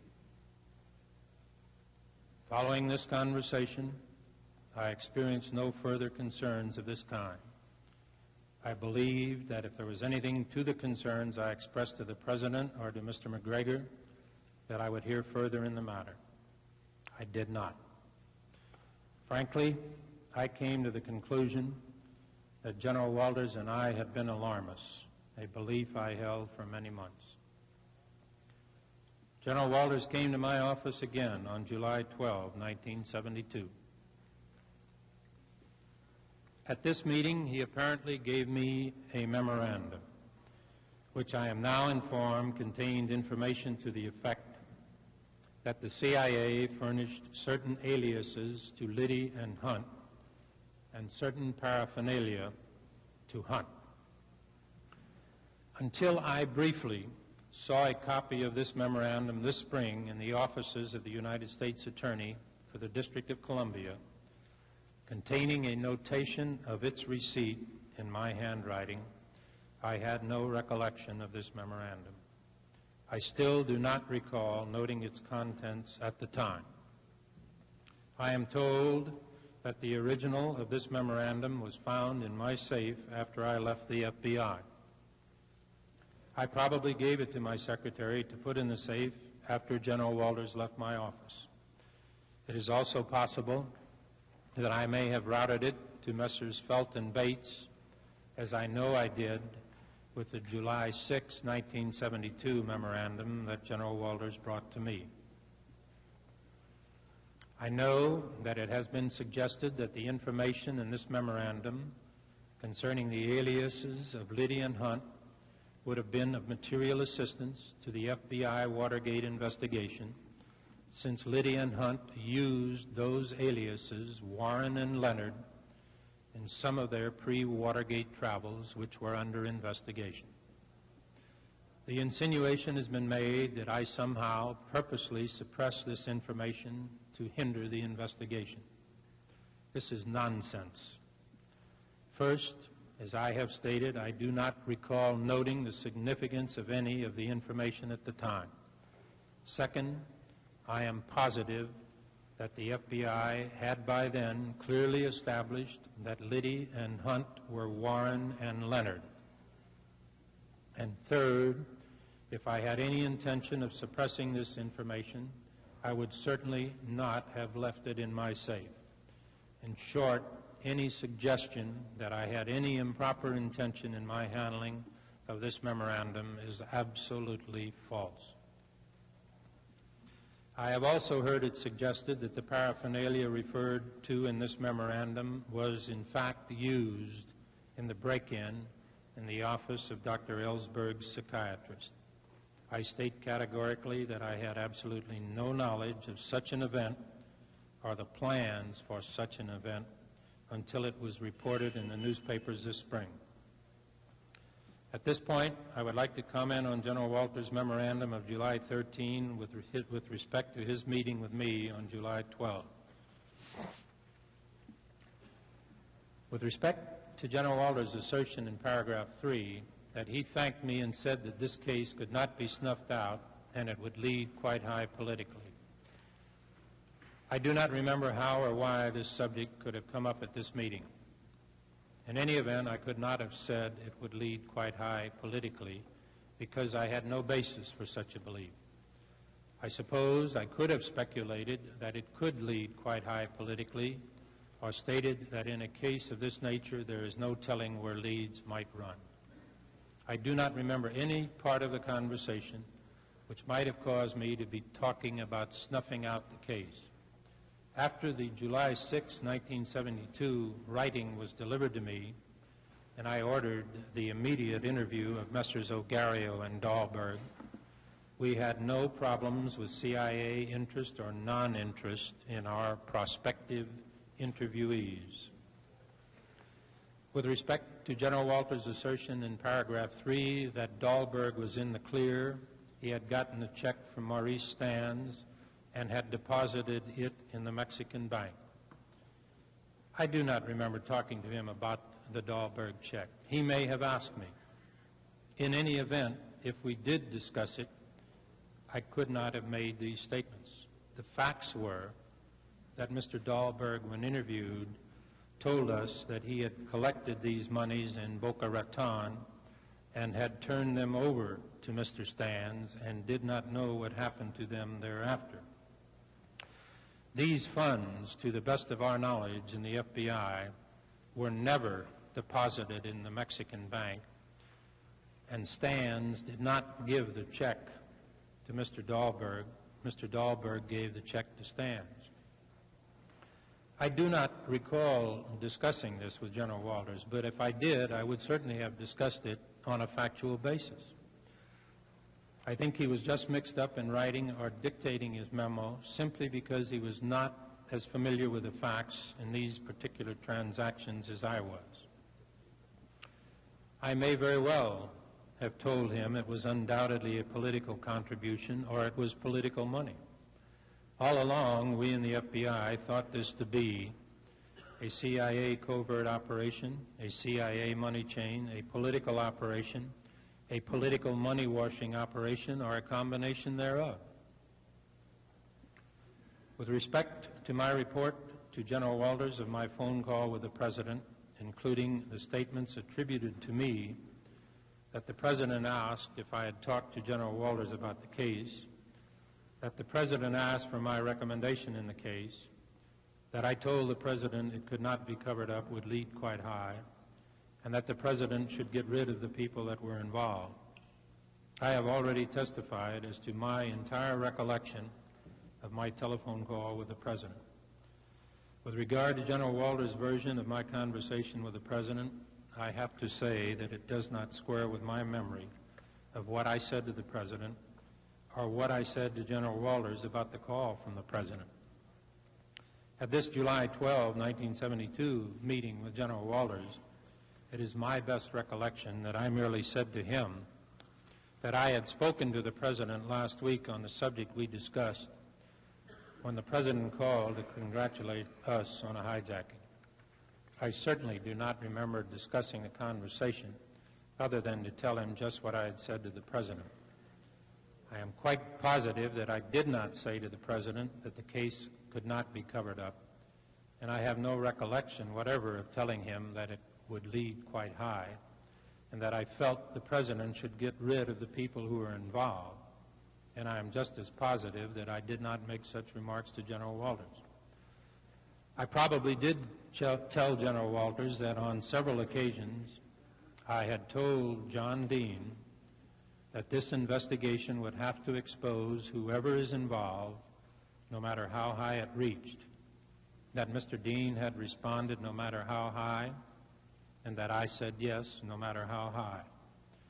Perhaps General Walters has confused my conversations with Mr. Dean with my conversation with the President. The only response by the President I now recall, or have ever recalled, to my remarks was that we should continue our thorough and aggressive investigation. With respect to General Walters' assertion in paragraph 3 that later on that day Gray had talked to Dean and repeated the conversation to him, Dean had said okay, Gray had heard no more on the subject. He asked whether the President had spoken to me, and that I said he had on another matter, but had not brought up this matter with me. I could not have said that I talked to Mr. Dean and repeated the conversation to him. I did not at any time tell Mr. Dean that I had spoken to the President. My logs, moreover, show no calls to or from Mr. Dean and no visits with Mr. Dean from July 6, 1972 through July 11, 1972. I did ask General Walters if the President had spoken to him about my call. He said he had talked to the President, but not on this subject. I did tell him that I had heard no more on the subject from anyone.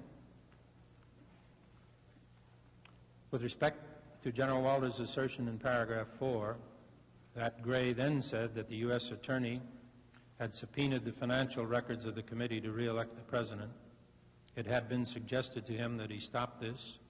He replied that he could not. Whoever wanted this done should talk to the Attorney General to see if there was any legal way to do this. He could not.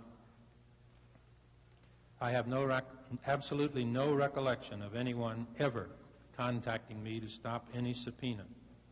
I believe I would recall such an event if it occurred. I would certainly have directed any such inquiries to the Attorney General, Assistant Attorney General, or the United States Attorney.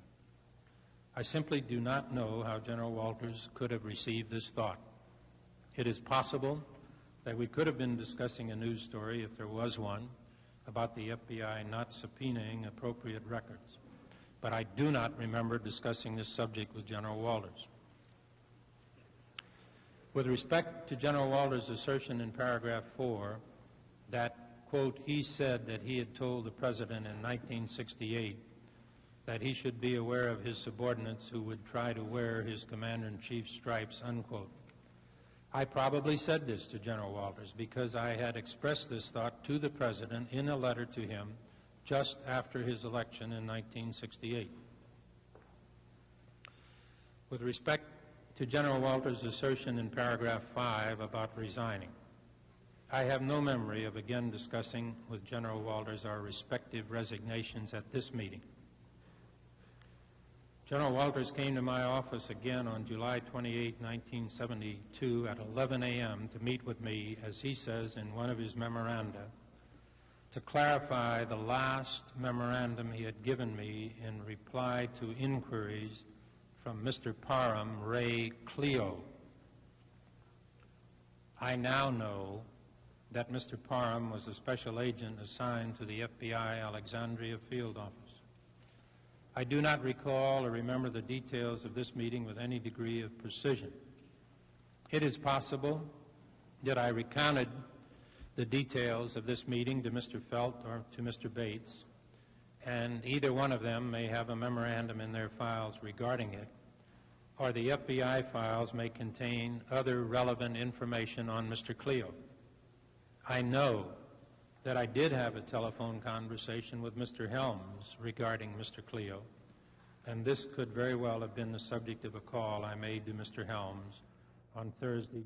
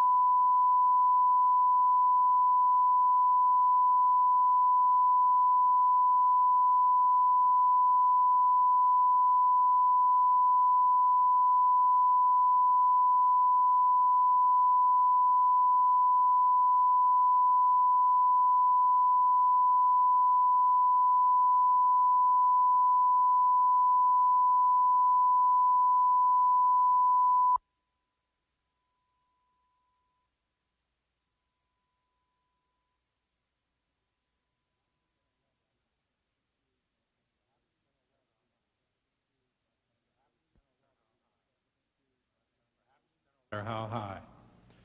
Perhaps General Walters has confused my conversations with Mr. Dean with my conversation with the President. The only response by the President I now recall, or have ever recalled, to my remarks was that we should continue our thorough and aggressive investigation.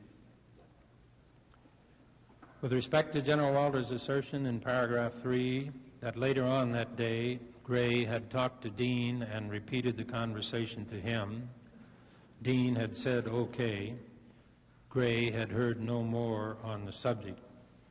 He asked whether the President had spoken to me, and that I said he had on another matter, but had not brought up this matter with me. I could not have said that I talked to Mr. Dean and repeated the conversation to him. I did not at any time tell Mr. Dean that I had spoken to the President. My logs, moreover, show no calls to or from Mr. Dean and no visits with Mr. Dean from July 6, 1972 through July 11, 1972. I did ask General Walters if the President had spoken to him about my call. He said he had talked to the President, but not on this subject. I did tell him that I had heard no more on the subject from anyone. With respect to General Walters' assertion in paragraph 4 that Gray then said that the U.S. Attorney had subpoenaed the financial records of the committee to re-elect the President, it had been suggested to him that he stop this. He replied that he could not. Whoever wanted this done should talk to the Attorney General to see if there was any legal way to do this. He could not. I have absolutely no recollection of anyone ever contacting me to stop any subpoena. I believe I would recall such an event if it occurred. I would certainly have directed any such inquiries to the Attorney General, Assistant Attorney General, or the United States Attorney. I simply do not know how General Walters could have received this thought. It is possible that we could have been discussing a news story, if there was one, about the FBI not subpoenaing appropriate records. But I do not remember discussing this subject with General Walters. With respect to General Walters' assertion in paragraph 4 that, quote, he said that he had told the President in 1968 that he should be aware of his subordinates who would try to wear his Commander-in-Chief's stripes, unquote. I probably said this to General Walters because I had expressed this thought to the President in a letter to him just after his election in 1968. With respect to General Walters' assertion in paragraph 5 about resigning, I have no memory of again discussing with General Walters our respective resignations at this meeting. General Walters came to my office again on July 28, 1972 at 11 a.m. to meet with me, as he says in one of his memoranda, to clarify the last memorandum he had given me in reply to inquiries from Mr. Parham, Ray Cleo. I now know that Mr. Parham was a special agent assigned to the FBI Alexandria field office. I do not recall or remember the details of this meeting with any degree of precision. It is possible that I recounted the details of this meeting to Mr. Felt or to Mr. Bates, and either one of them may have a memorandum in their files regarding it, or the FBI files may contain other relevant information on Mr. Cleo. I know that I did have a telephone conversation with Mr. Helms regarding Mr. Cleo, and this could very well have been the subject of a call I made to Mr. Helms on Thursday, July 27, 1972 at 9:25 a.m. I am quite certain that I was told by Mr. Helms that Mr. Cleo was an electronics engineer for the CIA who had no connection with Watergate. But I am not certain that Mr. Helms and I discussed Mr. Cleo on July 27, 1972 at 9:25 a.m. Even though I am quite certain that we did have the conversation regarding Mr. Cleo, I just cannot be sure of the exact date and time. I know that I discussed Mr. Cleo with Mr. Felt on Friday, July 21, 1972, along with 3 other matters in a meeting with him from 2:30 p.m. to 3:10 p.m. He may very well have notes on this discussion. Further, Mr. Parham may be able to shed some light on his own inquiries re Mr. Cleo. At this point, I would like to comment on some aspects of General Walters' memorandum of this meeting. With respect to General Walters' comments concerning furnishing equipment to Hunt, I have no recollection of General Walters passing this information on to me. Hunt's prior CIA activities, whatever they were, did not have significance for me in relation to Watergate. I probably did ask General Walters if the President had called him, yet I have no specific recollection of doing so, nor do I recall his reply. At no time in any of my conversations with General Walters do I recall or remember saying to him that pressure had been brought to bear on me. Any possible reference to pressure could only refer to the Mexican matter, the Barker, Ogario, Dahlberg dollars, and the asserted CIA national security dimension. General Walters and I may have been discussing the credibility and integrity of our 2 agencies, and I could have told him that it began to look as if the Mexican money chain was also a political contribution chain from Texas contributors, and that we were going to have to run it down in relation to the criminal investigation of the bugging of Democratic headquarters. If General Walters told me that they intended to terminate the 965-9598 number, it had no significance to me. I did not know anything about such a number and certainly would not have asked any questions about this number, simply because I would have believed it to be a number associated with CIA operations, and I would not have made any inquiries concerning this number. I could have said to General Walters, this is a hell of a thing to happen to us at the outset of our tenure with our respective offices, although I do not remember saying it to him on this particular occasions. The only other CIA contacts I can recall at this time are as follows. On October 18, 1972, Director Helms visited me. He said he had come to see me as a courtesy before he went to see the Attorney General. He said that one of his lawyers had met with Assistant United States Attorney Silbert the previous week. Mr. Helms also told me that CIA was to provide documented answers to questions of the Assistant United States Attorney. He did not tell me what the subject matter or nature of the questions was, and I did not ask him, feeling that CIA business was not my business. In fact, I had a hard time trying to figure out why he came to see me, because his conversation was so general and nonspecific. I assumed, of course, that the questions had to do with Watergate and CIA's role in Watergate, if any. However, I did not question Director Helms about this, and he did not offer to enlighten me. General Walters came to see me again on February 21, 1973 at 9 a.m. My notes of this meeting show that the topics discussed involved national security projects of great sensitivity.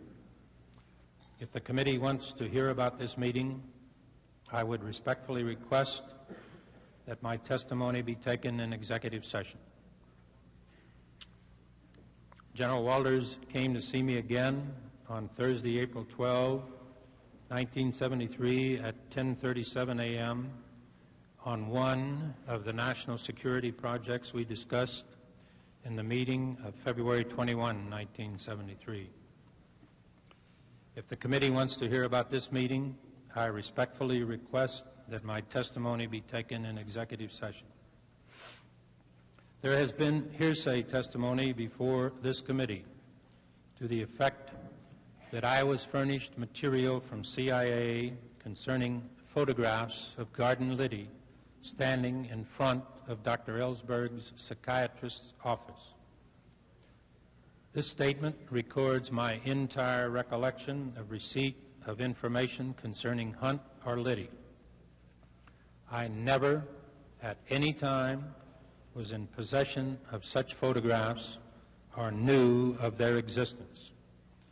I also had and have no information related to any discussions between the White House, Department of Justice, and CIA on the subject of retrieval by the CIA of CIA information furnished to the Department of Justice.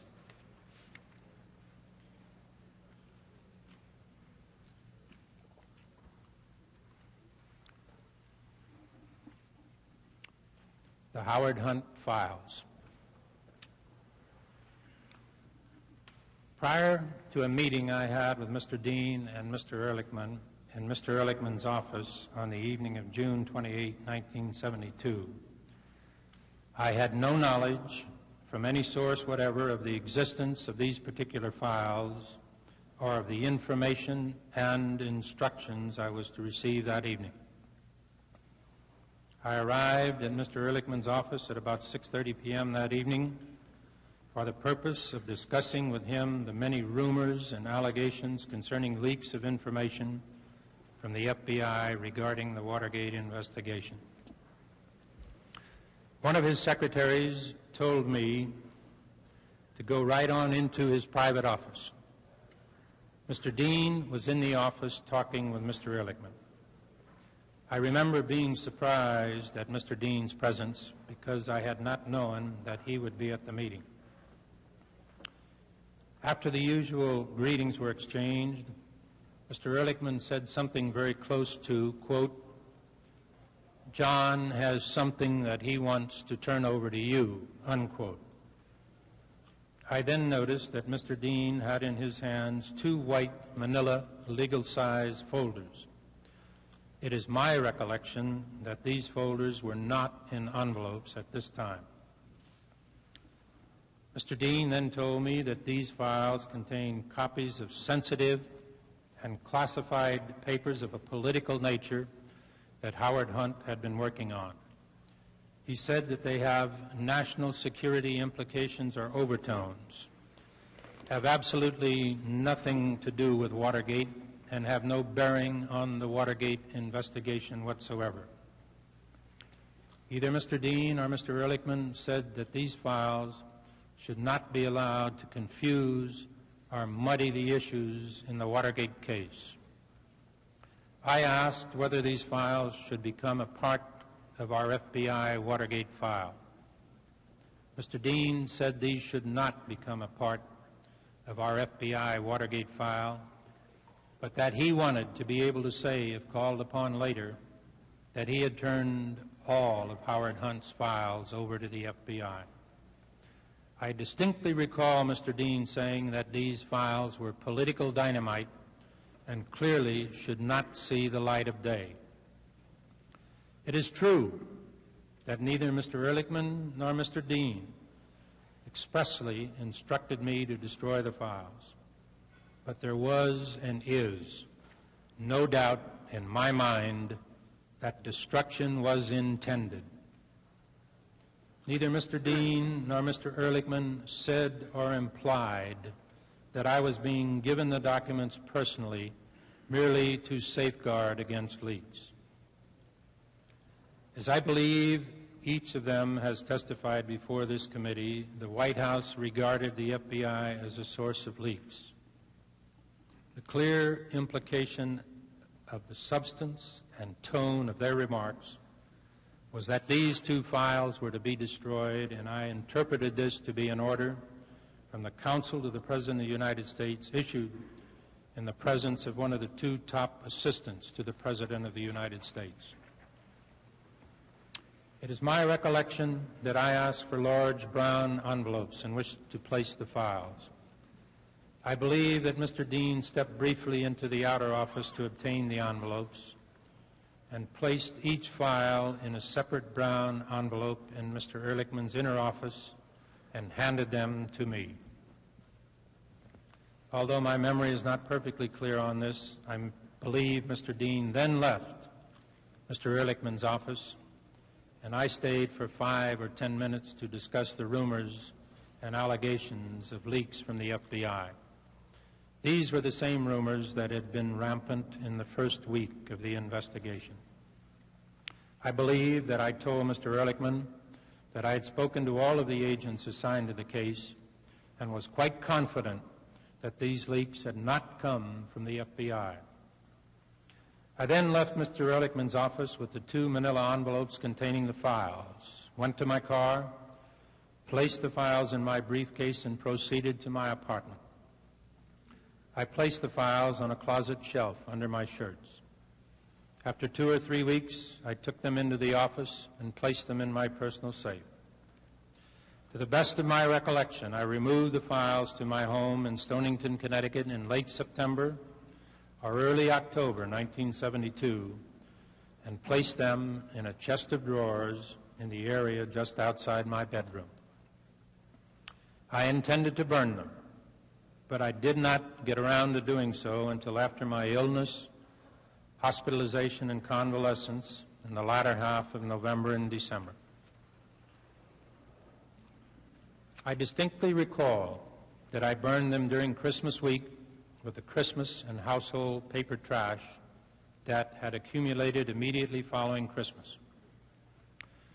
To this point, I had not read or examined the files, but immediately before putting them in the fire, I opened one of the files.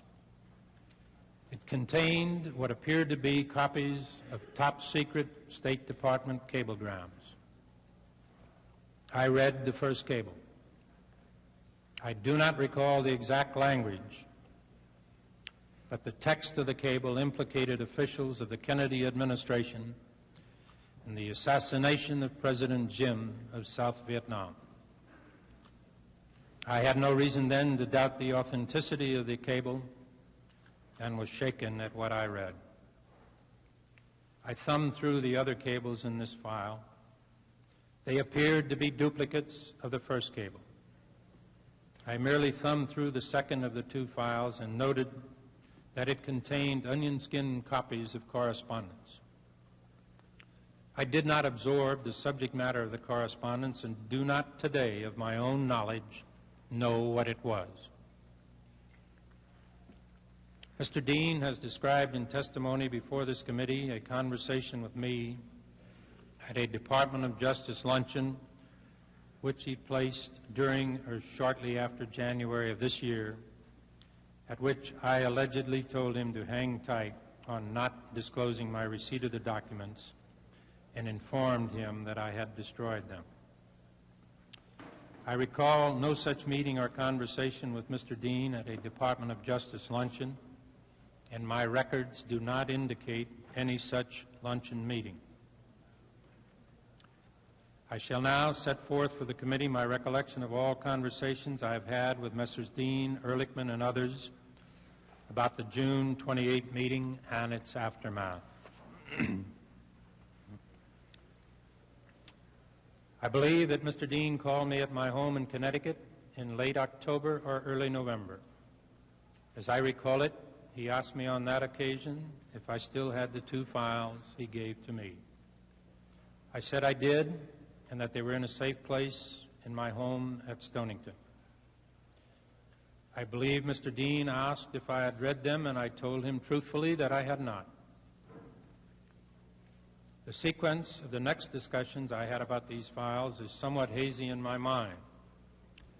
My best recollection now is that over a span of several days, during my confirmation hearings in early March of this year, I had discussions on the subject with Assistant Attorney General Peterson, John Dean, and John Ehrlichman in that order.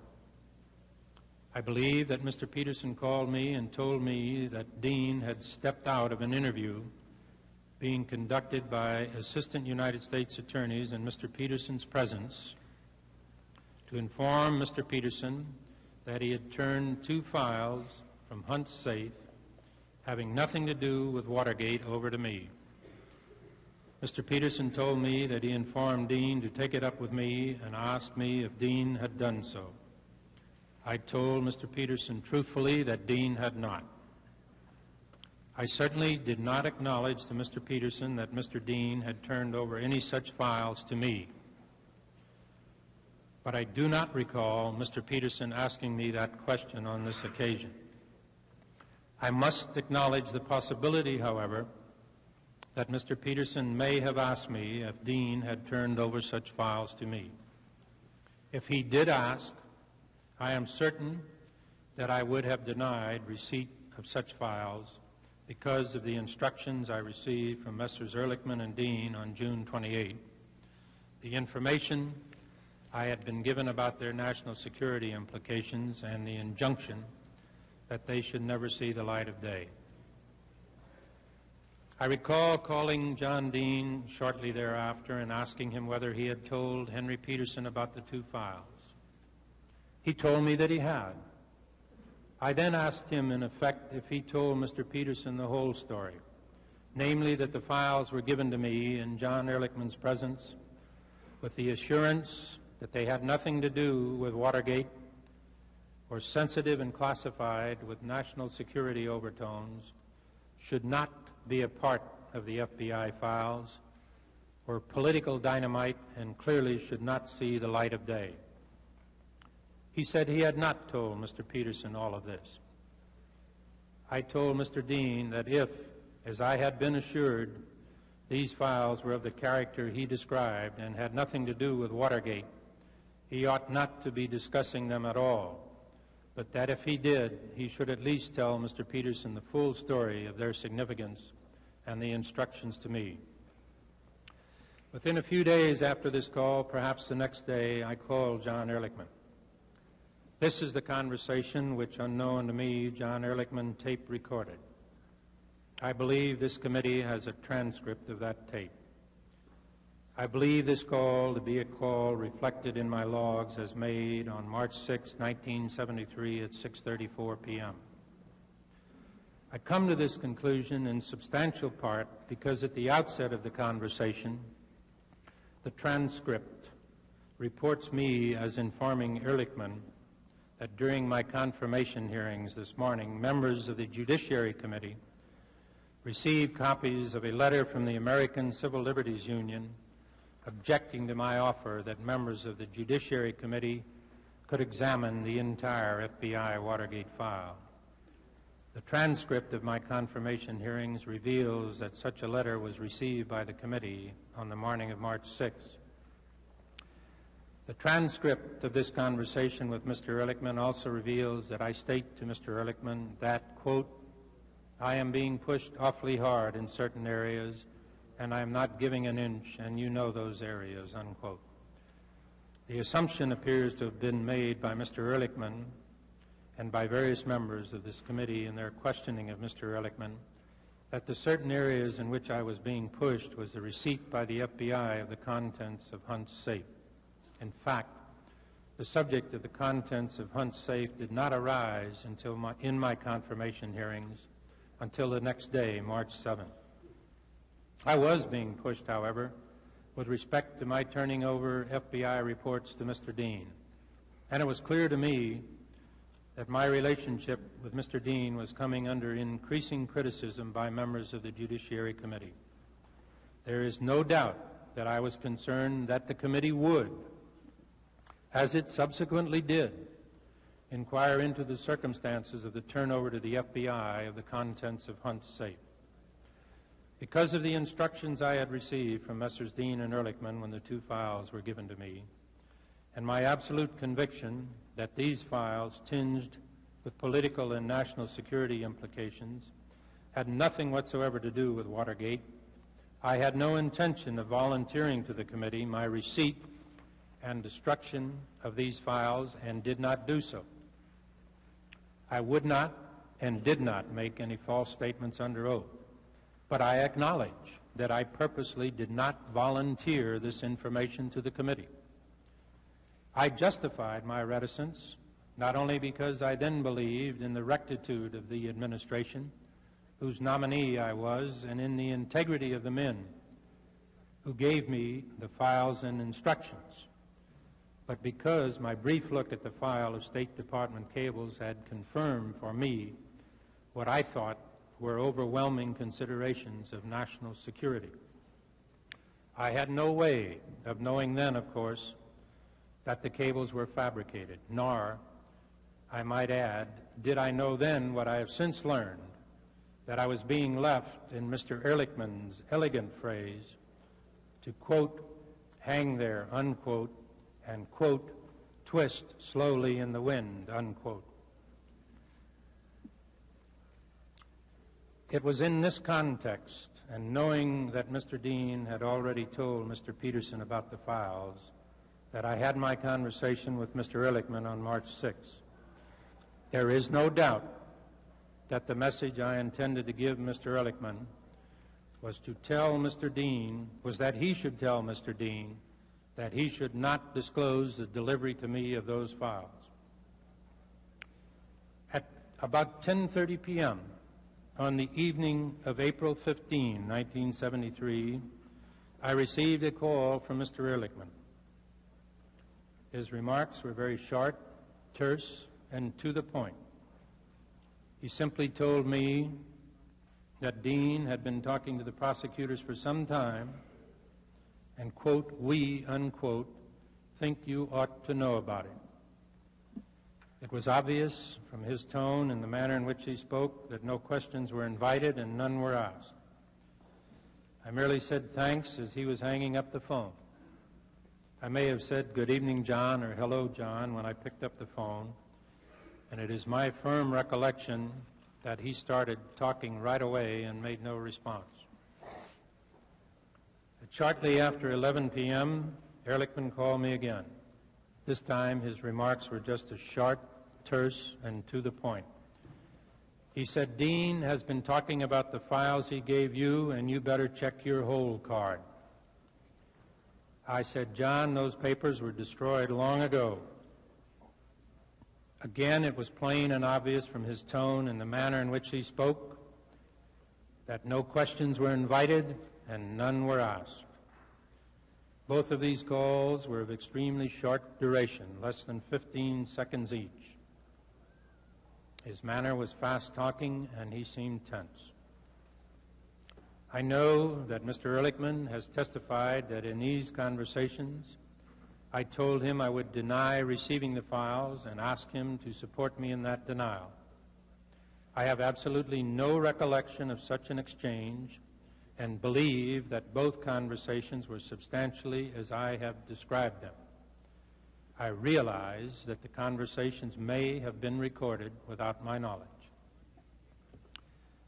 On Monday, April 16, 1973, at 10:54 a.m., Assistant Attorney General Peterson came to see me. He said that Mr. Dean told the prosecutors he had turned over 2 of Hunt's files to me. I denied that I had received them.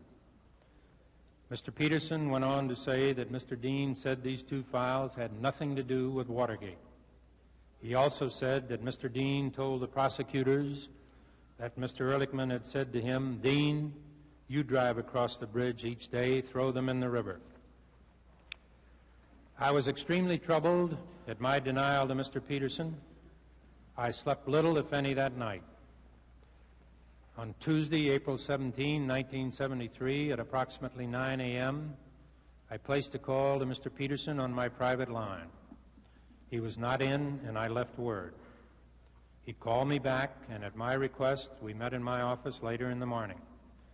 I started our meeting by admitting that Dean had given me 2 white manila files in Ehrlichman's office. He asked if I had them, and I told him I had burned them. He asked if I knew what was in them. I told him I had not read the files. He said, the Assistant United States Attorneys will want you before the federal grand jury. I told him I would go willingly and, quote, tell it to them straight, unquote.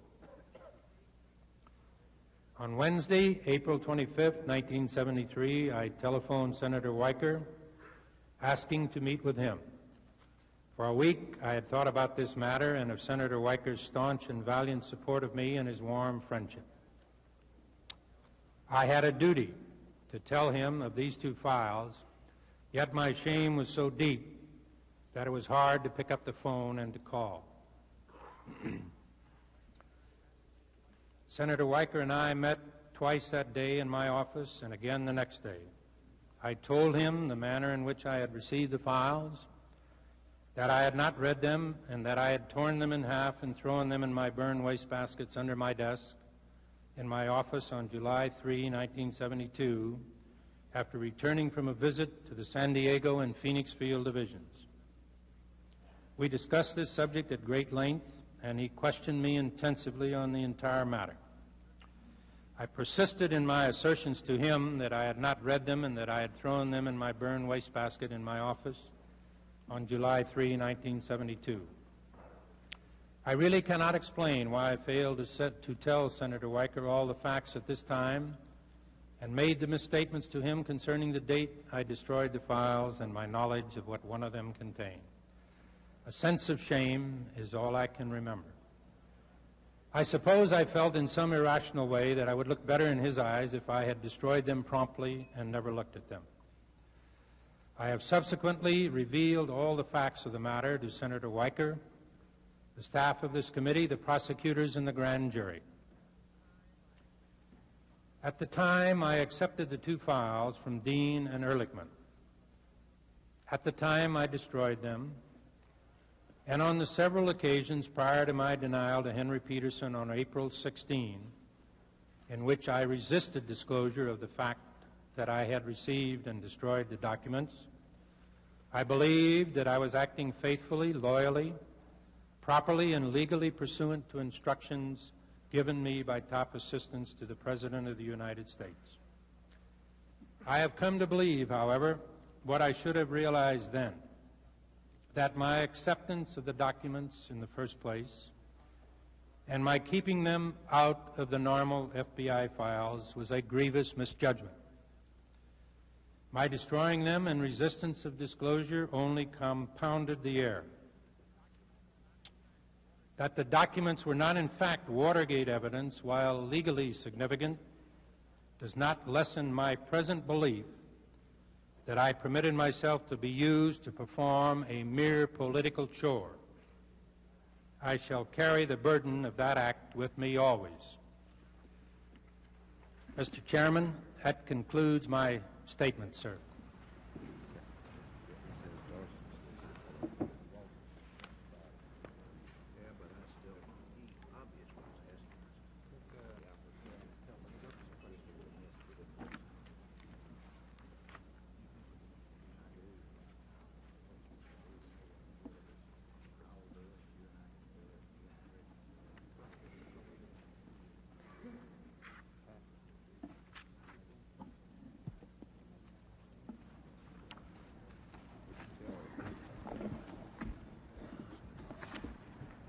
Mr. Gray, the committee got copies of your statement late, and neither the counsel of the committee have not had an opportunity to study it. And it's almost 4 o'clock after 5 days of hearings here, and if you have no objection, the committee will postpone the interrogation until Monday. Mr. Chairman, I'm at the command of the committee. At 9. The committee will stand in adjournment until 9:30 Monday morning.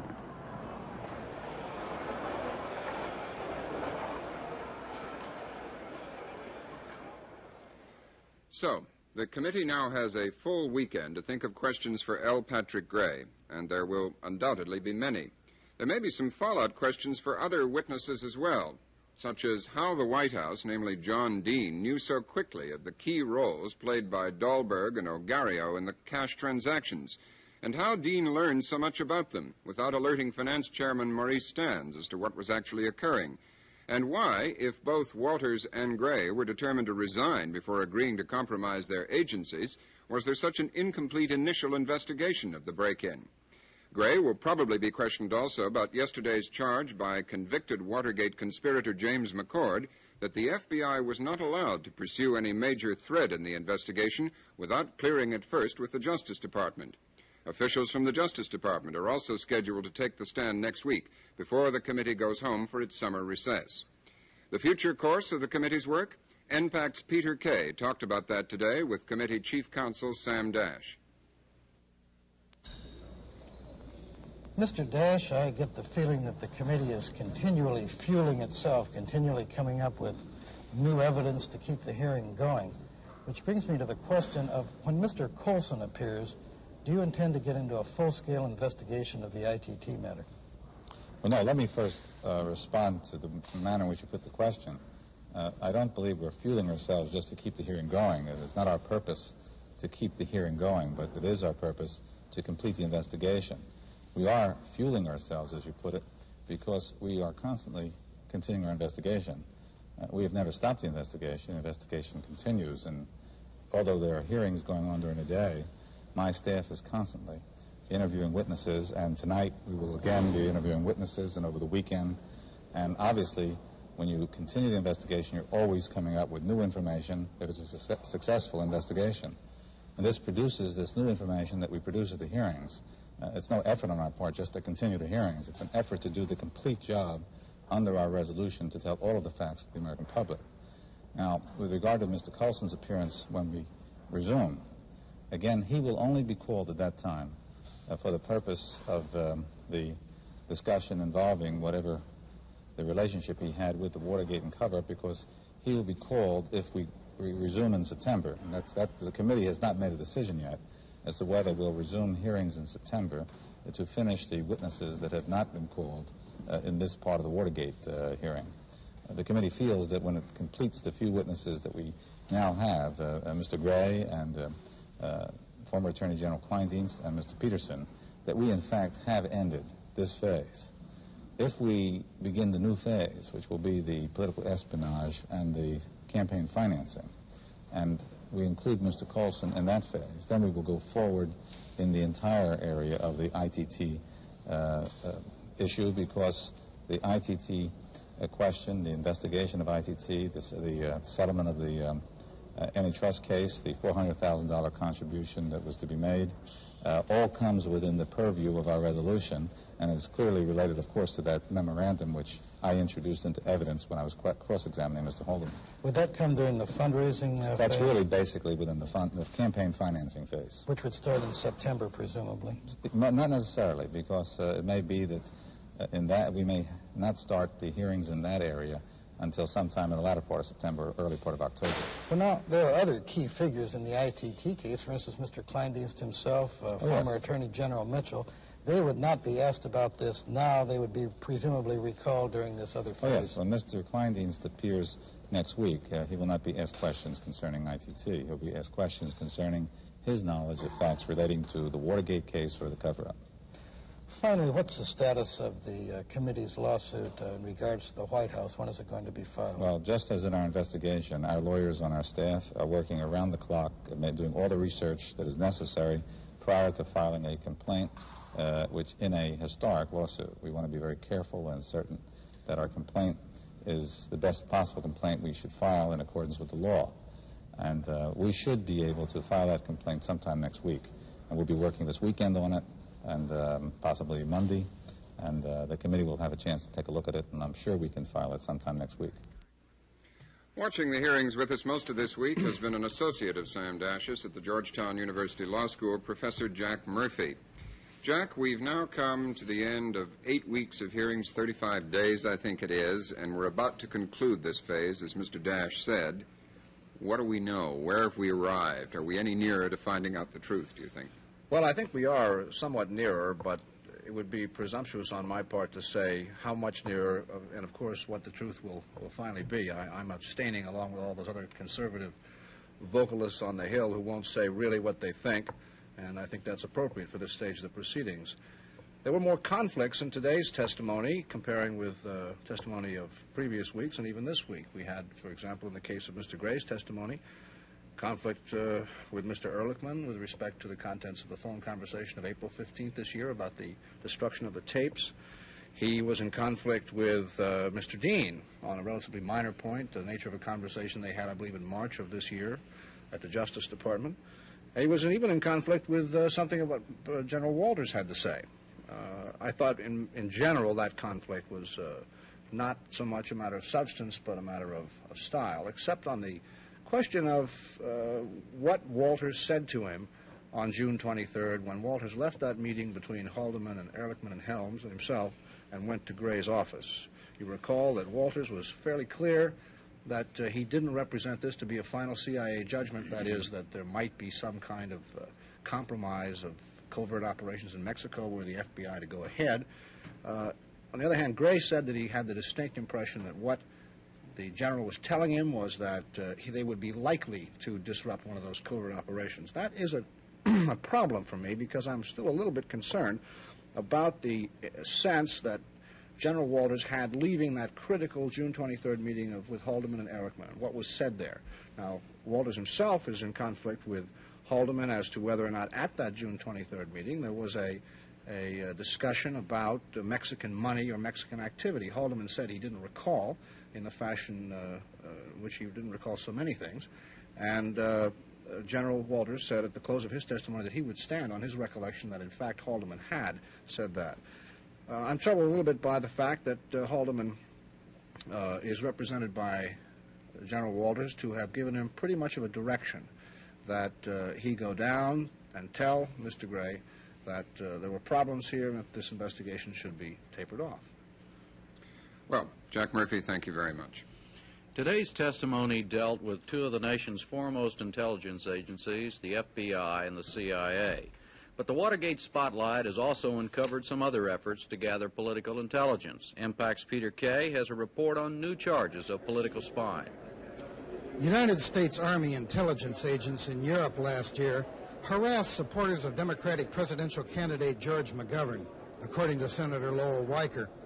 A member of Weicker's staff turned up documents that show that a group of pro-McGovern American civilians in Berlin were subject to wiretapping, surveillance, and having their mail opened. These documents were classified in an attempt to cover up the activities of the Army intelligence agents, but copies have been turned over by Weicker to the Senate Armed Services Committee and to the Watergate Committee, and I asked the Connecticut senator if the same people who brought us Watergate have extended their activities to the Pentagon and to the Berlin Wall. As I indicated to you, the reason why I turned it over to Armed Services, I just don't have the resources or the capability of conducting a thorough investigation. I know the evidence I've got indicates exactly what I've told you. Now, who directed it, how extensive it is, etc., that's something to be investigated. One last quick question. And I admit to the fact that I'm maintaining a personally broad status on what my source is, on where we're talking about, etc., because I've got some sources to protect, and I'm sure the committee does also. First, there was Ambassador Richard Helms, and then Generals Robert Cushman and Vernon Walters, and now L. Patrick Gray. These four men, the witnesses of the last 2 days, have more in common than a maturity of age and the gray in their hair. They all brought distinguished, unblemished careers to their involvement in or brushes with Watergate, and each has now been forced to come before this committee, and thus before the rest of us, to publicly confess to having done things they sorely wish they hadn't. The degree varies, of course, from Mr. Helms lamenting his okay to let CIA psychiatrists and technicians assist the White House plumbers, to Mr. Gray's extremely poignant admission that he destroyed evidence and that he shall carry the burden of that act with him always.